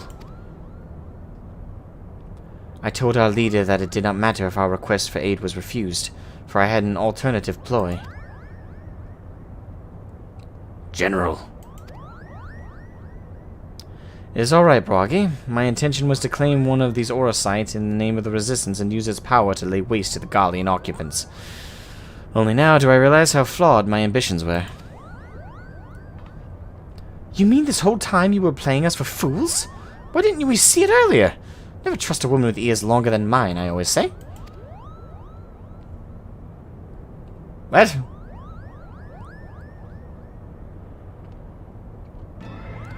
You've every right to be angry, and I apologize for misleading you. But believe me, I no longer have any desire to deceive you and yours. I shall see you to the Orbone Monastery, and ask not in return, but that you let me join you in your rescue of Ramza.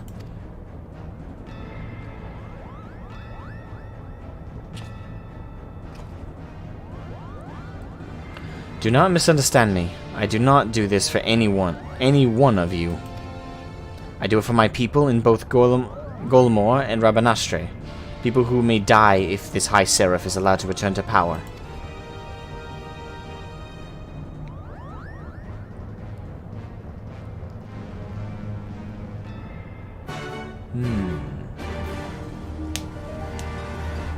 We're coming to a head.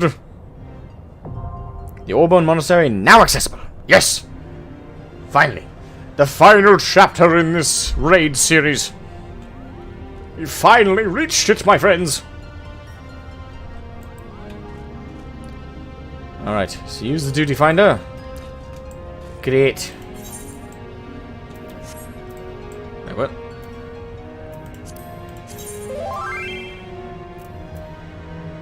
Almost done? Yes, indeed.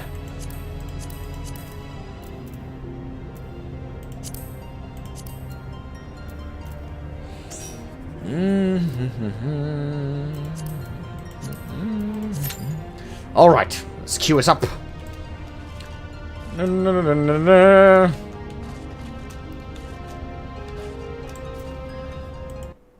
Yes, indeed.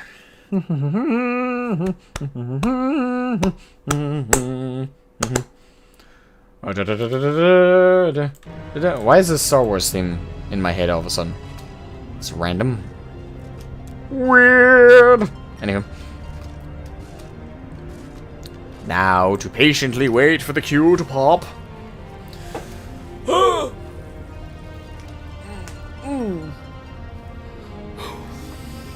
Suppose I can text my family and ask them what the plan is for dinner while we wait patiently.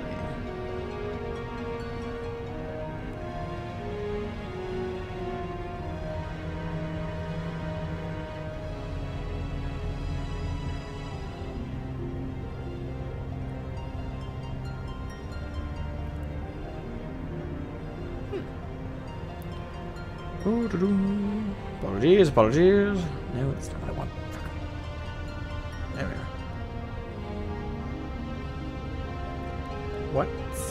the plan for dinner?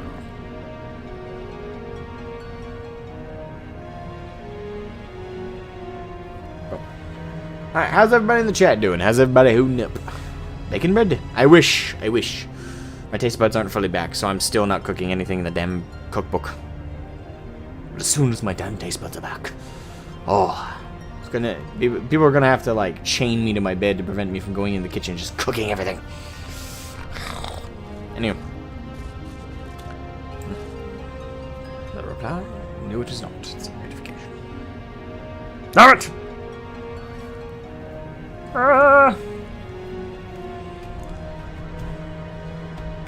I have a plan to, for like my own meal if that ends up having to be a thing. But I'm hoping the family all wants to eat something together, and we gotta figure that out. Hey, Gerald Silence, welcome to the stream. How are you? The raid that got nerfed. Good luck. Right, they got nerfed. Doing good, just getting your final prep for early access? Yes, that reminds me. Before I log off today, I gotta log off in a very specific spot. Yes.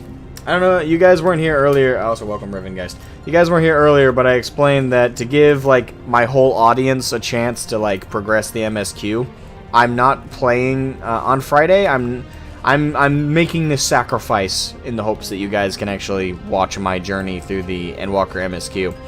But when Endwalker drops, I'm just immediately grabbing Reaper and focusing on leveling Reaper. And if somehow I'm able to level Reaper all the way to 80... My goal is to get him to 81. I want to be one level over the base. I'm going to level Reaper for that. To level 81 for the start of the Endwalker expansion. And then I'm going to play through... Endwalker as Reaper. But, I don't know how long it's going to take. So, most of the stream I'm going to do on Friday is just me leveling Reaper. And then, if I level Reaper in all the way to 81 in one day, which I highly doubt is going to happen, that's a lot to do in one day. But if somehow that happens, I'm then gonna level Sage to give another day or two to everybody in my to give everybody a chance, to really progress the MSQ ahead of me, and just give everybody a head start. And then when I finally start the Endwalker MSQ, probably by Monday or Sunday, everyone else will be so far ahead of me, they can actually enjoy watching my ride, my ride through the expansion. Yes, so I'm sacrificing my own ravenous desire to play Endwalker's MSQ so that all y'all can hopefully join me on my own journey through it. Alright, here we go.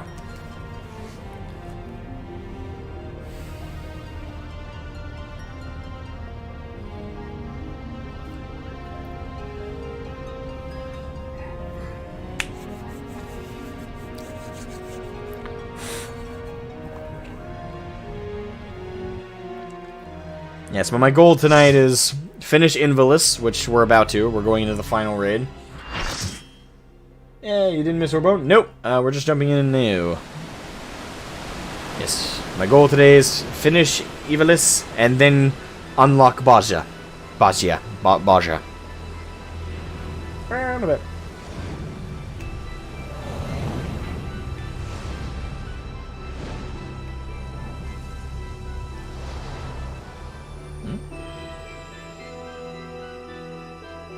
Wait, is that true?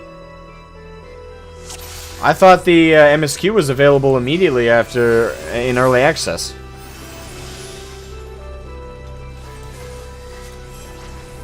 That's what the patch notes said, anyway.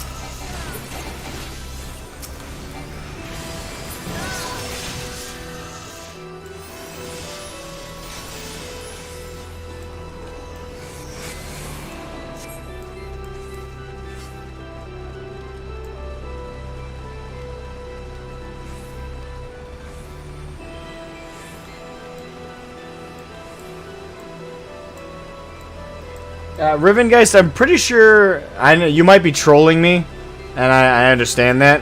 But if you're serious, I'm pretty sure the MSQ is part of the early access.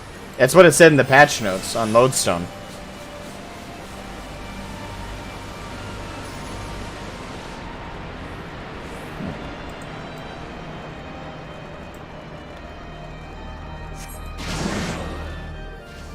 So, I worry you're misinformed. My name is Mustadio Bunatsa. First boss.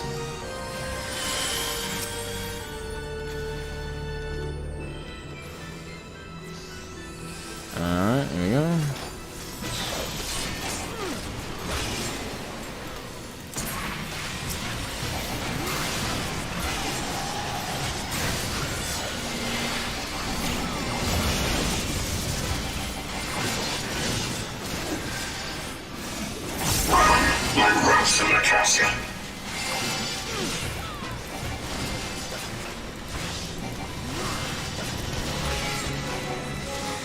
What's this?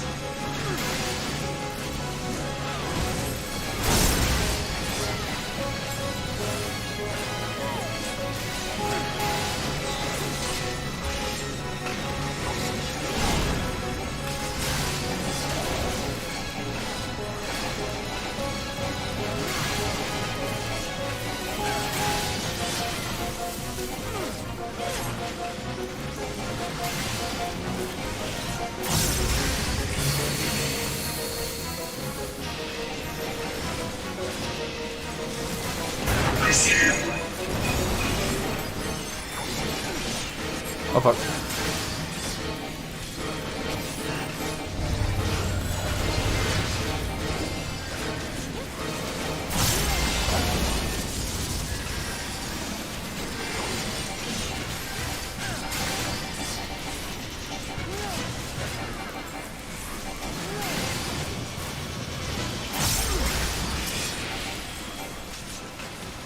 You shall promise. The promise won't save you from what comes next. Oh shit.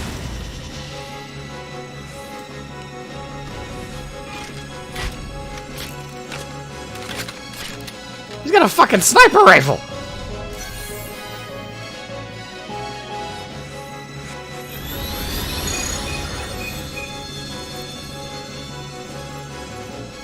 Let this be your final testament. Oh. Crap.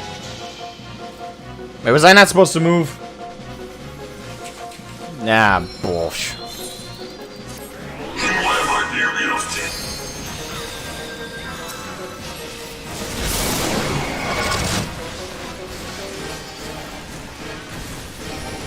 to? Yeah, I was probably not supposed to move on that one.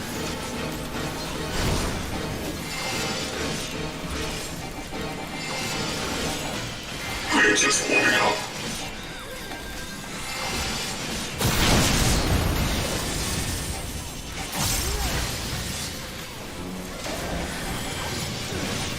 I'm out of my word.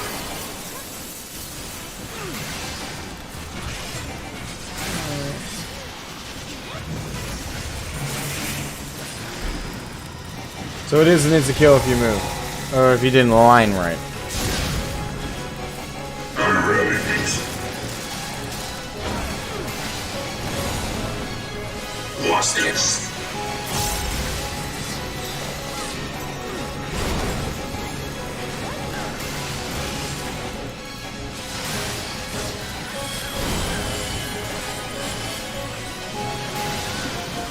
Run like rats in the castle.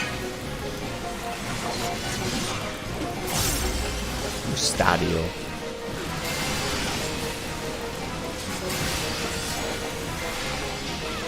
Victory is not so close as you think.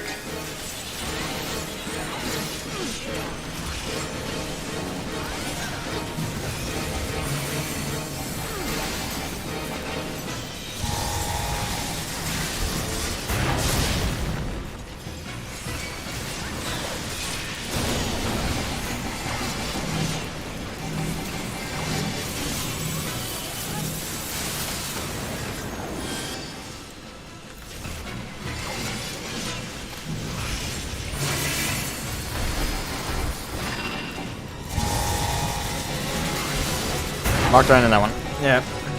You're making this too easy.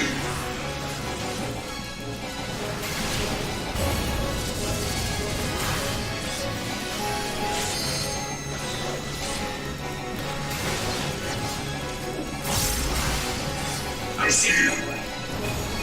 Oh shit.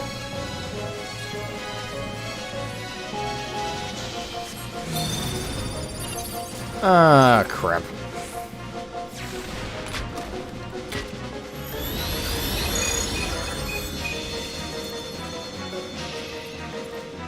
Let this be your final testament. I'm not sure what to do at that point. Like, I don't know if there's a specific way I gotta move or what. Fuck.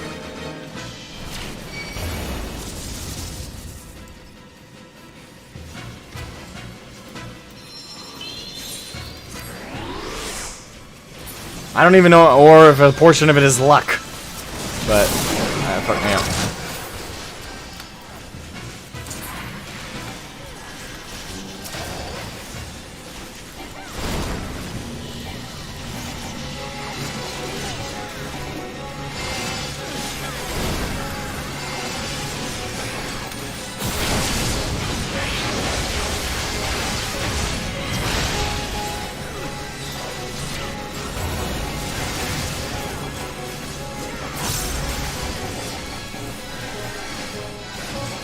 You have proven yourself deserving of the title. Zodiac Brave. With this, my journey can, at long last, come to an end. Yeah, don't take this the wrong way, Riven guys, but I figured you were wrong. I'm surprised you thought that the MSQ wasn't going to be available with the early access. Well, were you told that by somebody, or did you just assume? GG, one down. Yeah, one down.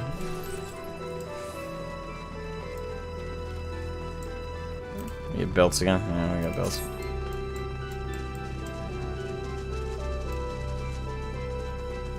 Yeah, but as I said earlier, I'm not doing the MSQ when it drops. I'm putting it off for later. That way, everyone can play through it. Fate, but have you the faith to fulfill his legacy? Okay, I was not expecting another boss that fast. Okay then. You were misinformed? Okay.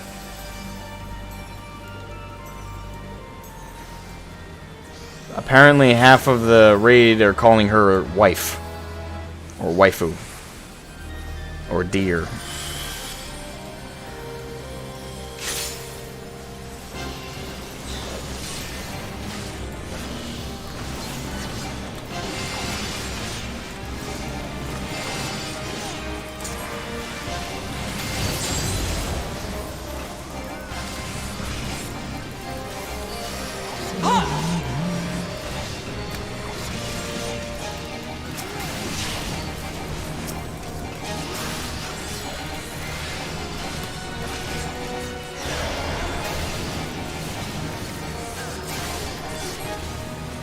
To the current of life we succumb, its judgment swift and final, its bite as cold as steel.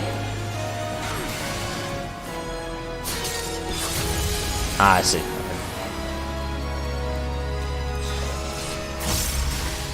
Father!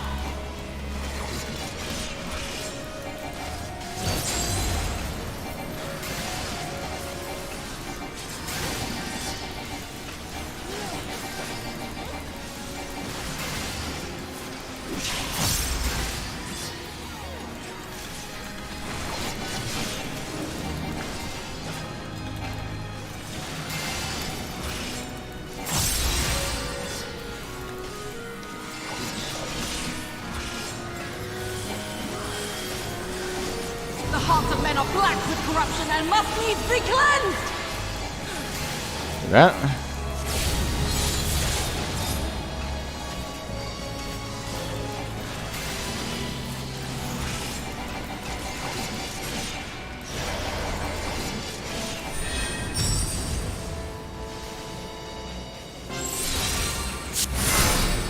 7 shadows cast, 7 fates foretold. Yet at the end of the broken path lies death, and death alone! Crap. Okay, I think I...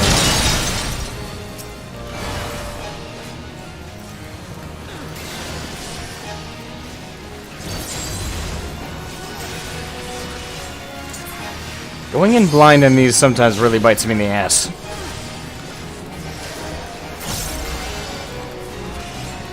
I call out to the skies and tremble as the brilliance of 1,000 volts blinds mine enemies and tears their flesh asunder!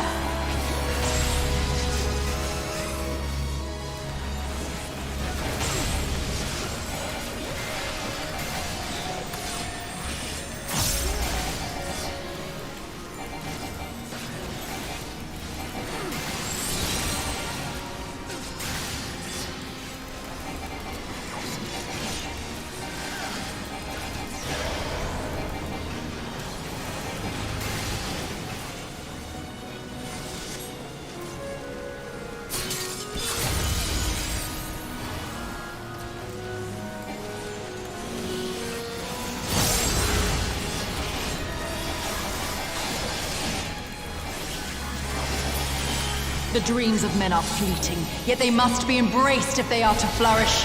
Have you the faith to do as much?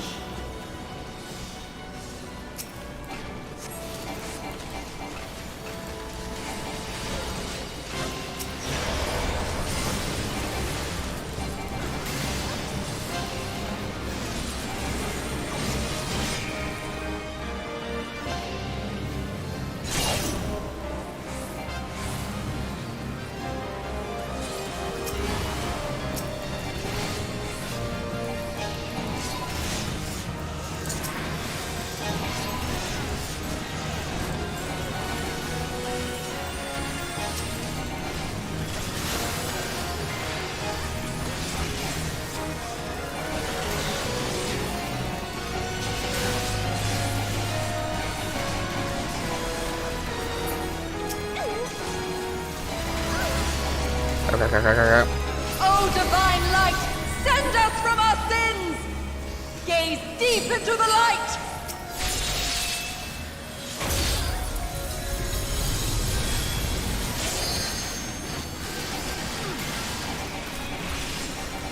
They who dwell aloft have spoken. Let their words echo in your empty soul. Ruination is come!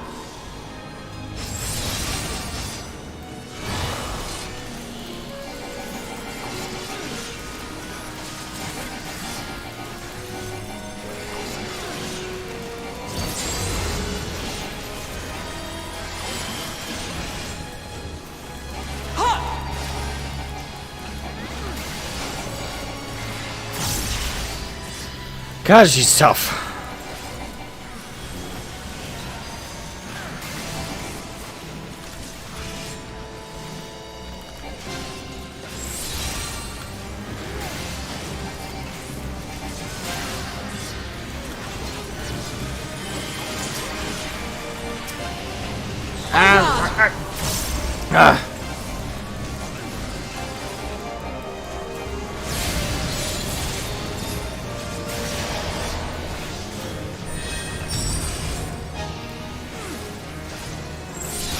Shoot. 7 shadows cast, 7 fates foretold. Yet at the end of the broken path lies death, and death alone!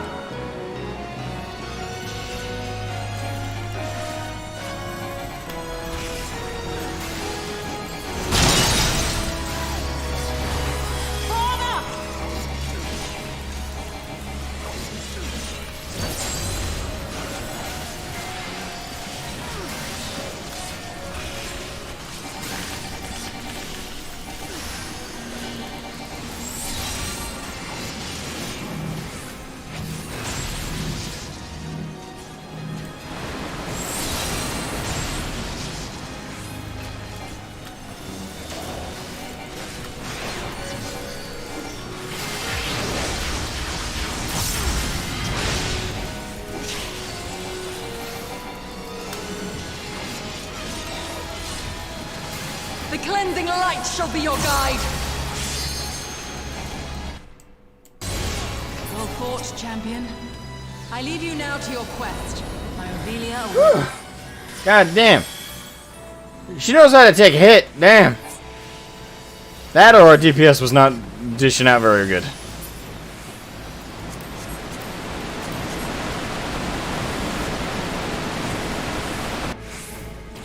Oh man. Oh, fuck.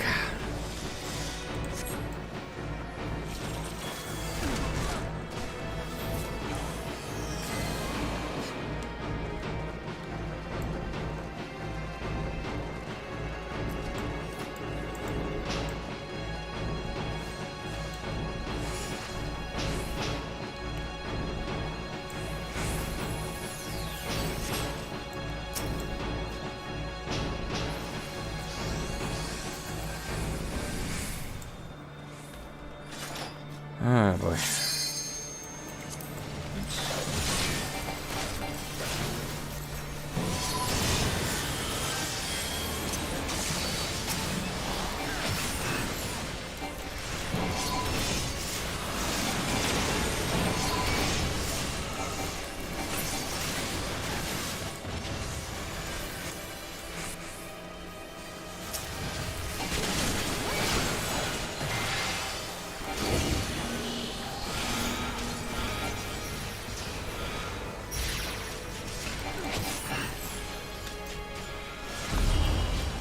Ah, crap.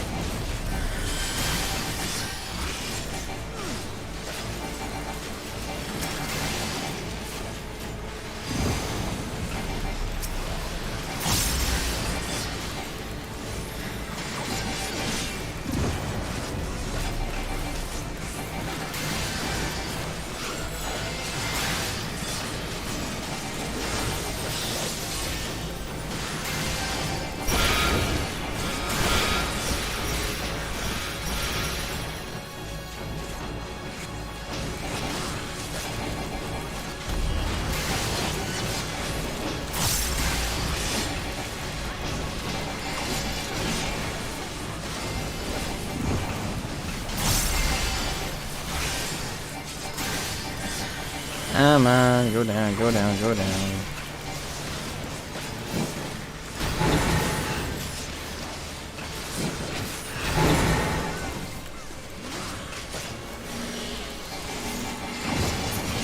Boom. Whew.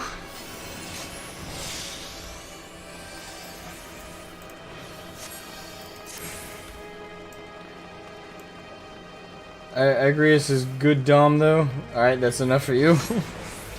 Yeah, it's never enough. Your coming was foretold, servant of Ivalice. Or perhaps Ivalice. you serve I've been saying it wrong.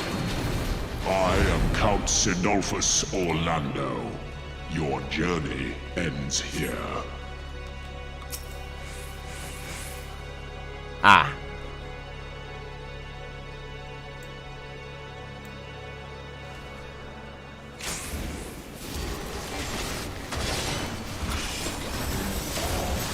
The hearts of men are black with corruption and must needs be cleansed.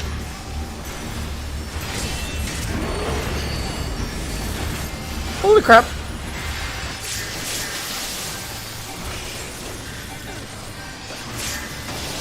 I call out to the skies and tremble as the brilliance of 1,000 bolts blinds mine enemies and tears their flesh asunder. To the current of life we succumb, its judgment swift and final, its bite as cold as steel. Open your eyes to the darkness and drown in its loveless embrace. The gods will not be watching.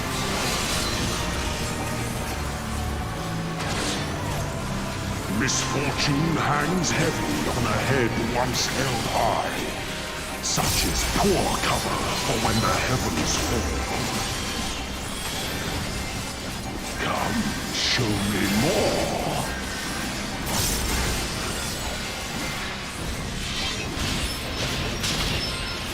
Oh crap, I was still in the radius. Shadows cast, 7 fates foretold. Yet at the end of the broken path lies death, and death alone.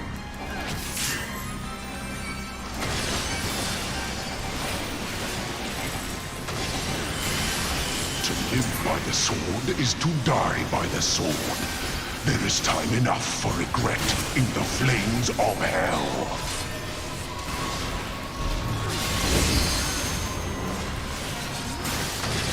Honed is the blade that severs the villain's head. Endless is the path that leads him from hell.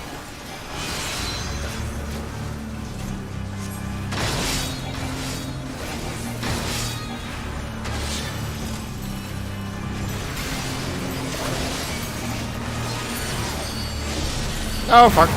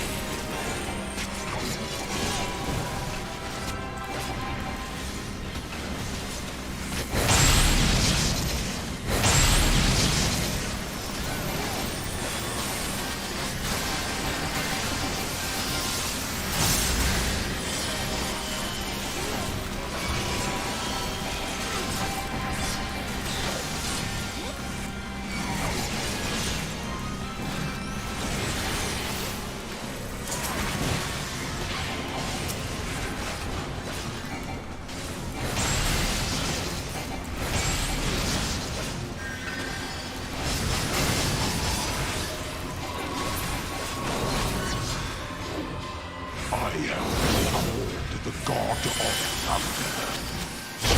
Now know why. Upon my holy blade, the very world lies in balance. And now the scales will tip. Yeesh.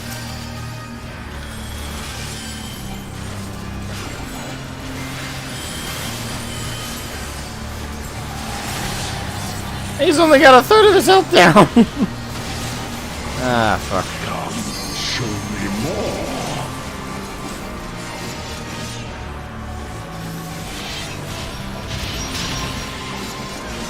Escape is not so easily granted.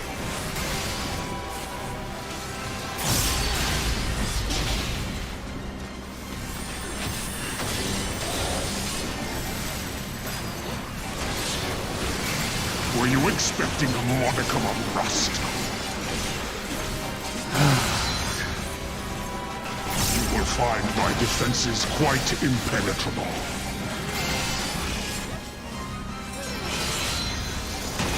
Ow! Holy crap. A piteous display.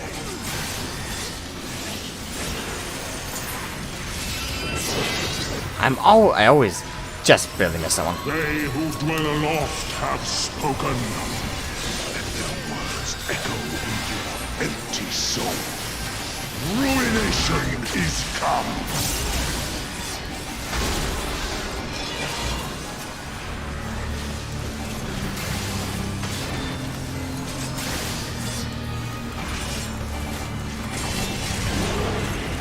Oh, fuck.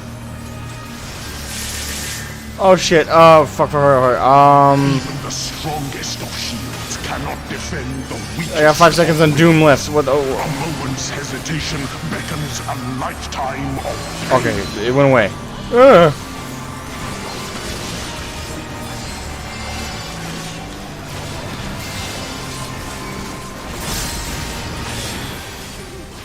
Ah. Yeah, I fucked that up. I am staying near my healers. They're right there. What, do you think I'm running away from them? Oh shit.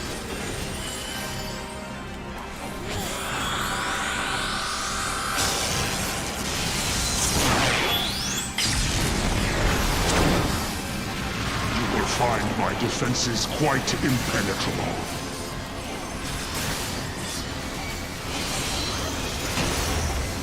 Oh my fucking god!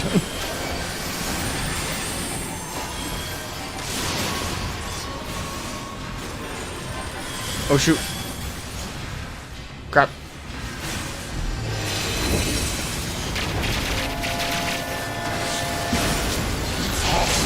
The screams of ruin rise above the storm's discord. Shudder not in her endless call.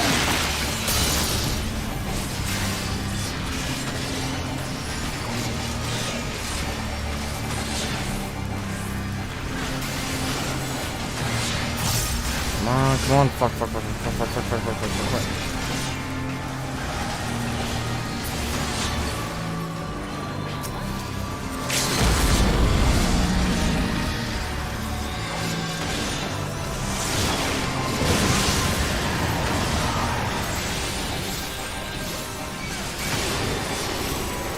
Come, show me more.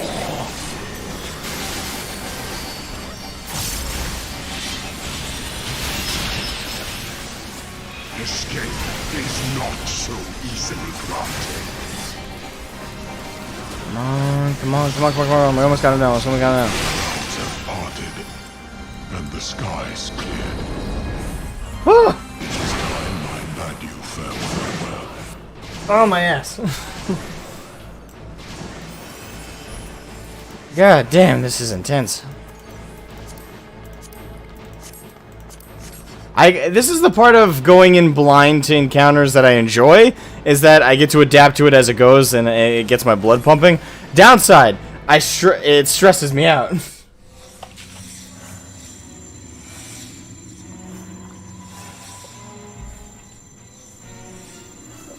Is it sanctum you seek, my wayward children? Oh, fuck. Or perhaps you are come in search of power? That which lies at your feet, that blessed bauble can grant you both. You need but will it so. Uh-huh. Now, take up your salvation and be gone. Mortal agency in matters divine shall not be suffered. Right.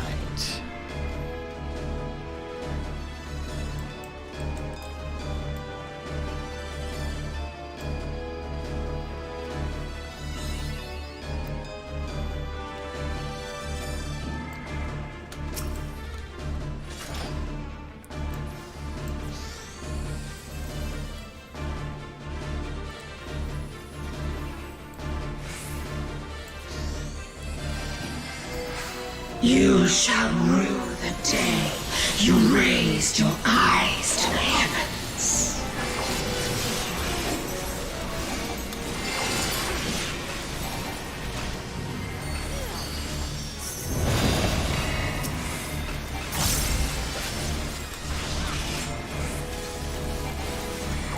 Kneel before me.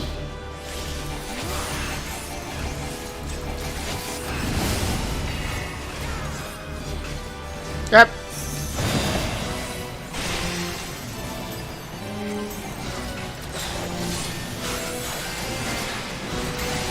Your very soul shall not escape my wrath.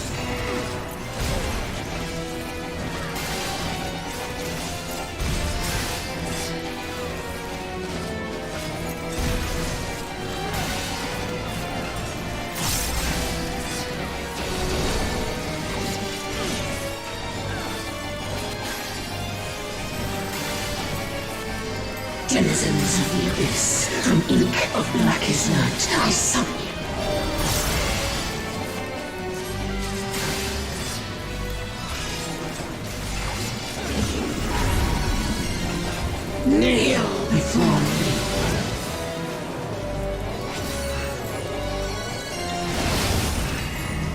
Ah, fuck. Ah, shit.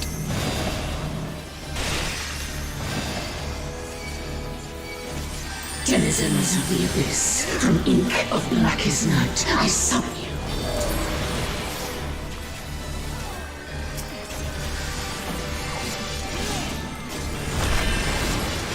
Ah, great.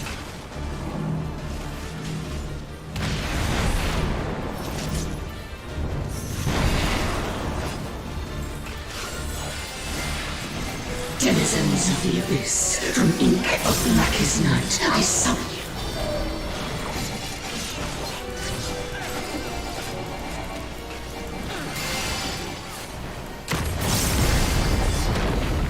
Okay. Shit!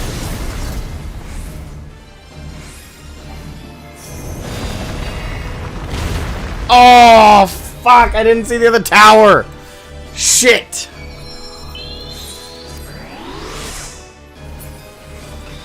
Death awaits defiance.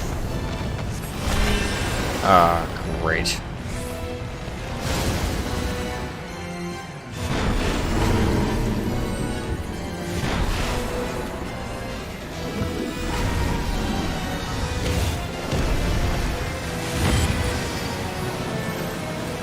This is a bit chaotic.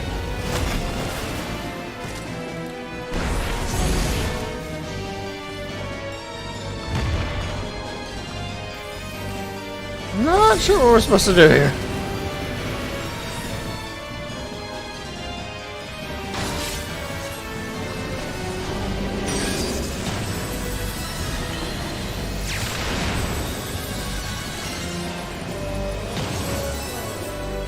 Bear your steel. Right in my ear.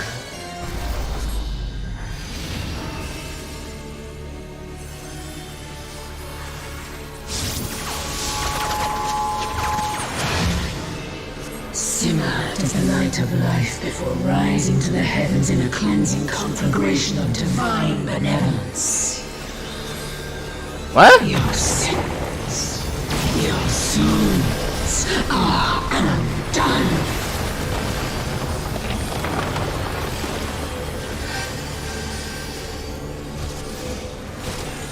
You will not intervene.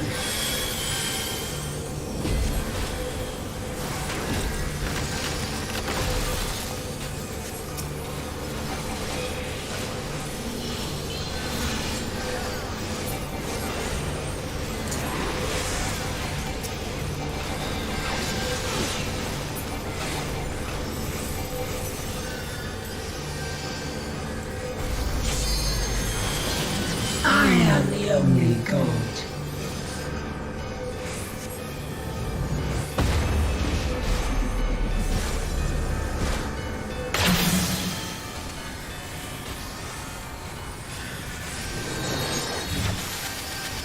I have no idea what to do right now.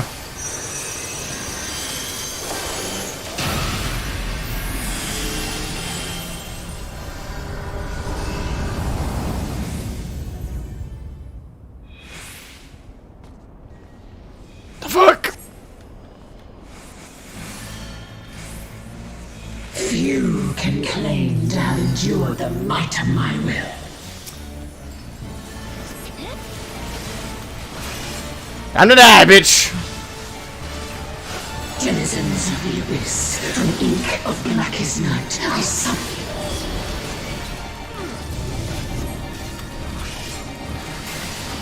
you. Kneel before me.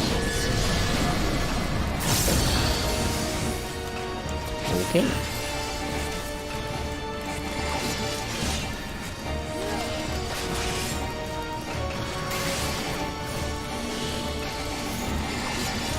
Your very soul shall not escape my wrath.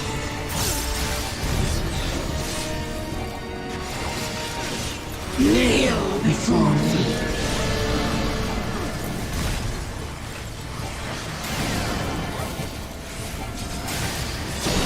Oh! God!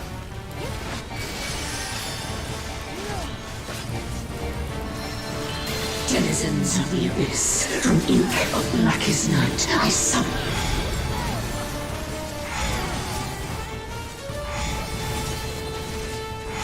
Wait, hold on, what?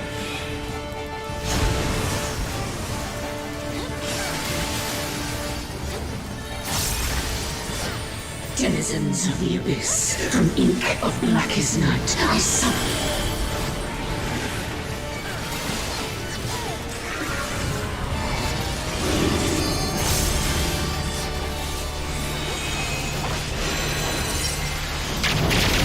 I'm stuck. Fuck.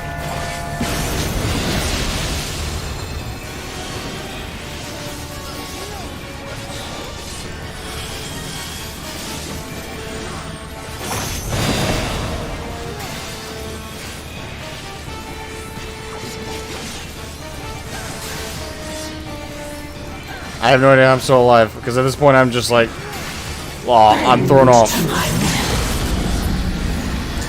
Oh crap, she moved. Woo!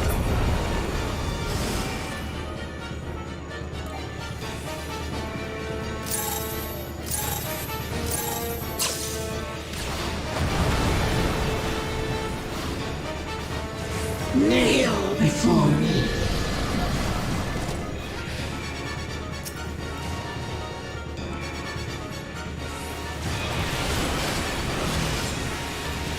Yep.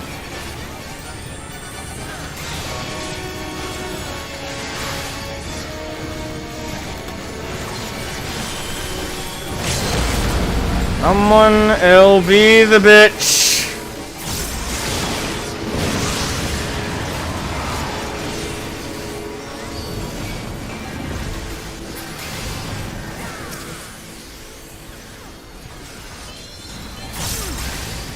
Denizens of the Abyss, from ink of blackest night, I summon you.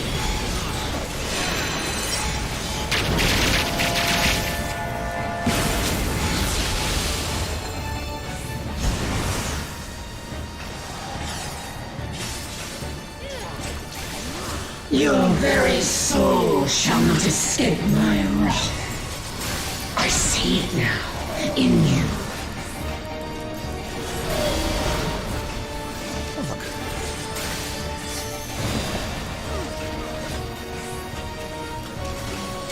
Denizens of the Abyss, from ink of blackest night, I summon you.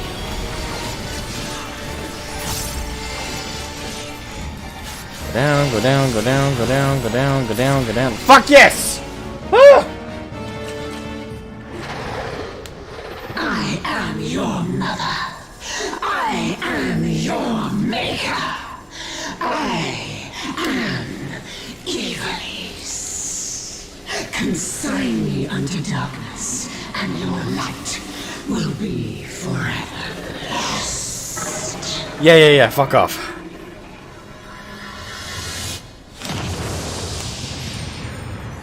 Oh, God.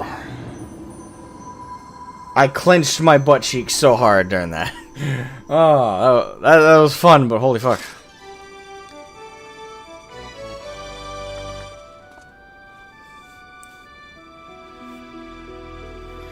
Oh, fuck. The Urban Monastery complete, yeah. Oh, God. She's the easiest in this raid? Didn't feel like it. Didn't feel that easy.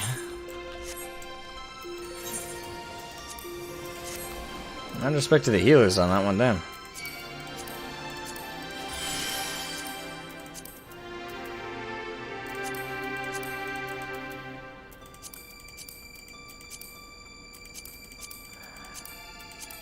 Damn. Okay. God damn.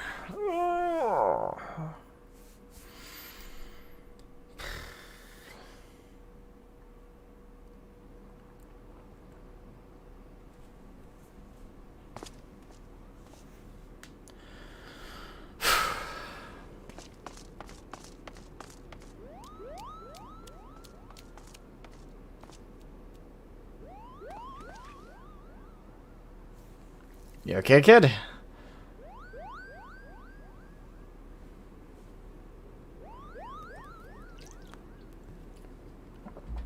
He's awake, Kupo? But is it really him?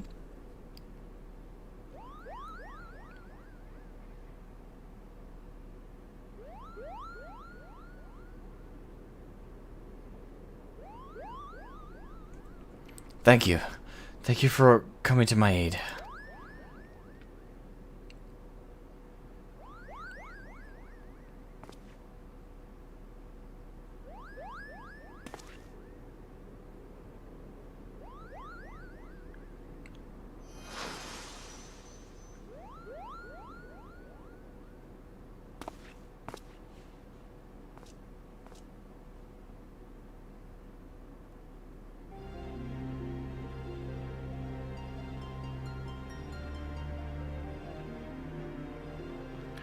And you have my thanks, noble warrior of light. You have achieved what I could not.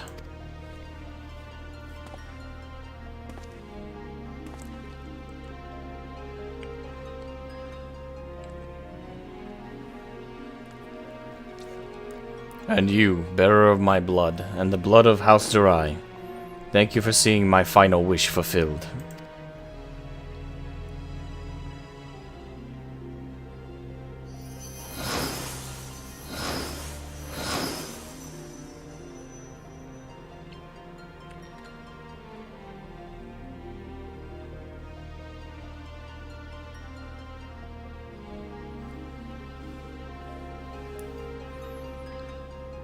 My sacrifice has finally been given meaning.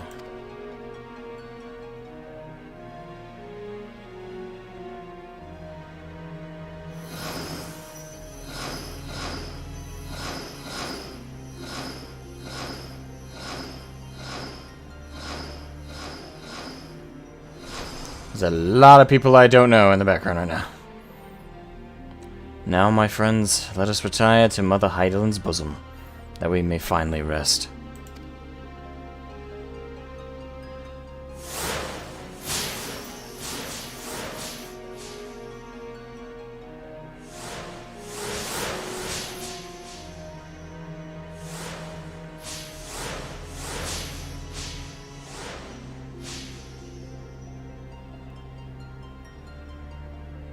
Farewell. You are the true heroes of this story.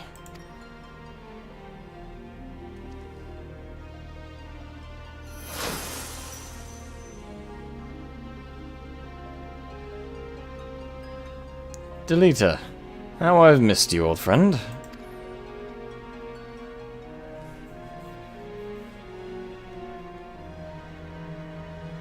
Forgive me, Ramza. You deserve better than what history gave you. I could have done more. I'm truly sorry.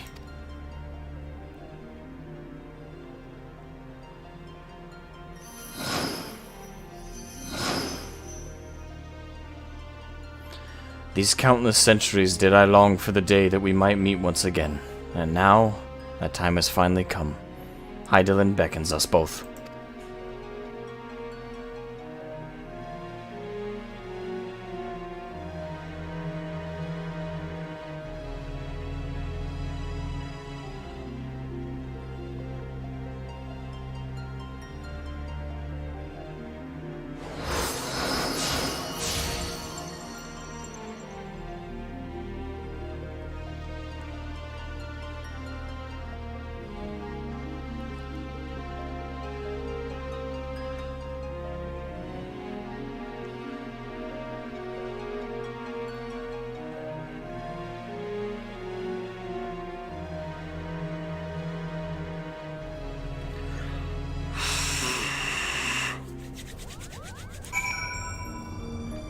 FF Tactics characters?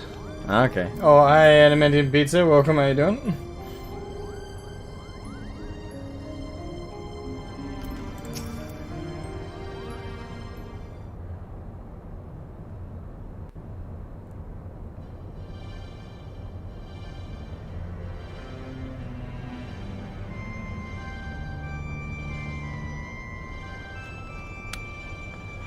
Damn. This has been one hell of a story arc. I'm so sorry, Ramza. Alma. I convinced myself my research was the most important thing in my life. All the while you two were standing before me. Can you find it in your hearts to forgive your father? It's alright. We're still here, are we not?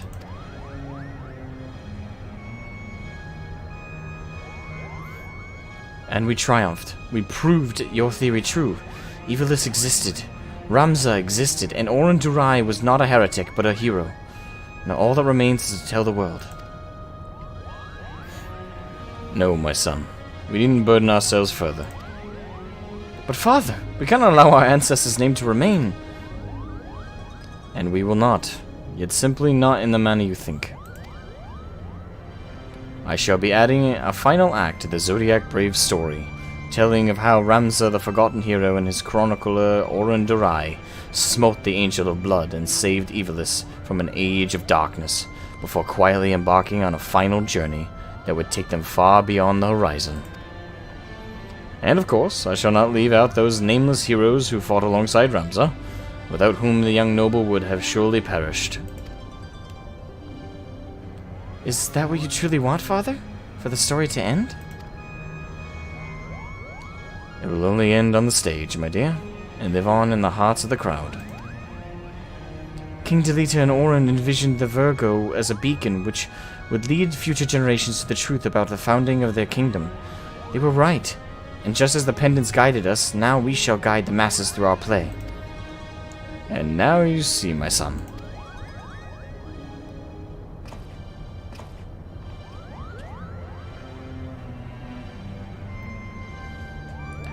I would offer you my thanks again, Shroud, but thanks are not nearly enough to express my gratitude for all you have given us. Perhaps after I complete the Zodiac Brave story, I shall pen a tale about the legendary Warrior of Light and his adventures across the 3 great continents. Then you'll have your work cut out for you, my friend. Shroud has enough battles under his belt to fill at least 3 tomes, if not 4. Would you stop doing that, Sid?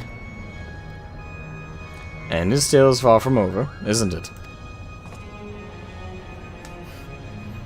And I would hope so. There's more I want to do.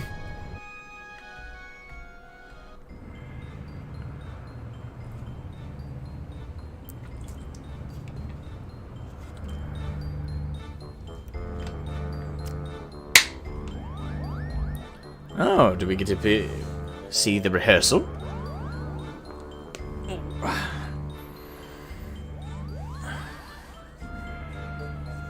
Alright, this is our final dress rehearsal for the night. Make it count. Positions, everyone. Yes, Principal. Lights, music. There will be no more mistakes from you two, am I clear? Mother Crystal clear, Kupo.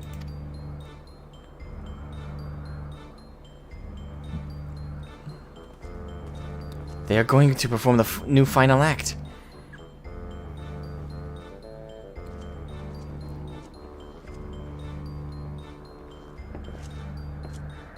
Begin.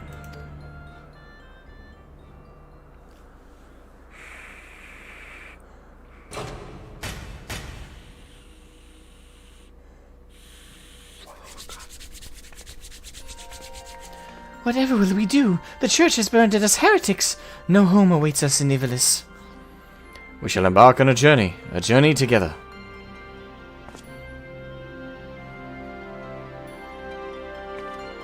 Together? Together, the crystal's call has been answered and evil vanquished from the land. We are now free to soar like the griffin. Free? But how? By casting off our noble names and forging a new path, one not bound by fate. And on that path we shall meet new friends, make a new family.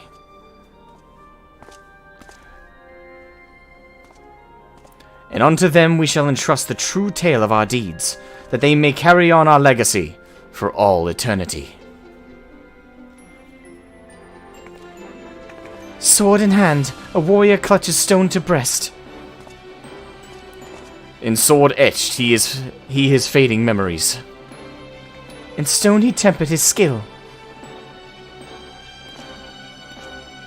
By sword attested, by stone revealed. Their tale can now be told.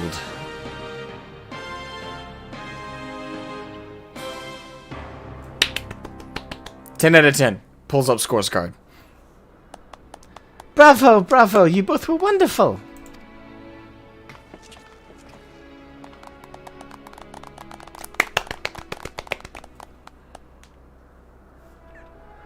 I am inclined to agree with the Lady Muriela's sentiments, but there is always room for improvement. Back to your positions, everyone. Again, from the top.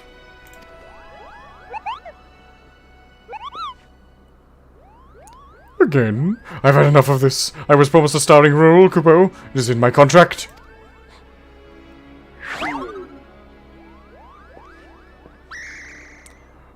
Oh, hush, brother, before Genomis has us back to polishing boot buckles again.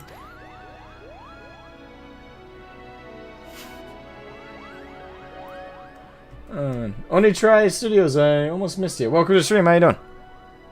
How you doing, how you doing?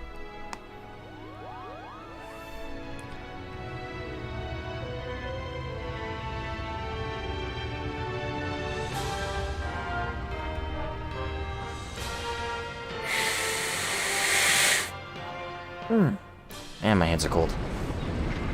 Meanwhile, in the clockwork city of Goog. Goog.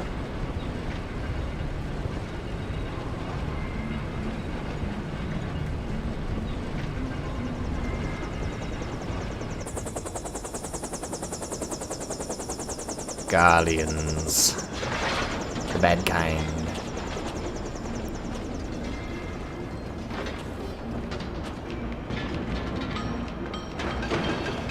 Yeah, boy.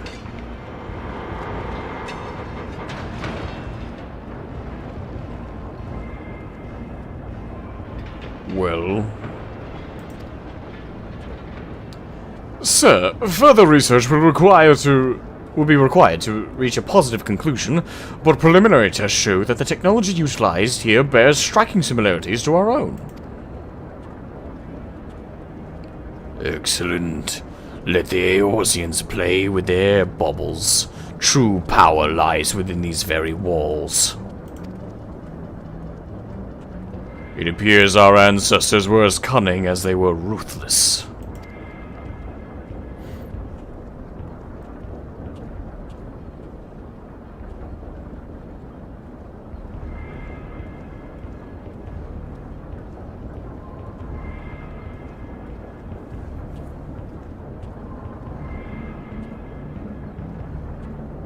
A weapon powerful enough to carve a gateway to the land's very core. His Radiance would be eager to test this, Tartarus. Wouldn't you all agree?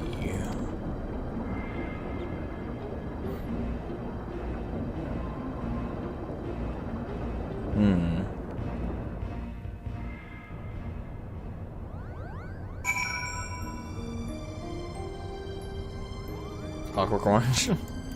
Clockwork Orange. Suppose we ought to exit. Exit! Alright. I started completing Ivalice raids, and I'll see you in ENDWALKER. I'll see you in ENDWALKER, Laura and Crystal. Thank you for being part of the group. Alright. Oh boy. Now, only one thing I want to do before I am satisfied. And that's simply unlock Bozja. I don't even care about doing any story arcs or anything in it. Just unlock the damn thing. Well, wasn't that an adventure, Shroud? It is sad to think we must soon part ways. What with all we've been through these past few moons? Satisfied with the city's unwillingness to turn him over to the Garleans, Genomis has decided to purchase a permanent berth above Kugane for the Prima Vista. Supposedly, he has already received petitions from hundreds of Gecko and Genin to join the company. And then there is the matter of my assignment. You'll be delighted to learn that I am almost finished. What? How do you expect one to write an expose when off battling forces of evil from beyond the void? Don't you worry though. A few more weeks and I'll have a draft. Alright, an outline. Until then, I'll stay here in Kugane a while longer. At the Raven's expense, of course. Farewell!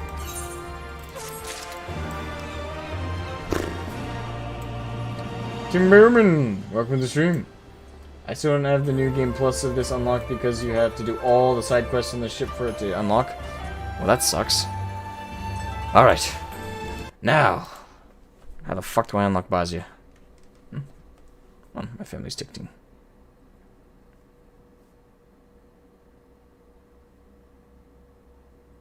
Ah. Well, now we know what's for dinner. Alright. Now. Bozja.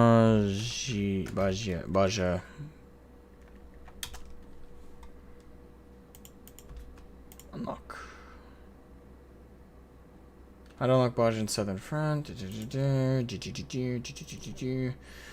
Okay, in order to Southern Front, you need to complete a few quests first. Blah, blah, blah. Vows of virtue, deeds of cruelty, and interrogers reach, finish the Bozja incident, and fire and forge. Gain access.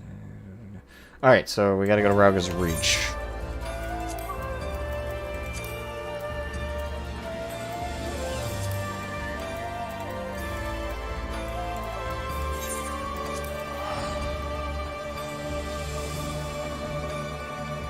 Oh.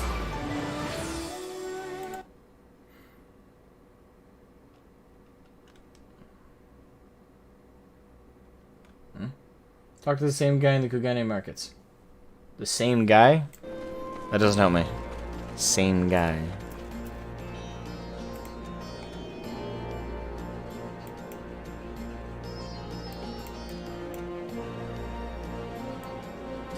Ooze. Secretive ooze. Here we go.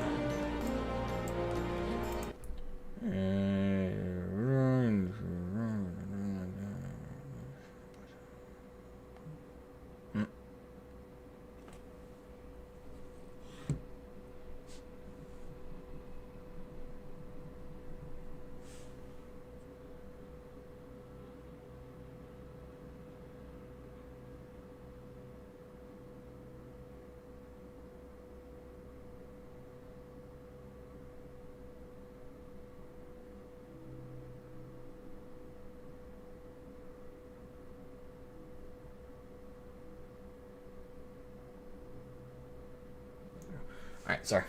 Same guy who started the Ivalice raid?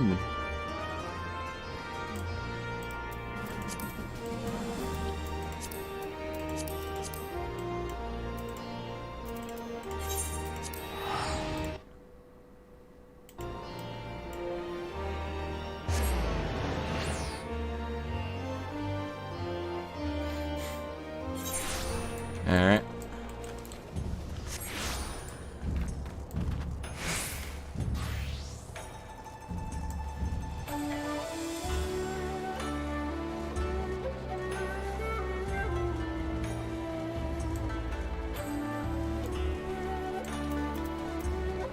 Hail to the Queen.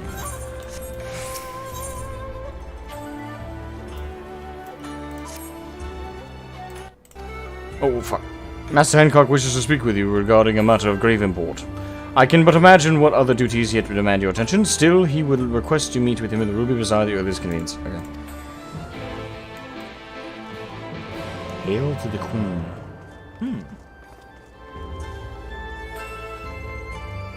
Alright. So, hail to the Queen. Hold on. Bozja.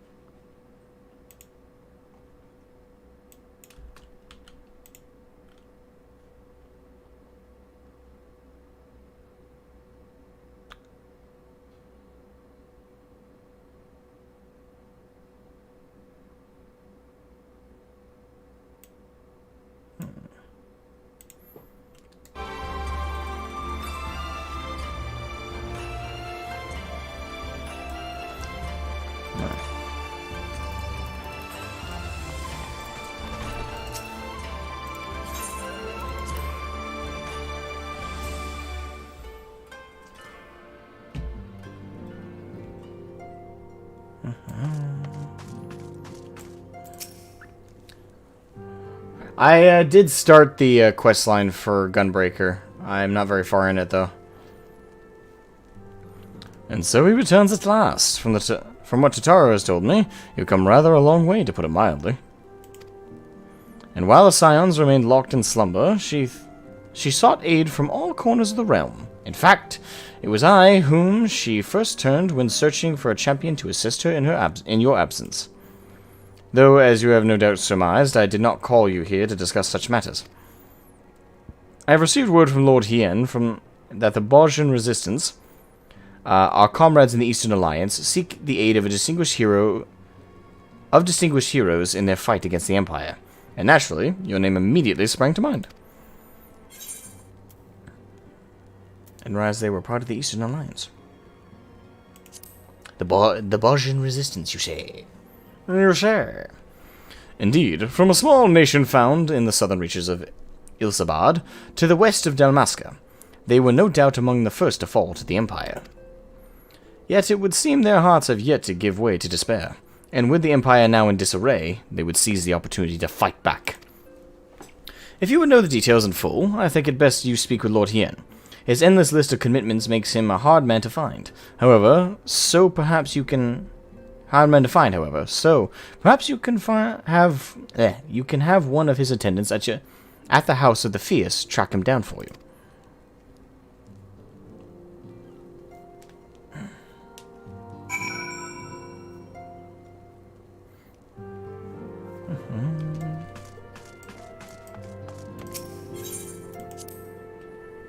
You found it strange that the Warrior of Light was changing into a Sin Eater in one of the cutscenes? Why'd you find it strange? It was perfectly explained. I'll go to Authod. That's the Fierce. Boom. Teleport! Instant transmission! Boom!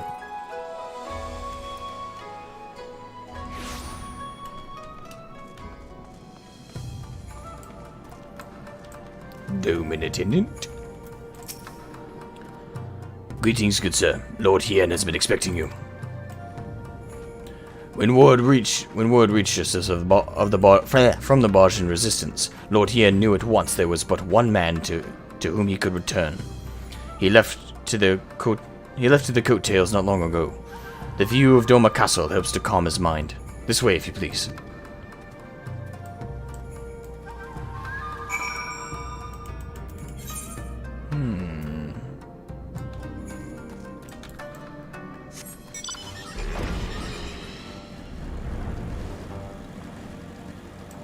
I just simply want to unlock Bozja.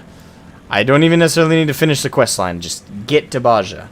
That, for me, I'll be satisfied. Not really, I'll come back to the questline, of course, but I'll be satisfied enough before ENDWALKER. That's one little thing left to do.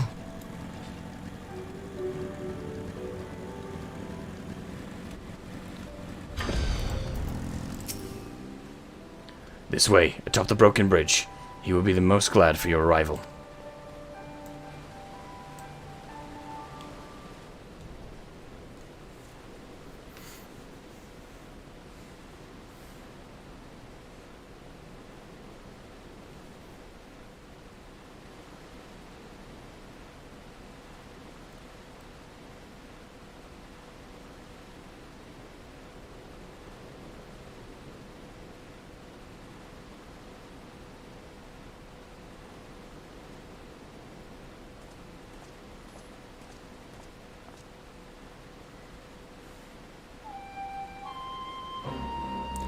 Do you remember when first we shared a view of this castle together? Still under the Gallians' control, perhaps.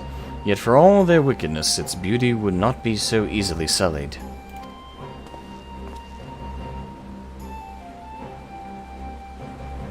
There's my boy.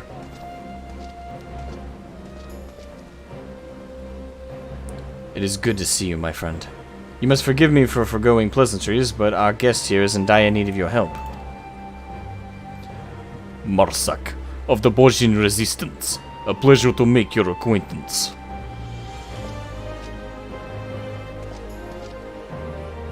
As you have no doubt already heard from Lord Hien, my people seek to reclaim our homeland from the Empire. Under his auspices and that of the Eorzean Alliance, we aim to do just that. However, we recently received word that the 4th Legion, Imperial Legion has been making plans of their own. It has long held the provinces of Nansha, Dalmasca, and Bozja in an iron grip, using its Dalmascan headquarters to house the bulk of its forces. Until recently, that is. They appear to be diverting resources and manpower to their forces stationed in Bozja. In fact, 3 battalions are en route as we speak. We thought perhaps to strike before they could fully assemble, but the Borgian resistance lacks the means to drive them off on its own. Aid from the Dalmascan resistance groups may have sufficed. Sadly, even Fran from Nette's Tears has been unable to bring an end to their infighting. All hope is not lost, however, for Lord Yen has made a most intriguing proposal.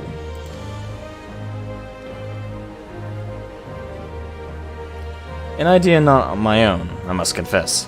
We have our old friend Gosetsu to thank. As the Empire tightened its grip in Doma, our people were at a crossroads. Would they lay down and surrender, or stand up and fight?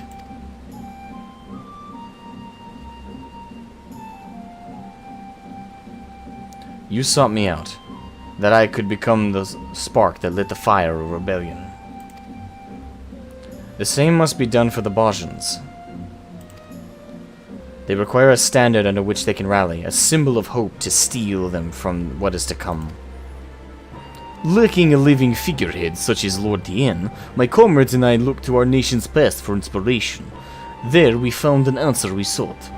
Gunhilder's blades. They were the elite guard of Queen Gunhilder, possessed of weapons blessed by the gods. Their exploits would become legend after defending our peoples against the Alagons in the Third Astral Era. The strength of their steel was masked only by their dedication to the Queen. Should one lose their life in service, their holy blade was then passed on to a successor. In time, their title would lend itself to the most renowned of their weaponry, the Gunblade. But in truth, each member of her guard was master of a unique weapon. Though these sacred relics have been lost to time, I would see them forged anew. Armed thus, our people would know no fear, and drive back our oppressors, just as Queen Gunhilder did the Alagons. An admittedly lofty and otherwise unattainable goal for one such as I, which is why I have traveled far and wide in search of great minds and greater heroes who might lend us their aid. We would be honored to have one of your renown at our side.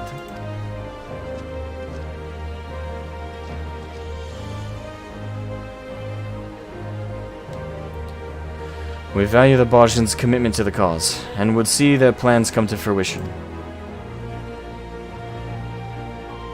Unfortunately, duty demands that I remain here. I could not in good conscience leave knowing the Empire yet threatens the border of Alamigo. Should you choose to accompany him to Bozja, might I ask you also act as a representative of the Eastern Alliance in my stead?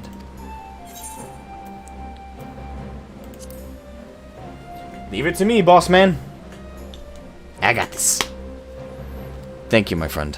If there is aught else you require to the Eastern Alliance, you need only ask. Safe travels to you both.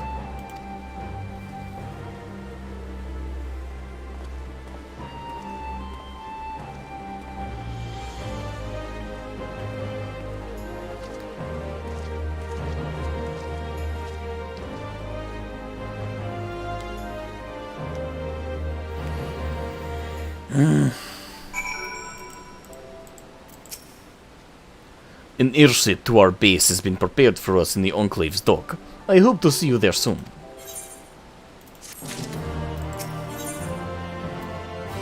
Add to the past. When you have finished your preparations, meet me at the dock and we can be on our way. Of course.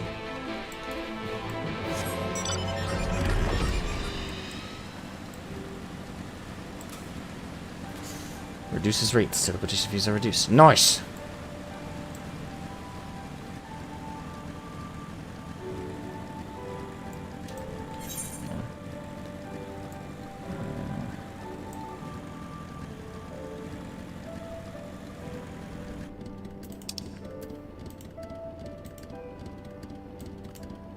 I can cheat.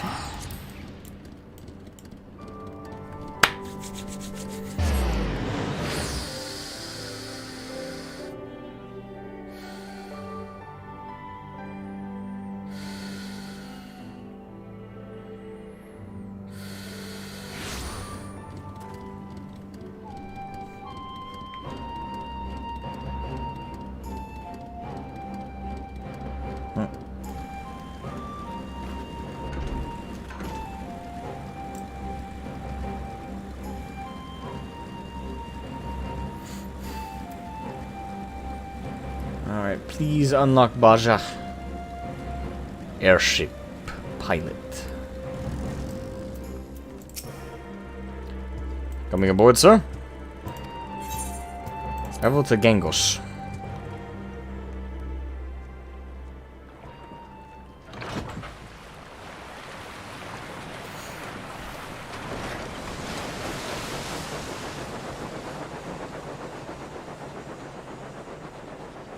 Tally her.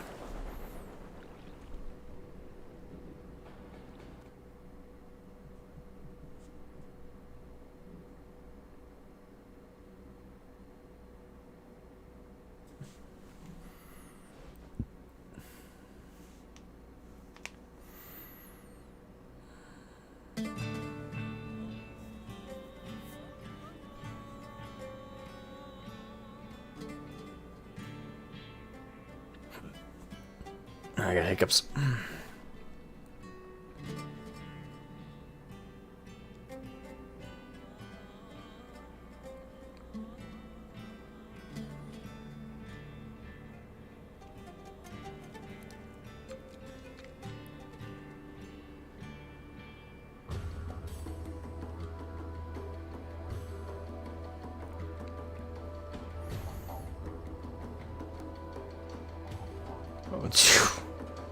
That's a hell of a facial hair. That we should play host to the liberator of Doma and our amigo himself. I did not think you could be persuaded to help us. Bajalian, leader of the Bozjan resistance. Not the best choice for their job, if I'm to be frank, but I will bear the title all the same.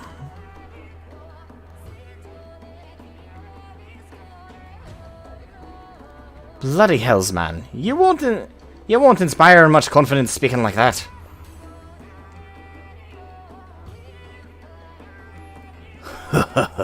You're quite right, Master Geralt. Well, you're here. Won't you come and welcome our guest? Huh? What in the seven hells are you doing here? Eosia's greatest hero and her finest blacksmith. With the two of you here, our plan is sure to succeed. Would the Queen Gunhilder were here to witness this.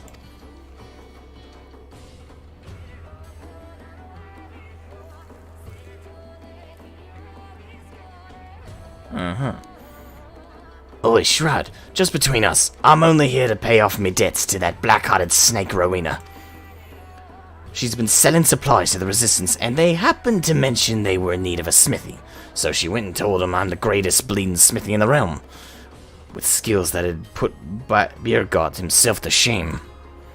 Can't rightly say I'm even half of what she claimed, but I'll do me damnedest. They're happy to ply me with good grub and even better booze, so play along, will ya? Okay.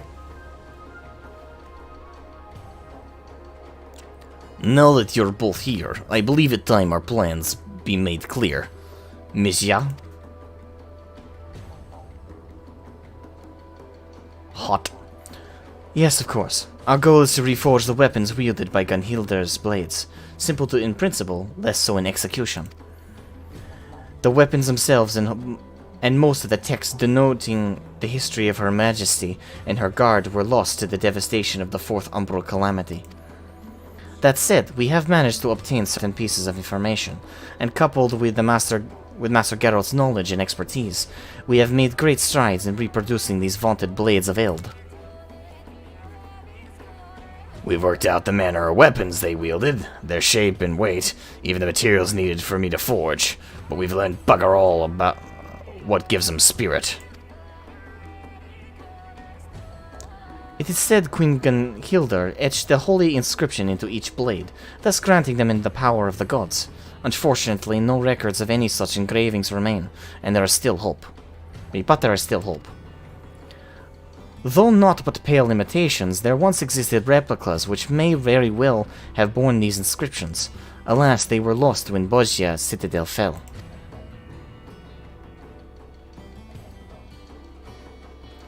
Do you know of the Bozja incident? Yes, I do, though admittedly I do not recall it in detail. Which is true. Learned a little bit of detail about it during the Omega raids. That a worldly adventurer such as yourself would know of this is no surprise, if I may. I would share the tragic tale of our homeland. 15 summers past, the Garleans were conducting experiments, seeking a means to make contact with the lesser moon, Dalamud. They believed the satellite to be possessed of immense power, and the lunar transmitter was erected in the hopes of harnessing it. But when the transmitter was activated and the signal sent, Dalamud responded with an immense blast of raw energy. The destruction wrought defied reckoning. Come on. The citadel and the relics of Queen Gunhildr's kingdom, naught was left but smoke and ash. Hope ain't lost yet, though. The Citadel's been wiped off the bloody map, aye. But there's still a way for us to find those inscriptions. Or so I've been told. An explanation better left to one far more knowledgeable than I.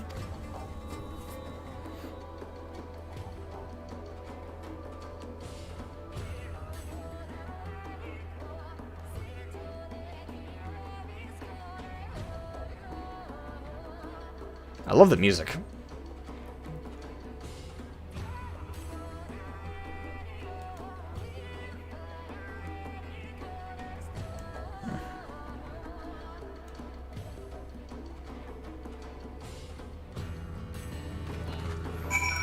Ah, familiar faces.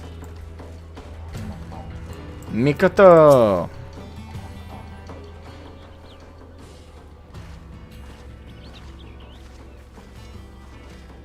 Her again? Yep, immediately after I finish the raids. 'Tis good to see you again, Trout, though I had hoped to accomplish more before your arrival. Wait, don't tell me. Your name is... I'm sure your help will be invaluable. Now is... Yep, there we go.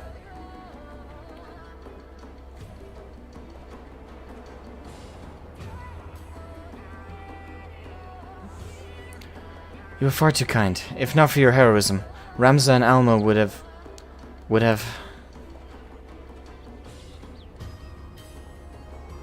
Easy. Don't lose your cool now.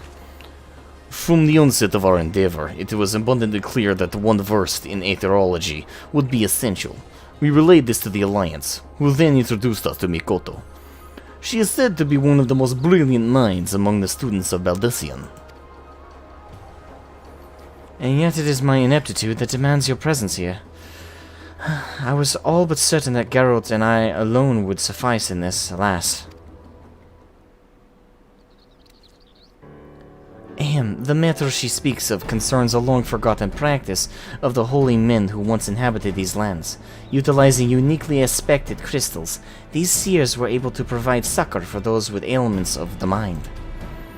They possess the ability to shape their very memories, removing those deemed harmful and replacing them, that the patient may find some semblance of peace. I too dismiss the notion that such practices could exist. That is, until a recent excavation unearthed compelling evidence of their work. The crystals, we believe, were used in their healing. Unfortunately, we were unable to discern how they are meant to be used. It was at this juncture that we petitioned for Mikoto's assistance. Well, lass, made any progress? My initial analysis suggests that the crystals were artificially created at some point in the distant past. The materials used suggest they were most likely produced by the ancestral peoples of this area. What's more, their ethereal signature is strikingly similar to the oscillatory activity of brainwaves, which, when made to resonate with the distinct frequency NRR-type harmonic vibrations of an individual's... Ah, I've done it again, haven't I?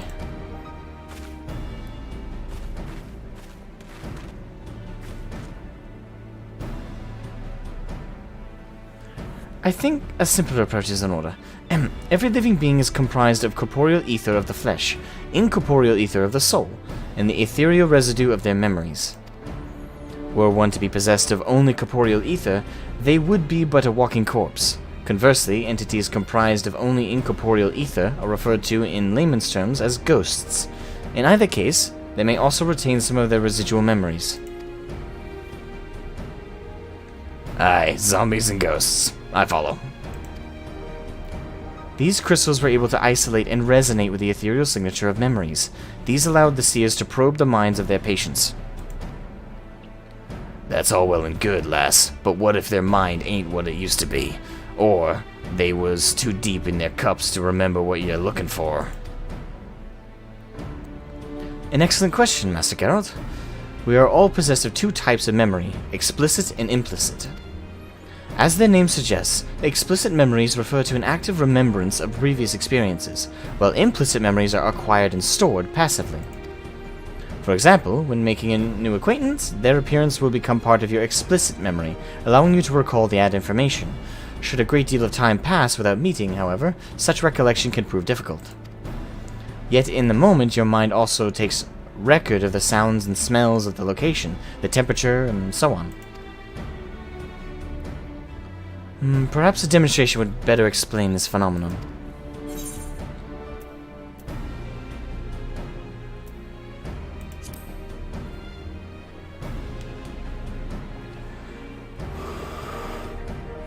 Thankfully, that will not be necessary. When I was first told of the seers and their practices, I was immediately reminded of your ability to peer into the past. The Echo. I believe these people were blessed with a similar gift, and it is for that reason that they were chosen to serve as seers. Though I too am possessed of the Echo, I lack the ability to peer into the past as you do, and thus have been unable to wield the power of these crystals. That's why we called you here. Until now, I could do naught but posit theories. With your help, however, I may now put them to the proof. And you, Master Geralt, shall be my first test subject.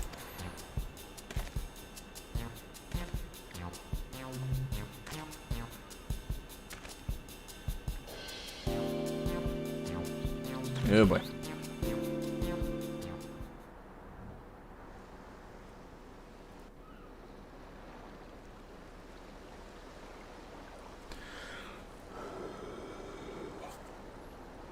Cool dance. Shroud, I would like you to recall the last time you experienced the Echo. Concentrate on that feeling. Master Geralt, I need you to recall a memory of the past. It may be anything you like. You better not go poking around in there digging up something unsavory like ye here, lass. Please, Master Geralt, focus.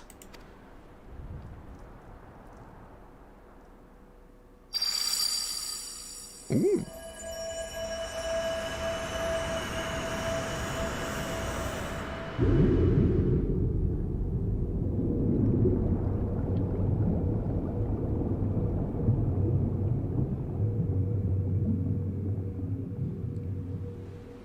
Like a jacuzzi.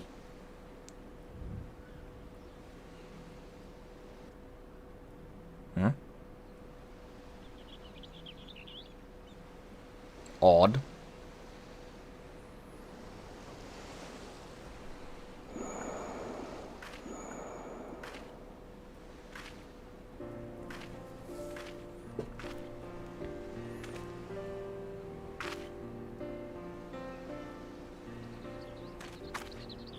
This is most unexpected. For reasons I cannot yet explain, it appears the Echo has allowed me to accompany you into this memory. You're a skilled smith, Geralt. There's no denying that, but you hold money. But you hold money about as well as your liquor. Well, what bloody good is money if you can't spend it? A man has to live a little, Rowena. Aye, and it wouldn't hurt for a man to use his head, neither. With all that talent of yours, I reckon you could have amassed a small fortune by now. Could have been you sitting on the syndicate instead of Godbert. As if I'd ever want to be anything like that doddering old half-dressed. I was about to say, you ain't much more dressed than Godbert.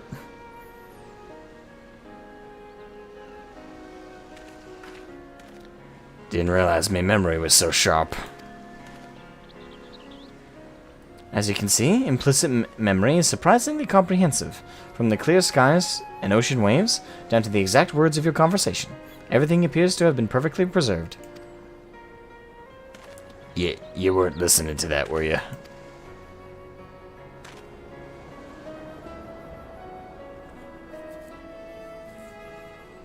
Every time someone gives you a good advice, you turn around and do the complete sodden opposite. I used to like that rebellious streak of yours, but now I see you're just a bloody idiot. Honestly, I don't know what I ever saw in you. Whatever it is you think you saw, it ain't as if I've changed since then. And you haven't neither. Still as beautiful as the day we met. Aww. Romance. Whoa, hold on a minute. I never said anything like that. I swear on me last mug of ale.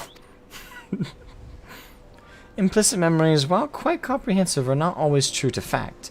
In the case of painful or otherwise undesirable experiences, they can be obfuscated to protect oneself from hard truths. Our perception of reality can also distort them as well, even when first committed to the mind. Then, as time passes, such distortions can grow. Happy memories become more joyous, sad ones all the more bitter.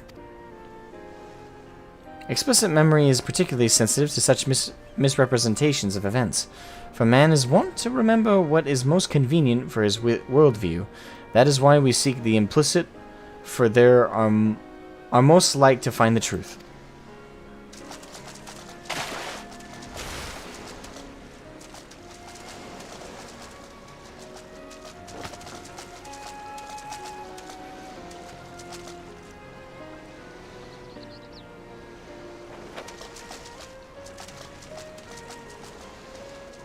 That's kind of cute.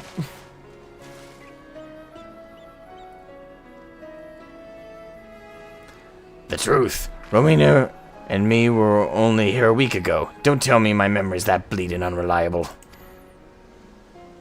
A self-imposed delusion, perhaps? As I said before, the mind always has ways of concealing painful memories.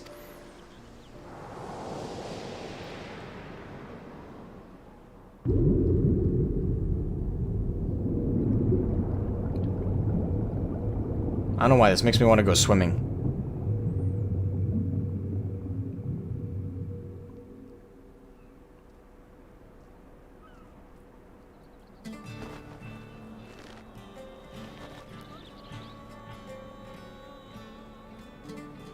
I ain't feeling so well, if you'll excuse me.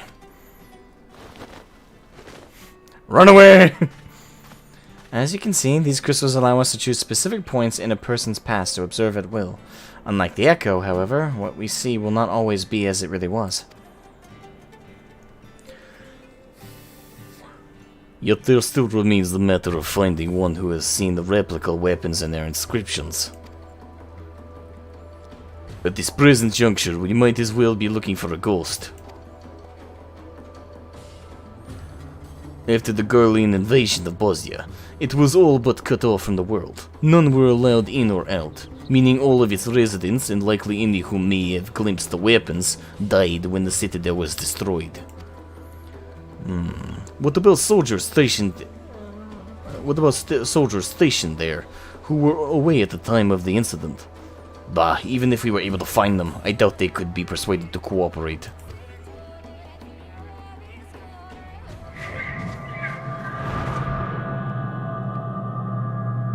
Uh-oh. What the?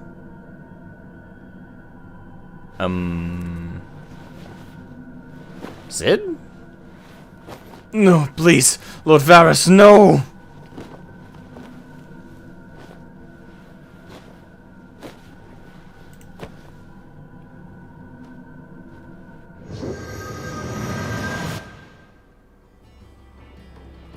The fuck? You saw it too. My visions, they were not of what has come to pass, but what is yet to be. A premonition? Could it be the crystal allowed us to share my vision as well? Mikoto, Shroud, are you two alright?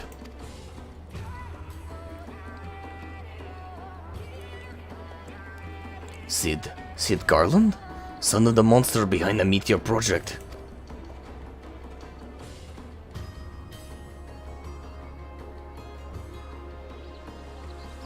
Come to think of it, Yukari mentioned that Doma and the Eosian Alliance have been receiving support from Garland Ironworks.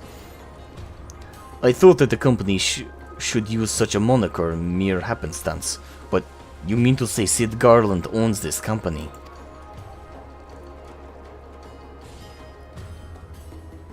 The son of Midas Nant Garland lives.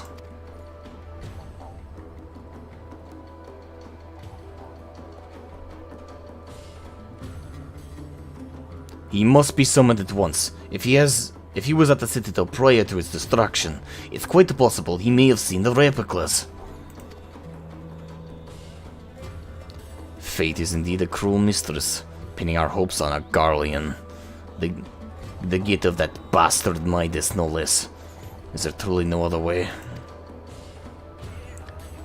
Bazarian, please. Very well. I only hope our fallen comrades can forgive us.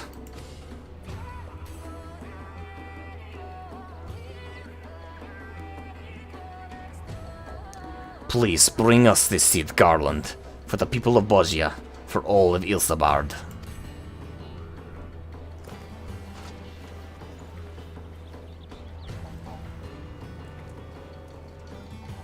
Don't need a bow, I'll just call him.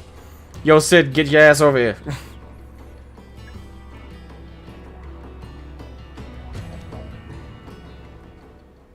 That was a long cutscene, holy crap.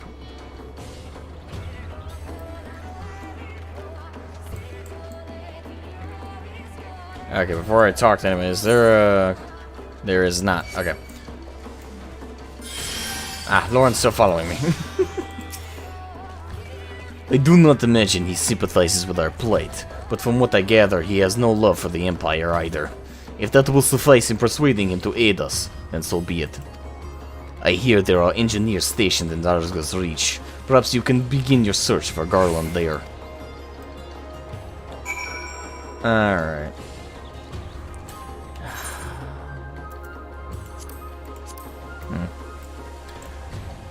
Fortunately...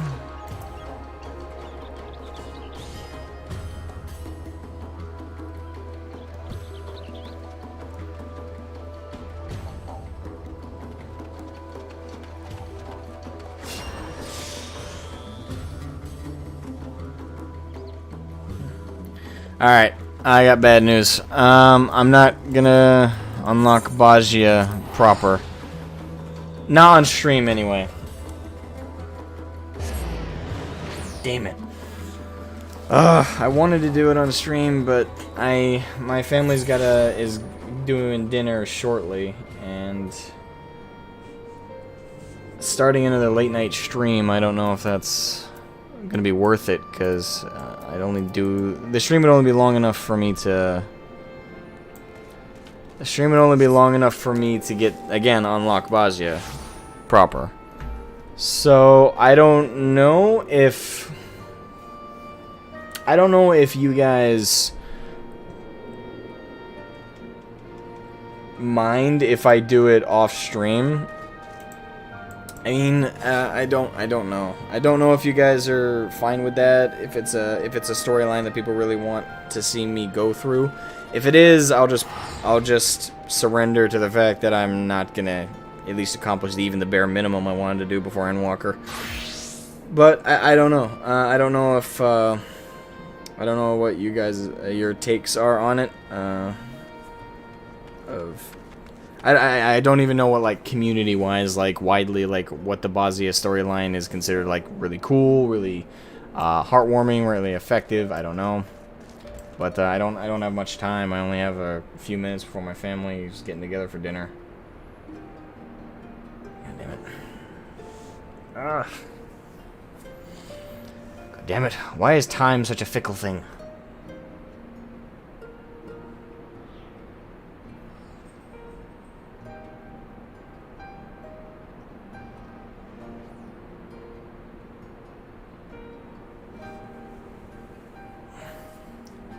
Get a vote? I mean, yeah, if you guys want to voice your perspective, like, how, in your opinion, is the Bozja storyline something people really, really want to see? Would it be a missed opportunity if I did it off stream? You know, you guys are, I'm kind of petitioning for opinions.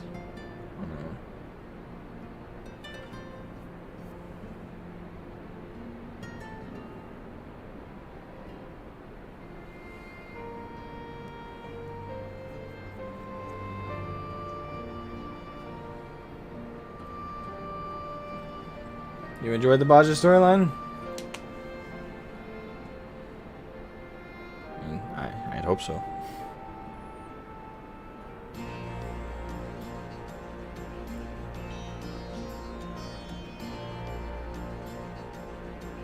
You have the same progress as me now? Okay.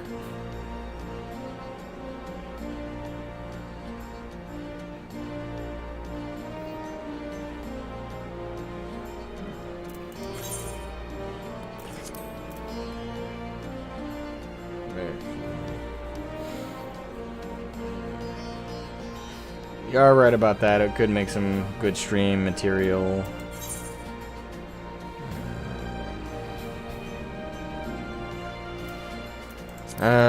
Fine. I will put it off for another time.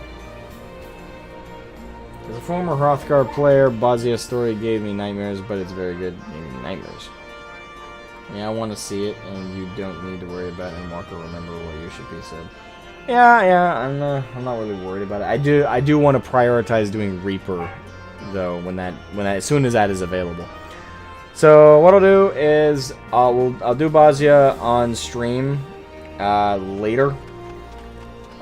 Tonight, probably what I'll do is I'll just set my character somewhere for the early access. It's gonna drop on Friday because of Thursday's pretty much all day maintenance.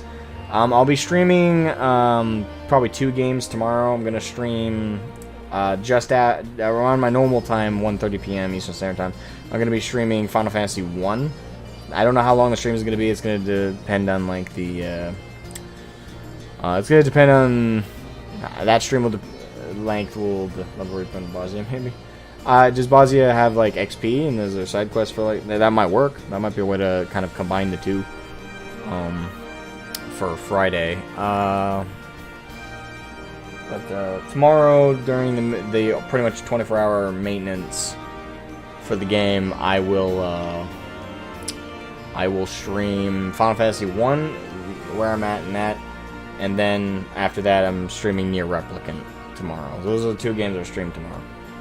On that, I'll say goodnight for now, guys. Thank you guys so much for watching. Thank you guys so much for hanging for the stream. If you enjoyed the stream, please leave a like before you leave. If you're new to the channel, please subscribe, and it's always good to have you guys join me for these. I stream when I'm not sick with COVID.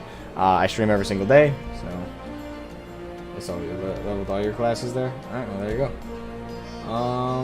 Yeah. So, have a good night, guys. I will see you guys tomorrow for Final Fantasy 1, and, well, hopefully, Final Fantasy 1 and Nier Replicant, where I'm at in that. Yeah. Maybe. There's definitely going to be quest lines available for leveling Reaper, so that helps things out. Side quests included. Yep, have an amazing night, guys. Thank you guys for making the stream amazing with your presence, as always. Love you guys, and I'll catch you guys. If I don't catch you guys tomorrow, if you're not interested in the Final Fantasy 1 playthrough and the Nier Replicant one, I'll see you guys Friday at some at some point Friday, I'm gonna hopefully get in through the queue, the immense queue that we all know it's going to be, and we're gonna start leveling Reaper for those who can do that. Or I might even catch you guys then, because you guys are gonna probably be hammering away at the MSQ. So anyway, I'll see you when I see you guys. Love you guys as always, and I'll catch you guys later. Bye bye.